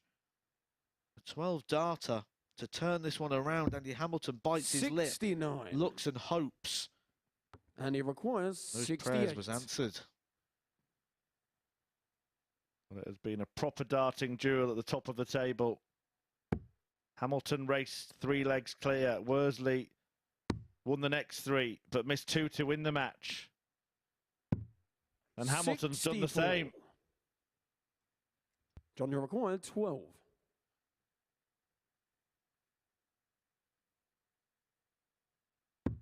Game shot and the match. And Andy Jon Hamilton Worsley is beaten for the first time, meaning that the Wombles winning run continues as Worsley completes the comeback to defeat Andy Hamilton 4-3. Higher average in the hammer, 96 in the end, 8 points more than Hamilton, who missed a couple of darts to win it in the decider himself. And Worsley gets over the line. 8 points from 8 on debut at the Super Series, with Shane McGuirk still to play And that man will be in action next as he meets the so far winless Alec Small.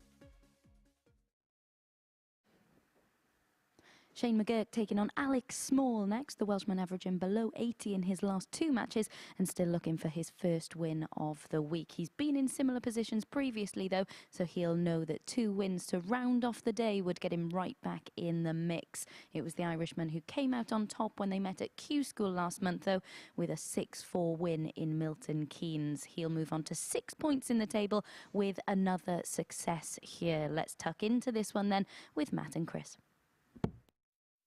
Thank you, Abby. Yes, game 12 of 15 today at the MODUS Super Series features Ireland's Shane McGuirk, the Arrow, who has won 2 of his first 3 matches, and Alec Small, as Abby just mentioned, yet to get off the mark, but all is not lost. All won't be lost if he loses this match as well. In terms of maybe topping the group, it's looking increasingly less likely, largely thanks to the fact that one of the players has won all of their games. That's Jon Worsley, who just got the better of Andy Hamilton in a match between 2 players. To throw first.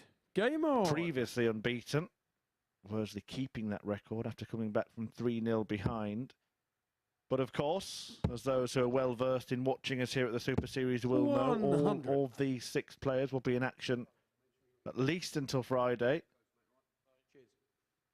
Not sure quite what's happened there. 40.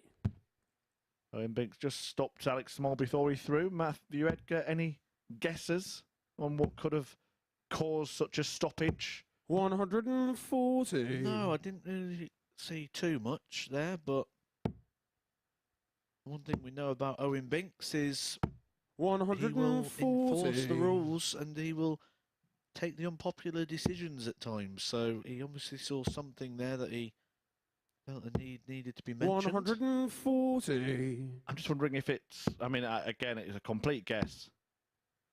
I'm just wondering, because he's such a pacey player, whether he's just encroaching a little bit, and Owen's noticed that. They notice it on the first throw. Is some going for a referee, isn't it? Often they'll wait until they've done it a couple of times. Double top. 81. A very proud referee, Owen Binks. 105. Shane, you require 40. Tops for McGuirk. Game shot on the first leg. Find a little Shane bit of that McGuirk. form that he found in his opening game. He kicks this one off well against Small, who yet to get started. Second leg is Alec We to throw think first. that's what it was, that he's telling Small not to stand in the exclusion zone when his opponent's throwing. 56. I mean, Owen Binks does get a really good view of things as well, because although he toes the line of the exclusion zone, his feet are that big that he's actually stood at the back of the stage. So he gets quite a good wide view of everything. 140. It's also just worth taking this moment to mention that there is more to refereeing darts matches than just calling up the numbers and doing the 60. maths. You're in charge of the players on that stage, just like a referee in any other sport. And if they're doing things that is against the rules, then 39. they have to be told about it. And Owen Binks is not shy in doing that. Owen Binks has moved his position. Our referee always stands on that exclusion zone with the toes, and he moved back for those last few throws. Probably because he's just told a player to get out of it, so it would be a bit rich to be stood in it himself, wouldn't it? Either that, or he wants to make sure that he can see. Get a wider view, yeah. 140. Interesting.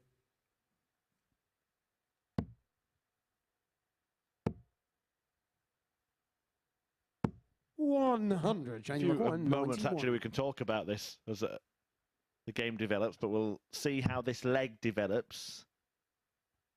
Game show on the second leg. 2-0 to Shane McGuirk, 91 out, averaging 111.33. There you go. Let's talk about the exclusion zone. There are players, aren't there, that often stand in it. Michael van Gerwen, in fact, is one of them. And most players don't get that bothered by it. Is it something that's you're overly concerned by? 96. No, it's more of a guide than an enforced rule. It only becomes an enforced rule if a problem starts appearing in the match. And, I mean, it first originated from a problem appearing in the match, wasn't it? Was it Rod Harrington, Keith Deller, when Rod Harrington was kicking him in the back of the legs while he was throwing his darts? And then upstepped the exclusion zone.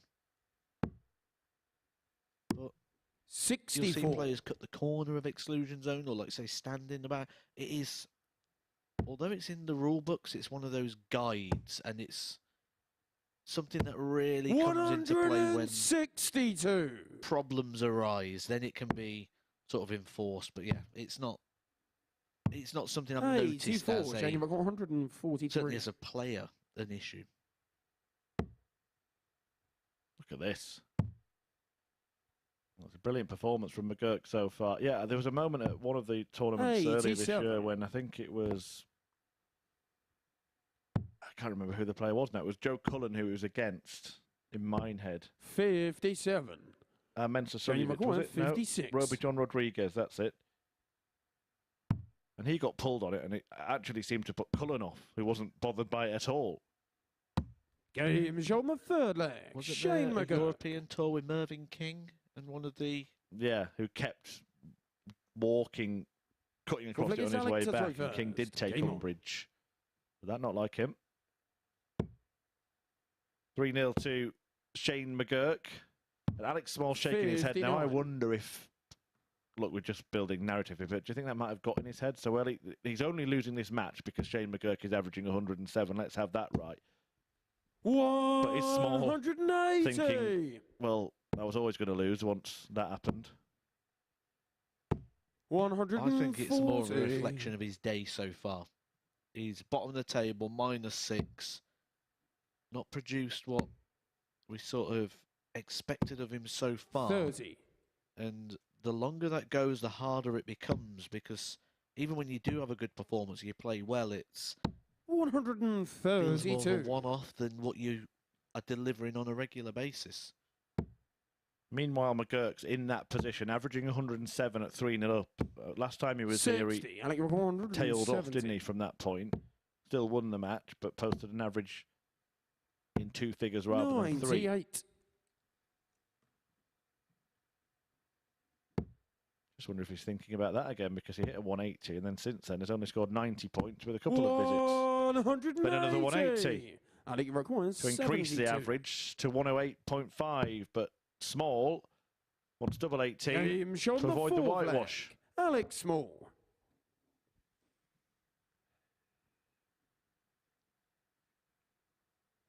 Fifth leg, it's Shane to throw first.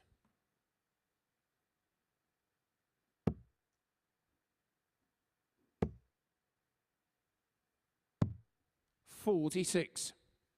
That's how confident we are in Shane McGuirk at the moment that the camera crew start with it zoomed in on the treble 20. Yeah, that backfired, didn't it? But there is the disparity in levels between the pair. 93. That data double in the previous leg. The only one that Alec Small's had in the match. 60.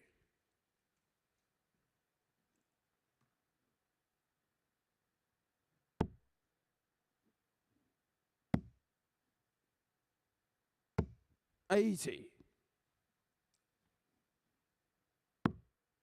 And I still just have this vibe about 96. Shane McGuirk. I could be completely wrong. It's just how it feels that when he gets close to one of these big averages, numbers start coming into his head.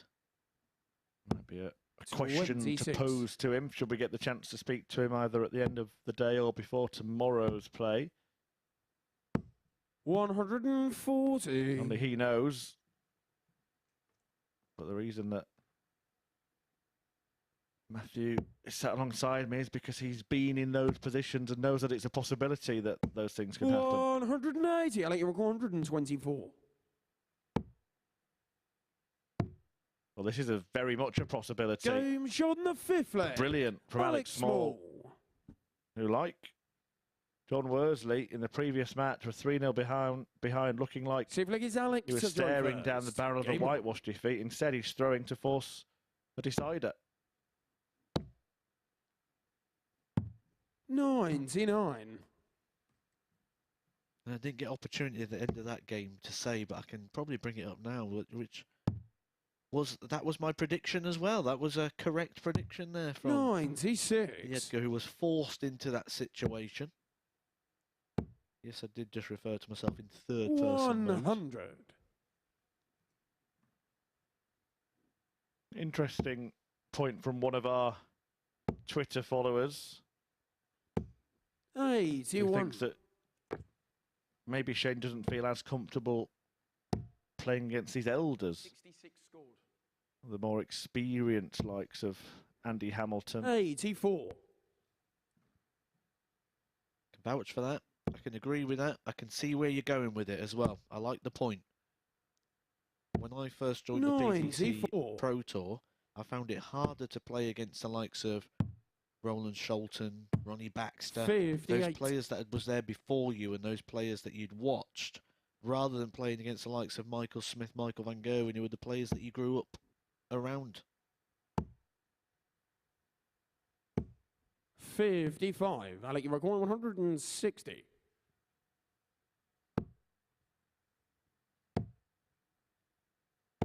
$92.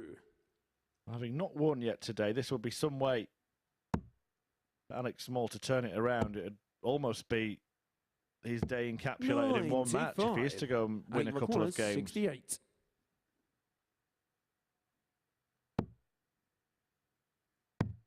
However, he's just posed himself a problem 43. and he can't bail himself out on the ball, so McGuirk will have the opportunity 80.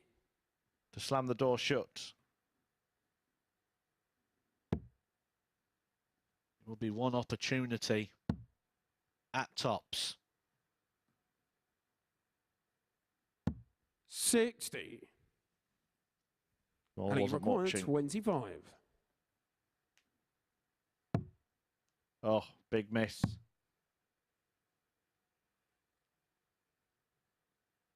Well, he scored 23, so double one. He Game gets shot it. on the sick flag. Alec Small. Well, he got himself into that mess and he got himself out of it. And now he's on course to get Seventh and himself final out of an Shane to throw almighty hole first. here. 3-0 behind to 3-3. Will have to do what Worsley did in the previous match. And that is break throwing the 59. decider. The difference is Worsley had won all of his matches up to that point. Alec Small hasn't won any. 120. In this situation, though, you've got one player, like I said before, when you're running away with a game that feels that they've got something. Shane McGuirk will feel that this is points lost, where Alec Small, 100. it's all attack, it's all free, it's all aggression. Do you believe in momentum? 177. It's interesting. Well, I'll ask you, as a professional darts player, you're in a last leg decider. Say in this format, would you rather be the player who's won the last 3 legs but 140. doesn't have the darts, or you just always rather have the darts? See, I'm probably the worst person to 96. ask for this because there have been many situations where I've gave the darts away, even in short format games. Part of it was just a bit of a mental play, and part of it was because I thought, well, if I can't break you within the match, 138. Alec then 108. Oh, I don't want to be in that situation. Well, the previous match went to the man throwing second, the man who'd won 3 legs on the spin, 56. only after his Shane opponent McGuirk, missed 2 to 64. win it. Now Shane McGuirk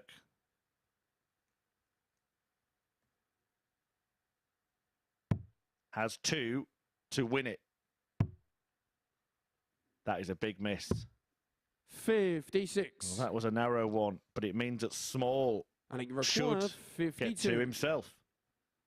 That's where we say about that sort of momentum shift, because that was a nervy dart. Don't expect nervy darts here.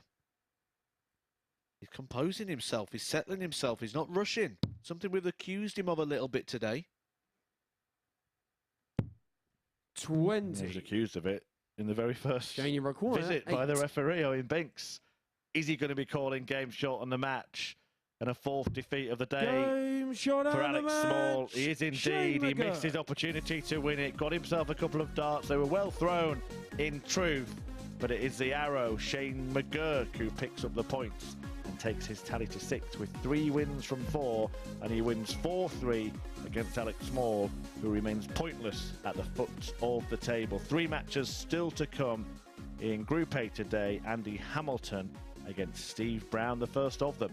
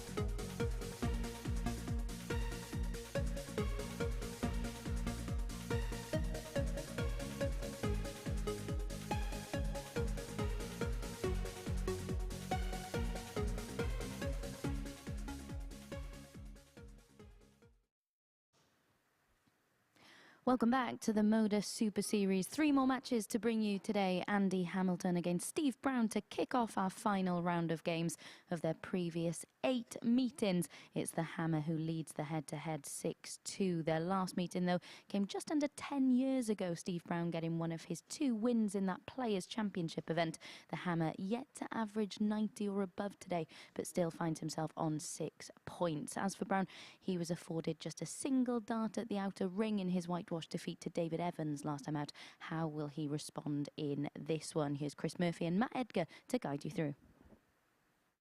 Thank you very much, Abby. Yeah, seems a long, long time ago, doesn't it? Going back a decade when Andy Hamilton and Steve Brown lasted battling a professional match.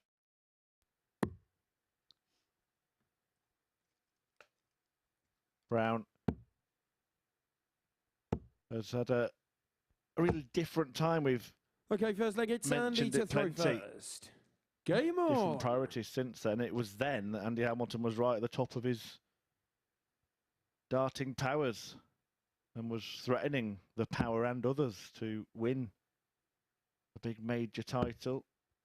Went the distance in plenty of them, but we can 99. debate whether he's building back or just building for a different stage of his darting career. And there are stages now in the world of darts. Steve Brown invented a few of 45. them.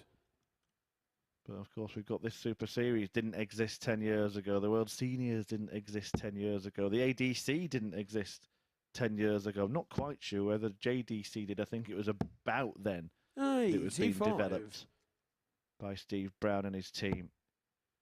But yeah, all those professional meetings, I'm sure they would have met in exhibition matches of shared management at 125. different times. Not quite sure if they've played at the Super Series before. Can't recall a meeting between the pair, but if I'm wrong, I'm sure somebody will point it out on social media. Everything, though, is pointing to a Hamilton win, isn't it, surely? 140. Yeah, well, he was the favourite before any play happened today. With the bookmakers, he would have got 1-2, but as the day's gone on, it's just become 55. more and more favourable, and the punters, you've got to say, are getting this one correct in terms of the direction they expect this one to go. Andy Hamilton, 6 points plus 8 legs difference. Steve Brown, 2 points, -6. 97. Both posted 5 maximums across the day. Brown yet to record 97. a ton plus And he checkout, require 80. but he's had those 2 matches so far where he's only been able to get 1 dart at the double. That's in the games where the players have got themselves a Games on the mid-90 first average, leg. as Andy Hamilton Andy Hamilton. goes the 16s routes for the 80. That's because he had a bit of time. I can guarantee Second you leg, if it's Steve Steve to Brown throw was on a first. finish, Game on. Andy Hamilton would have been going the 20s there. However, that little bit of a luxury of time just allows him to pick his double. It was the double 16 was a 57. double of choice. Just to recap where things are in terms of this group, because of that first defeat of the day to Jon Worsley, Hamilton sits behind him on 6 points, level with Shane McGuirk, who we just saw 140. get the better of Alec Small. So it's Worsley in P1 on 8. Hamilton second place on 6. Shane McGuirk behind him on leg 180. difference. And David Evans and Brown both on 2 points, with Alec Small on nil points at the bottom of the table, all with 1 game left to play.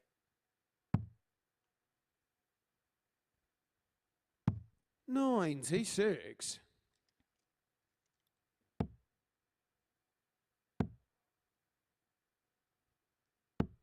$26. I can imagine, actually, if you would have said to Steve Brown, what is your favourite year of your darting career? He might pick 2021, a year that he shared with his son, Jon Brown, who won 39. a PDC tour card and was able to travel and experience professional life together.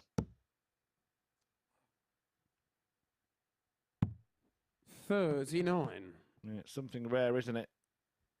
Father and son to achieve greatness together. The other one that really springs to mind, we'll see half of it this week, Josh Richardson in action later in the week. He and James, his dad, recently won 140. WDF Open. But Kai and Raymond Smith both played at the World Championships. The Hybrex, Ronnie and Kim. 180. Wes and They Dale. require 86. Yeah, just before we get either of those pairs angrily tweeting in with the brothers rather than father and son, Hybrex bros will be back on tour together this year, won't they? 54. Stevie require 19.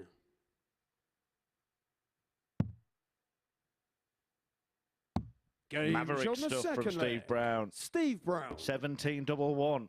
Not the intention, but again, you mentioned the air of confidence. You could have looked Gonna that get Andy to throw first. with the untrained eye and thought that he meant it because he didn't stop and laugh and shake his head and all that. Just got on with business and took care of it.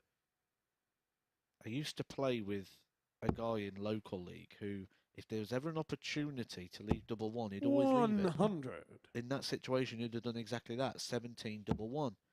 And his argument was, well, I'm going to end up there anyway. I might as well just get there. 42.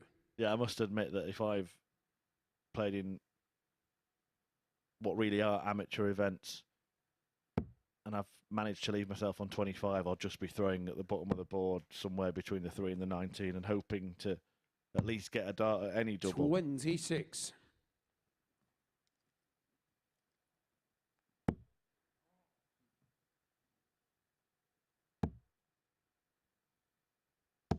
$85.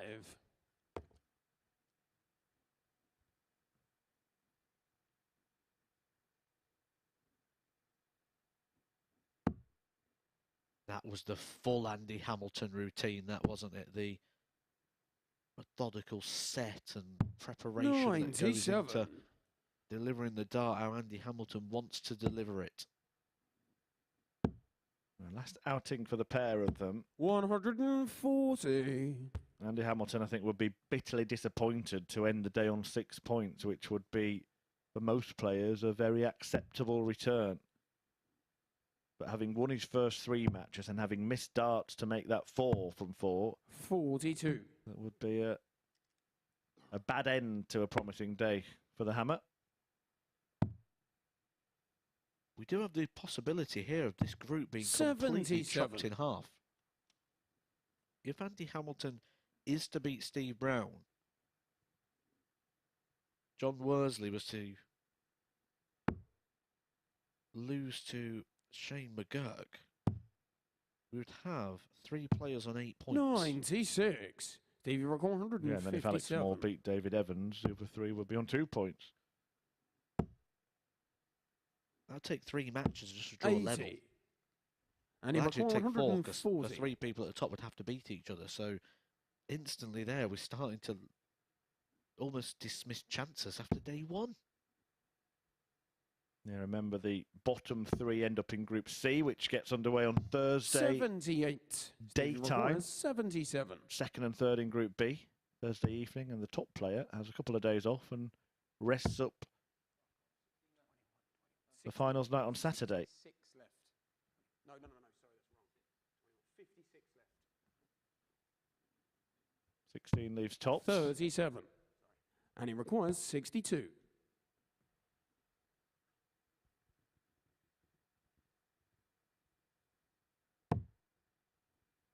Great dart, great start. Double 16 the target. 30.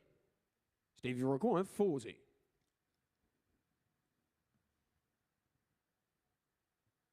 Steve Brown expected that, didn't he? You could see on his face in the background there, he expected Hamilton to take that one out. This is an opportunity he didn't think he'd be getting. 20. He doesn't make the most of it. And he required 32. Well, if he was expecting it then, he'd certainly be expecting it now. Double 8. Grimace on Brown's face, evident.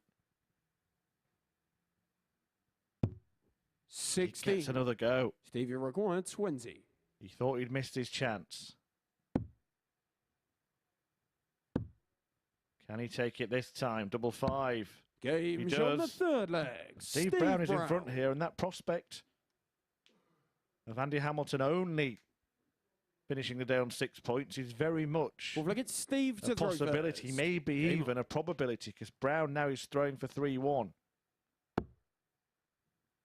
We saw Steve Brown when he missed that opportunity. 77. Punch his left hand. That's interesting because during the COVID days and the home tour, Sky sent out a camera to Steve Brown's house so they could do like a behind the scenes filming. And next to his dartboard, he had one of these 100. boxing bag dummies. And when he had a bad shot, he'd punch it in the face. 60. And it's just interesting that he translates that here as well, and he hits his hand, that imaginary dummy, when he's had that missed opportunity. Yeah, and if you were wondering, that is the reason that we don't have markers here at the 40. Super Series.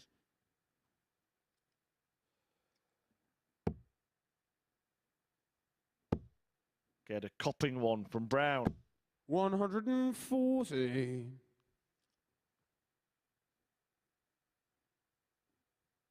Just going off memory here, but I do recall that Andy Hamilton, this was kind of happening a little bit 134. when he was last here at the Super Series. Earlier in the week, he'd have flying starts to days and just sort of tail off. And I know that you put some stock in that a lot of players don't think enough about how they're going to maintain the stamina, the concentration for a long, energy-sapping day. Just wondering if it might be happening again here for Andy Hamilton. 84. Performance level hasn't dropped an awful lot, 73. but the results might have started to turn. And he required 92. The leg that gets it this time from Steve. He'll be hoping that he gets another chance to win the leg. Double for Hammer. 74. Steve require will 11. return for 11. He'll be hoping to get the 3 this time, or else he will bust. He's only just inside. Game shown. Well, that's exactly where it needs to Steve be. Brown. And Steve Brown has Andy Hamilton exactly where he wants him. Fifth leg, it's Andy to throw first. Jon Game Worsley will be looking at this in the practice room, thinking, I can make a real move here. He plays in the last game of the day against Shane McGuirk. If he wins it, he's going to be 4 points clear of the field. 59. Worsley, at the start of the day, if we say the favourite was Andy Hamilton, he's 71. expected to finish first. Second favourite, David Evans, will say that the books expect him to finish second. So we'll use their odds to give you what the table should look like. According to them, Jonathan Worsley should be fourth. 60. Got a feeling that 5-1 you'd have got about Jonathan Worsley. When you wake up tomorrow, might be a little bit more like 55. 13-8 if he is to record a win in the final game when he takes on Shane McGuirk. Interesting as well, we mentioned it at the very start of the day when he played his first match, that he was looking forward to playing in this and didn't go to qualifying school. 140. Didn't play in the Challenge Tour as a result, so Worsley's been waiting for this week, hasn't he? Preparing specifically for this, when other players have been kind of thinking, well, if I don't get through Challenge Tour, then I'll try and play at the Super Series. So if I don't get through Q School, I'll try and play it, but there'll be that Challenge Tour weekend in between. I mean, speak about stamina as well. I know you're with me in favour of some kind of change to the Challenge Tour set up. 2 tournaments back to back, hours and hours and hours and he of play. requires 62. I'd go one further and say I'm not quite in favour of change. I'm in favour of a major overhaul of the system. Double 16 for Hamilton. 46. Well, Stevie require is 170. Brown going to overhaul him in the most sensational style? There's an ocean of space to the right. Flicked off the flight, didn't go wide enough 94. of that marker. And he requires 16. Hamilton has not been convincing on the doubles so far, missed 9 of them.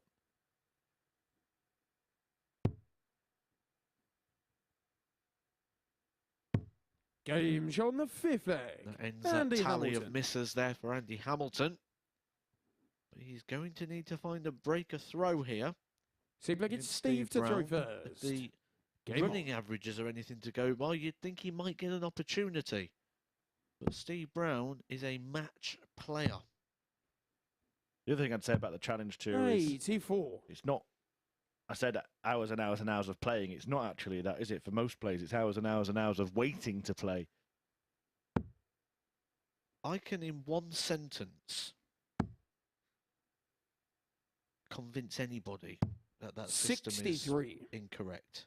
And that is just by simply saying, in January, 850 players had registrations into Q School. 125. Those 850 players are the 850 players that are going to be judged over getting PDC Tour cards. We are going to use those players over 4 days to determine 27 PDC Tour cards.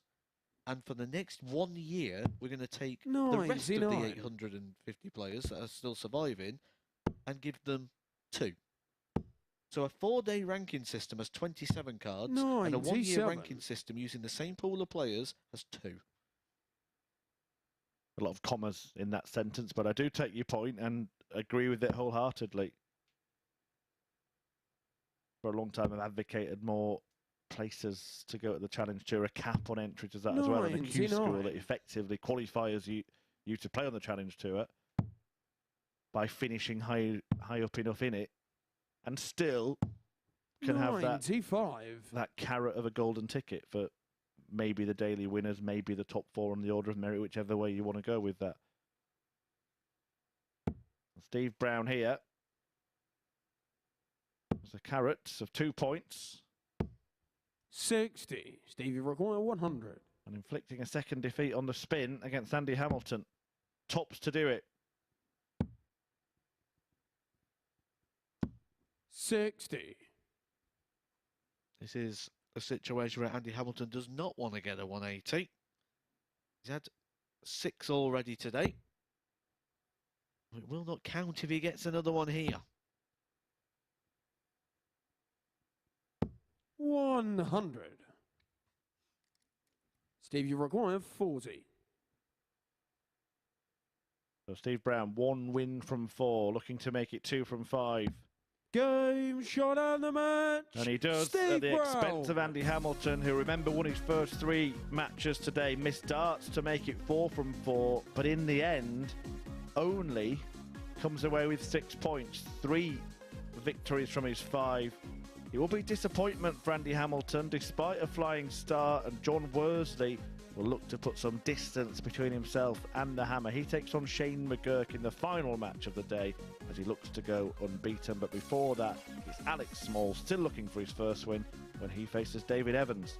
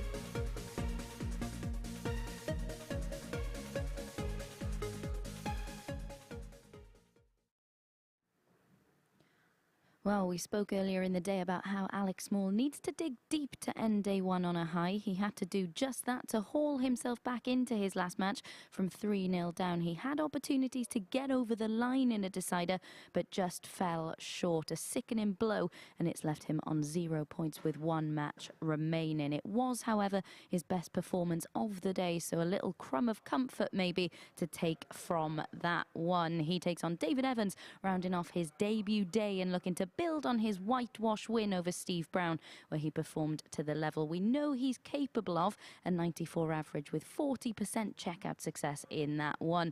Our penultimate match of the day then. Let's hand back to Matt and Chris to talk you through it. Thank you, Abby. Yep, definitely. David Evans starting to produce the sort of darts we know he is capable of. A quarter-finalist you saw on your graphic there at the WDF World Championships. And somebody who was throwing those sort of averages very, very regularly when he was dominating this system in its very early incarnations. Alec Small, expected quite a bit from him today. Hasn't quite materialised yet, but the key word of that is yet. He has opportunity. He's got this game. Okay, first leg is Alec to throw first. Game on. And then he'll return back tomorrow for 2 more full rounds of fixture. So 11 games in total. 180. And I said the key word was yet. Yeah, all in, Small in, as he looks to stretch down to 96. size here. A perfect start to Small, who did look much better, didn't he? Much more competitive against Shane McGuirk. After a slow start in that match, it just all seemed to click until the end bit. 96. Probably the only player in the field that wants to carry on and 100. get tomorrow's fixtures out of the way today. And doesn't want to have to go through the whole warming up process again tomorrow. 139. Good thinking there from Evans. Single 19 wouldn't have got him down to a finish. Needed to utilise the middle of the board, and despite an excellent leg from Small, it's out of his hands for the moment. Small, at every single opportunity today, even opportunities he probably shouldn't have, 96. he's been trying to leave this 36. Game shot in the first leg. Alec why. Small. Loves this part of the board. When you've got a favourite, sometimes you find breakdowns and different routes within the system to get you down there. I know from experience, if you want to be using the 32, you just switch to the 17s rather than the 19s, and that gives you that breakdown towards the double 16. I think Alec is trying to work out the best routes to leave him on that preferred double 18. And if he wins this match, Small, he will join Evans on 2 points. 121. Real contrast to what we've seen from the other debutant in the group, Jon Worsley, who's yet to lose. Evans winning just 1. 81.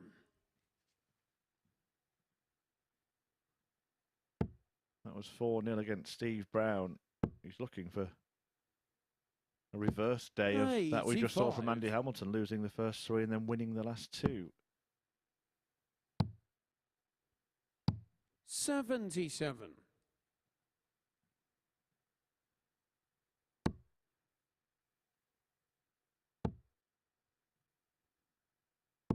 60.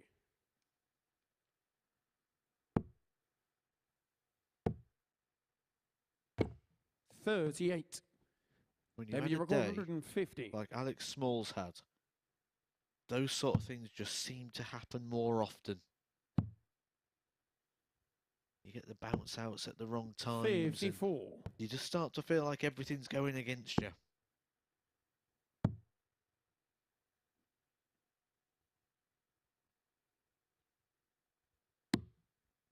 37. David, you require 96.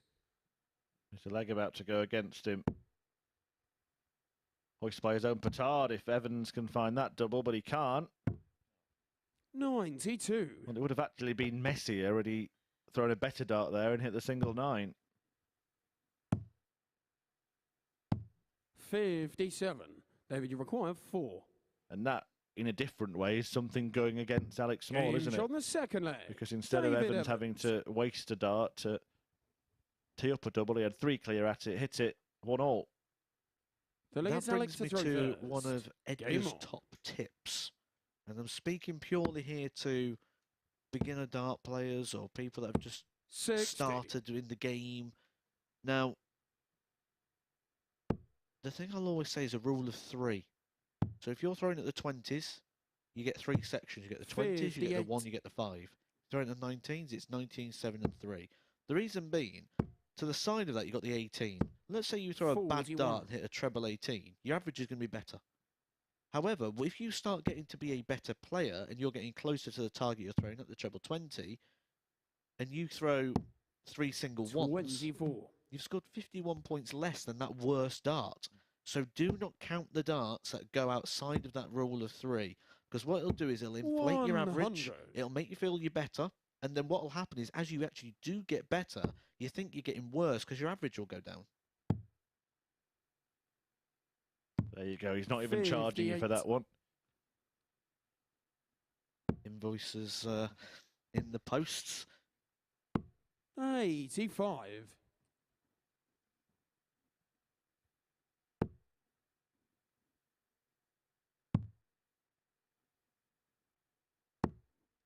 $40.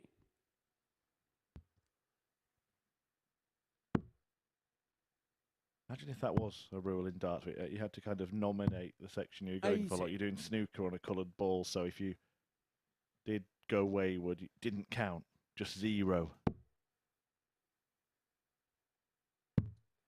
Well, sometimes you'd be better off.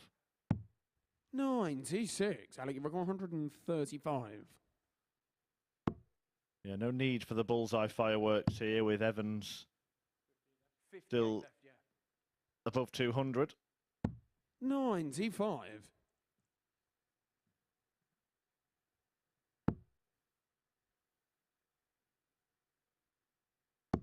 If Evans doesn't leave a finish here, I think you know what I'm going to say, don't 45. you? Could he possibly consider it for the double 18? No score. Kind of wouldn't be surprised if he did that. He did have that shot on 78, didn't he? Where he went for the 14s to leave that and ended up only getting a dart at the ball because he went single. 100. Alec, you require 40. Game shot in the third. He gets tops in the end. Small. And leads 2-1. Will he get off the mark? Will he avoid a winless day? What would seem like, in more ways than one, a pointless day.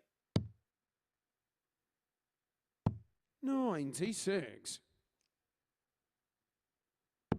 When we talk about like those rules of nominated sections, it reminds me of a story when I was at school. We put some dartboards up at school and we had like a school tournament. And I won it, by the way, just to point it out there. Was it your right? Were you the only sort of dedicated dart player and it was your idea to have this tournament? It might have been, yeah. So, but I won it. I was the school champion. 81. And I played somebody who, let's say they wanted like 136 and they hit like 100 and they wrote up 40. And I'm like, no, you want 36. And he goes, oh no, when you hit your score, you can claim however many points of them you want. You don't have to take the whole score of 100. Where have you got your rules from? 180. Well, there's Alec Small hitting a 180, but if he prefers to go for 150 next, he can call it a 177. 100. Alec, Matt's school friend, if you're watching, that was absolute nonsense. 97.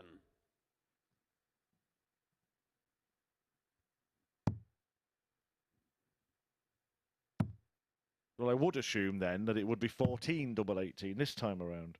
41. I'd be 50. Very surprised if it's not. Game at every turn he has left that double 18. It looks like that revival for David Evans might be very short-lived. As Alec Small might get his first points of the day. He's only hit 180 before this match. He's found 2 in this one. 31. And I really don't like seeing that. A bullseye used in the early part of a leg. I just feel like it's burning a dart, like wasting a dart. 180. Yeah, stick to the treble 20s. 95.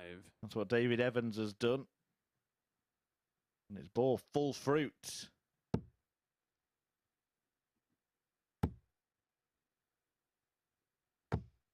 $60.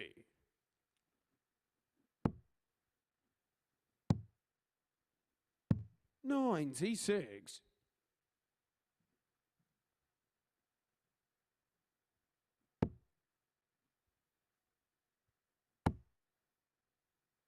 Sometimes just amazes me in the midst of a sort of below par 180. performance how a player suddenly starts clicking, and that's 2 180s from the last 3 visits from David Evans. 136. David, you require 81.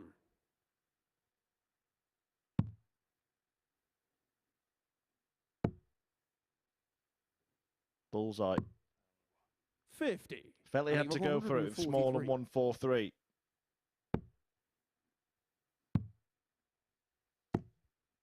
That's why you just always have that David, you require 31. anxious wait.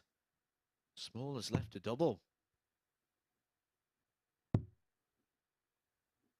Might get a shot.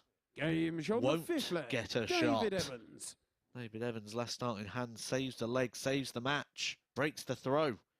Big Seems like moment, it's that big David to throw exchange of first. darts. Game And big in the 180 column as well. We've had 5 legs, we've had 4 maximums. Something that you wouldn't really have expected from these two. They are the 137. 2 players that have the lowest ratio of 180s in this group. Jonathan Worsley, top of that, he's on 8, 60. but he's got a game in hand. Probably why he's sat top of the table at the moment. He plays in the very last match of the day against Shane McGuirk, a player who's fluctuated in terms of performance 97. levels so far, so very capable of being the one to beat Worsley today. 140. But there has been an air of authority about the Welshman. 131. And it might be Wales top and tails in this group. 100. David, you If Small goes down 136. here to Evans, it will be a winless day for him. And Evans is looking likely to force a decider, and then it really is pressure on Alec Small. 96.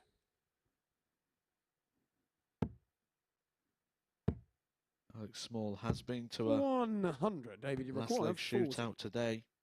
It was against Shane McGuirk when he pulled that one back from 3-0 down. Wasn't able to complete the job. Game show on the 6th He's leg. going all the way David again. Evans. David Evans also has experience of a 4-3 Seventh final leg scoreline is Alex today. to throw first. It was Game also on. negative. It was also against Shane McGuirk. Something the pair have 83. got in common. That was a brilliant start from Alec Small, but that switch was way off. It looked like an intentional dart in the 3. It was that 82. central. And in contrast, Evans makes a poor start but recovers the shot. 100. Small with the darts in the decider, but Evans just that little bit of an edge, maybe having won a game already. 85. Not the fact that he's won a game, but the fact his opponent hasn't. 46.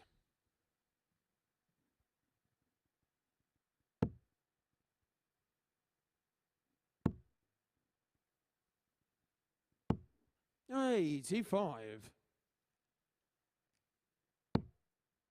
Indication in all but one visit, 140. now 2 in this leg, at least one of the darts has missed the intended segment of the board. It just shows that little bit of edginess, doesn't it? Yeah, 60. they are not I think moving as 132. free, which means not moving with as much pace. Needed to have gone for the ball 64. if he'd have got the treble 19, although I do feel like he might have.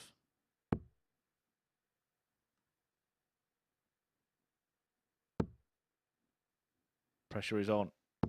wonder if he's gonna 100. start and at he the requires 16s here. 68.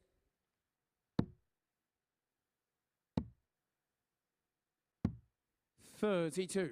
David, you require 89. He found a way to his favourite double, but couldn't hit it. And Evans has 2 darts at double 16 and only needs 1. And David Alec Evans. Small's day ends in disappointment. Defeat after defeat after defeat. It's none from 5 for him. And David Evans stretches the gap between himself and Small at the foot of the table. He ends the day on 4 points along with Steve Brown. Small has no points after his first 5 matches. Andy Hamilton on 6 and Shane McGuirk also there, but has a game in hand. Can he beat Jon Worsley, who's looking to make it the perfect 10?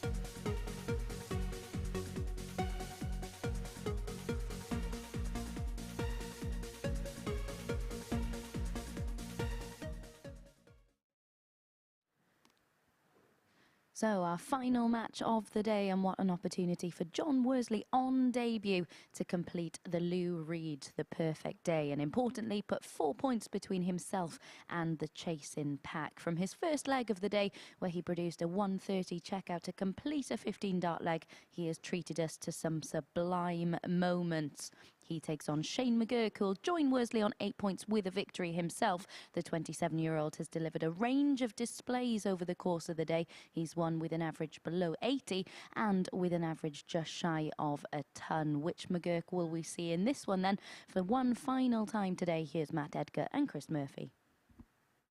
Thank you very much, Abby. Yes, it is the final match of the day, and a really important one at the top of the table, as described there. The Welshman Jon Worsley looking to be 5 from 5, 10 points to the good, and 4 clear of the chasing pack, with Shane McGuirk and Andy Hamilton the closest to him. But if McGuirk can win, then he would go level on points at the summit. Okay, first leg is John to throw first.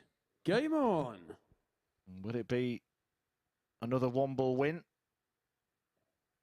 Or can the arrow, Shane McGuirk, stop the charge? We'll find out over a possible 7 legs of play. 140. Both players have impressed today, but one of them rather more consistently. Yeah, and you just feel like for Jonathan Worsley, 100. it'll almost just feel a little bit easy. When you come here on debut and you play like the way he is and you're getting the results, you'll feel like top dog. 100. And that's what he is at the moment. He's top of the table. As I look over to the table, you You can see from that angle looking across that we have a very good clear 85. view of the case again. He's put it perfectly in angle here. You see there, just out of the way, the arrow. I love that. 140. There we go. One thing we didn't get into when we were talking about, things associated with darts players was stuff they put on the table. I know Robert Thornton has a little teddy, doesn't 140. John Worsley. Gavin Price has a way of laying his equipment out. Phil Taylor just took over the table, just pushed your stuff to the side and just opened his case out in full as it got. I think he was going to go automatically for the bullseye there and may now have changed his mind. 81. And Taylor once famously threw away a bit of James Wade's equipment, didn't he? And he had to be retrieved from the crowd. 75. Johnny McGuirk, 40. The World Match Play, was that? And Corey Cadby's towel at a World Series event as well. Jon Worsley. And Jon Worsley dispatching of all his opponents with no problem at all, and he's taken out tops to take Second the leg first leg is here Shane of to throw 13 first. darter.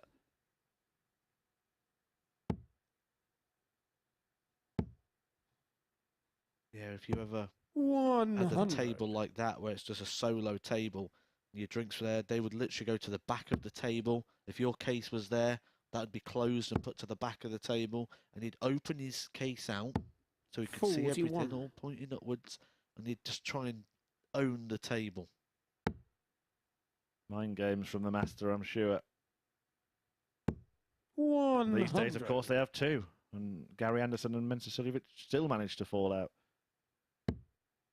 Played Gerwyn Price not too long ago, actually, on a stage, and I forgot to give my darts to be put on stage, so I had to carry them. 128. And I carried them down, and when I got there, I put my case on top of Gerwyn's darts, and he got on stage and he couldn't. He's like, "Where's my darts?" He didn't figure out for a while that I've actually covered them 94. with my case. It was 1-0 to me, swiftly followed by 1-1, 2-1, 3-1, 4-1. It was Darren Webster who once spilled a bit of water by accident, and the other player took umbrage, and he said, "I'll pour water all over the table next time if that's going to upset him." I think he then went to social media and he took a picture of himself, covered it like with snorkel and everything on them. 96. Great character, Darren Webster.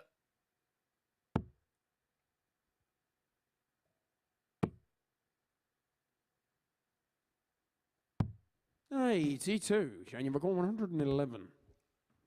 111 plays 110. Worsley waiting and hoping. Yes. 99. Johnny McGuirk, 110. We hadn't intended the treble there, Shane McGuirk, so that's just what stopped him and saw him check what he had remaining.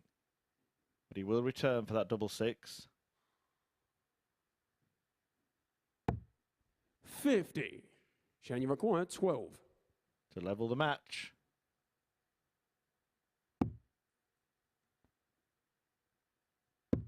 Game shot on the second Level leg. game. Shane McGuirk. Double six for Shane McGuirk, the Irishman. I bring that up because it was a fellow Irishman that was the man complaining about Darren Webster. Still against John was William O'Connor first. in Group D. I believe it was the Grand Slam of Darts. That's right, yeah. Said that he poured 58. water all over his stuff and it really annoyed him. Looked back at my darts case and everything was covered in water. It really bugged me. It shouldn't have happened. In fact, Darren Webster responded to that on Twitter, 98. asking for VAR at the darts. Said it would show that the glass was upside down. Darren Webster, in fact, was once involved in a potential VAR at the darts situation with 100. Michael Van Gerwen in a pro tour. And Van Gerwen demanded to see a video replay because he felt that a dart had bounced out before, or had fallen out before Webster had retrieved it. 180. And the points were given. I remember that well because Darren just stood at the back, just not getting involved. Let everyone debate 94. the situation. The situation here, just a reminder, is that if Shane McGuirk wins, he goes on to 8 points and will finish a day level with Jon Worsley. 59. With 4 wins from 5. If Worsley wins, it's 5 from 5 for him and a 4-point gap to McGuirk and Andy Hamilton, which is a very good position to be in, even 139. January record for 3 days. 164. A 4-point gap is a fair bit to breach. 49. And he's played those January two record players in his last 110. 2 matches today, which means he'll play him in his first 2 tomorrow. Carries on the winning run. He could be up and away. Tops. 90. January record 115. These are the sort of finishers that change matches. If you can change this match, you can change the group. Changes destiny. 95. John, you require 20. It's a good standard, this game. Doubles just starting Game shot to evade the pair of them a little bit, but Worsley gets it right. Leads 2-1, keeps the advantage of throw. Fourth leg, it's Shane to throw first. Saw something I really liked there on Jonathan Worsley. As the dart was extended, the arm was extended, you could just see the dart 83. flickering and wobbling a little bit. That's just a little bit of sign of nerves or excitement. You can often get when a player's top of the table, they go, oh, I've done my job today. I've got 4 wins out of 5. I can relax in this one and take it as a freebie. Not Jonathan Worsley. That shows me the sign of a winner. It might be as much to do with who he's playing and their position in the table 80. as well, knowing that not only would he not have a perfect record maintained, but he would actually be levelled on points if he were to lose this. Just get your analysis on the throw. We haven't really done that with Worsley 98. today. He has that sort of prod, doesn't he? And I wonder if that in itself actually gets rid of a bit of tension. 60. Yeah, it just gives you a little bit of... Well, it gets that full extension in that setup. I mean, it's non-effective to the actual throwing of the dart. Let's put that one into full perspective, because we've got the full drawback and the 99. release and follow through. None of that actually affects the delivery of the dart. It's all part of the process rather than the technique. And, you know, if within that process he can find some comfort 54. within the throw, then perfect for Jonathan Worsley, and it's certainly working for him today. And we'll get a closer look at the full action in the next leg, 60. which he will hope will be the last leg as he bids to break here and then serve it out. 60. And he's not in a bad spot to do just that, you know. McGuirk on a finish, but it's an enormous one. And Worsley's going to be on something rather simpler. 140. January record 164.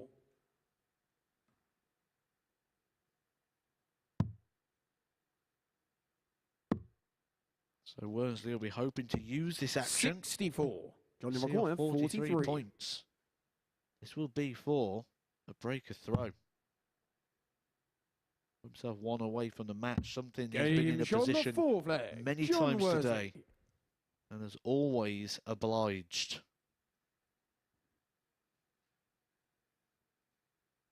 Fifth leg, it's John to throw first. Game on.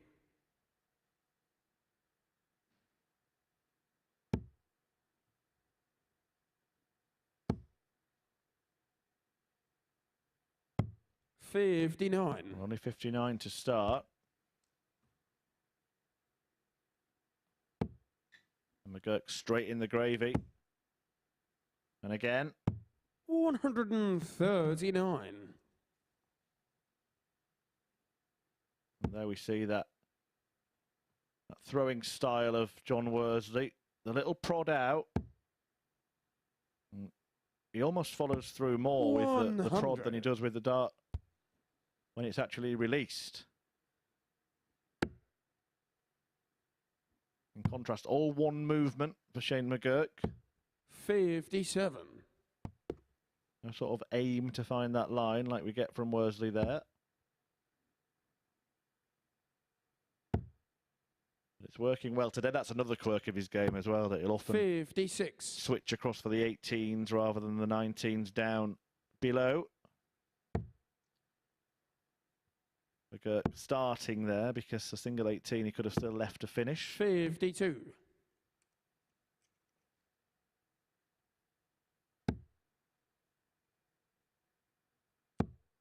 Matthew Egger's trotted off. 94. I'm assuming to go upstairs to analyse the day's action with Abby Davis at the end of this one.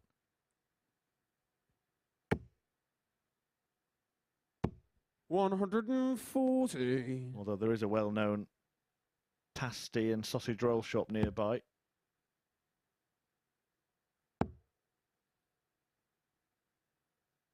$140. Shane, you reckon 113. So to stay in it,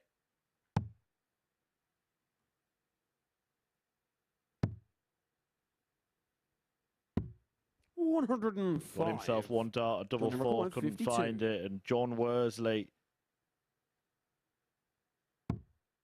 has two at tops to make it 5 Game, wins shot from and the 5. It is Jon wonderful Worsley. Womble. A delightful debut at the Super Series. Jon Worsley of Wales wins all of his matches, picks up a perfect 10 points. A good display to end the day. 4-1 there against Shane McGuirk. And he will take some stopping if he keeps up this level for the rest of the week. Worsley wins 4-1, wins all of his matches. And we will get some final analysis from Matthew Edgar, who's joined Abby Davis. Yeah, thank you very much indeed, Murph. Debut days don't get much better than that, do they? That was really, really superb from Jon Worsley.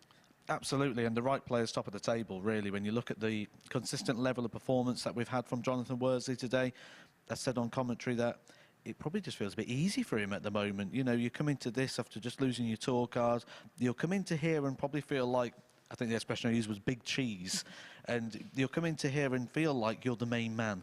And he is at the moment, isn't he? He's consistent. He's shown glimpses of brilliance. He's been very good when it gets down to checkouts. You can't give him a chance because he's been literally closing everything out. He's top of the table. He's rightly top of the table. I didn't think anyone would go 5 from 5, especially on day one.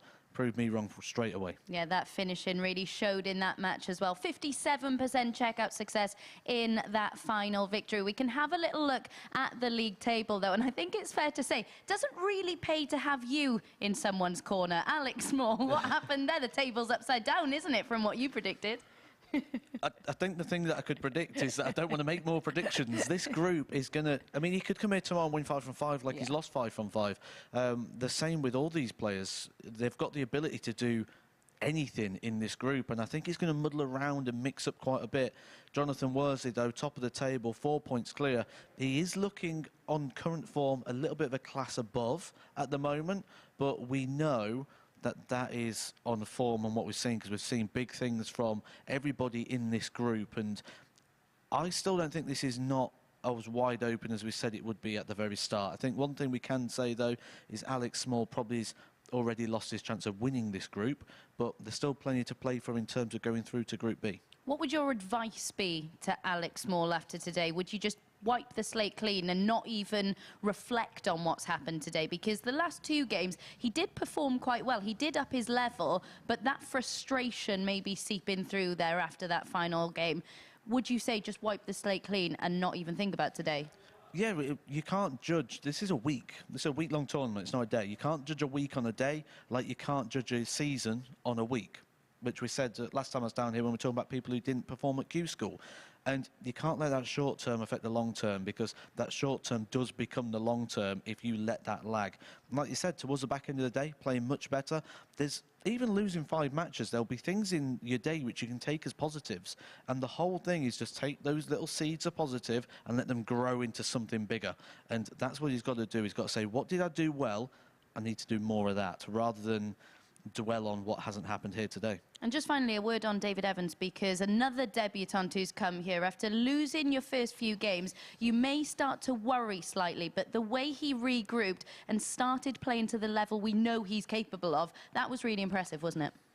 I think David Evans, and this is thinking, this is complete speculation because I haven't spoken to him about this. I think he came into this almost feeling like what he had before in this form and this system, because he played in this in the very first wave of this event when it was all played from at home, before it went into studios, and certainly before this, he dominated it. I think he came here today like back to where was my hunting ground, back to where I was the man, because he was. Every week it was, how many is David Evans going to win by? And I think when he came to this, he probably expected something to happen, and then he realised he had to make it happen. It just wasn't going to fall into place. And I think he worked that out towards the end of the day. I wouldn't be surprised to see him have a much better day tomorrow in terms of a point return. Right then, let's see if that does materialise. We'll be back from 9:30 tomorrow morning for the second day of action here in Group A. We look forward to seeing you then.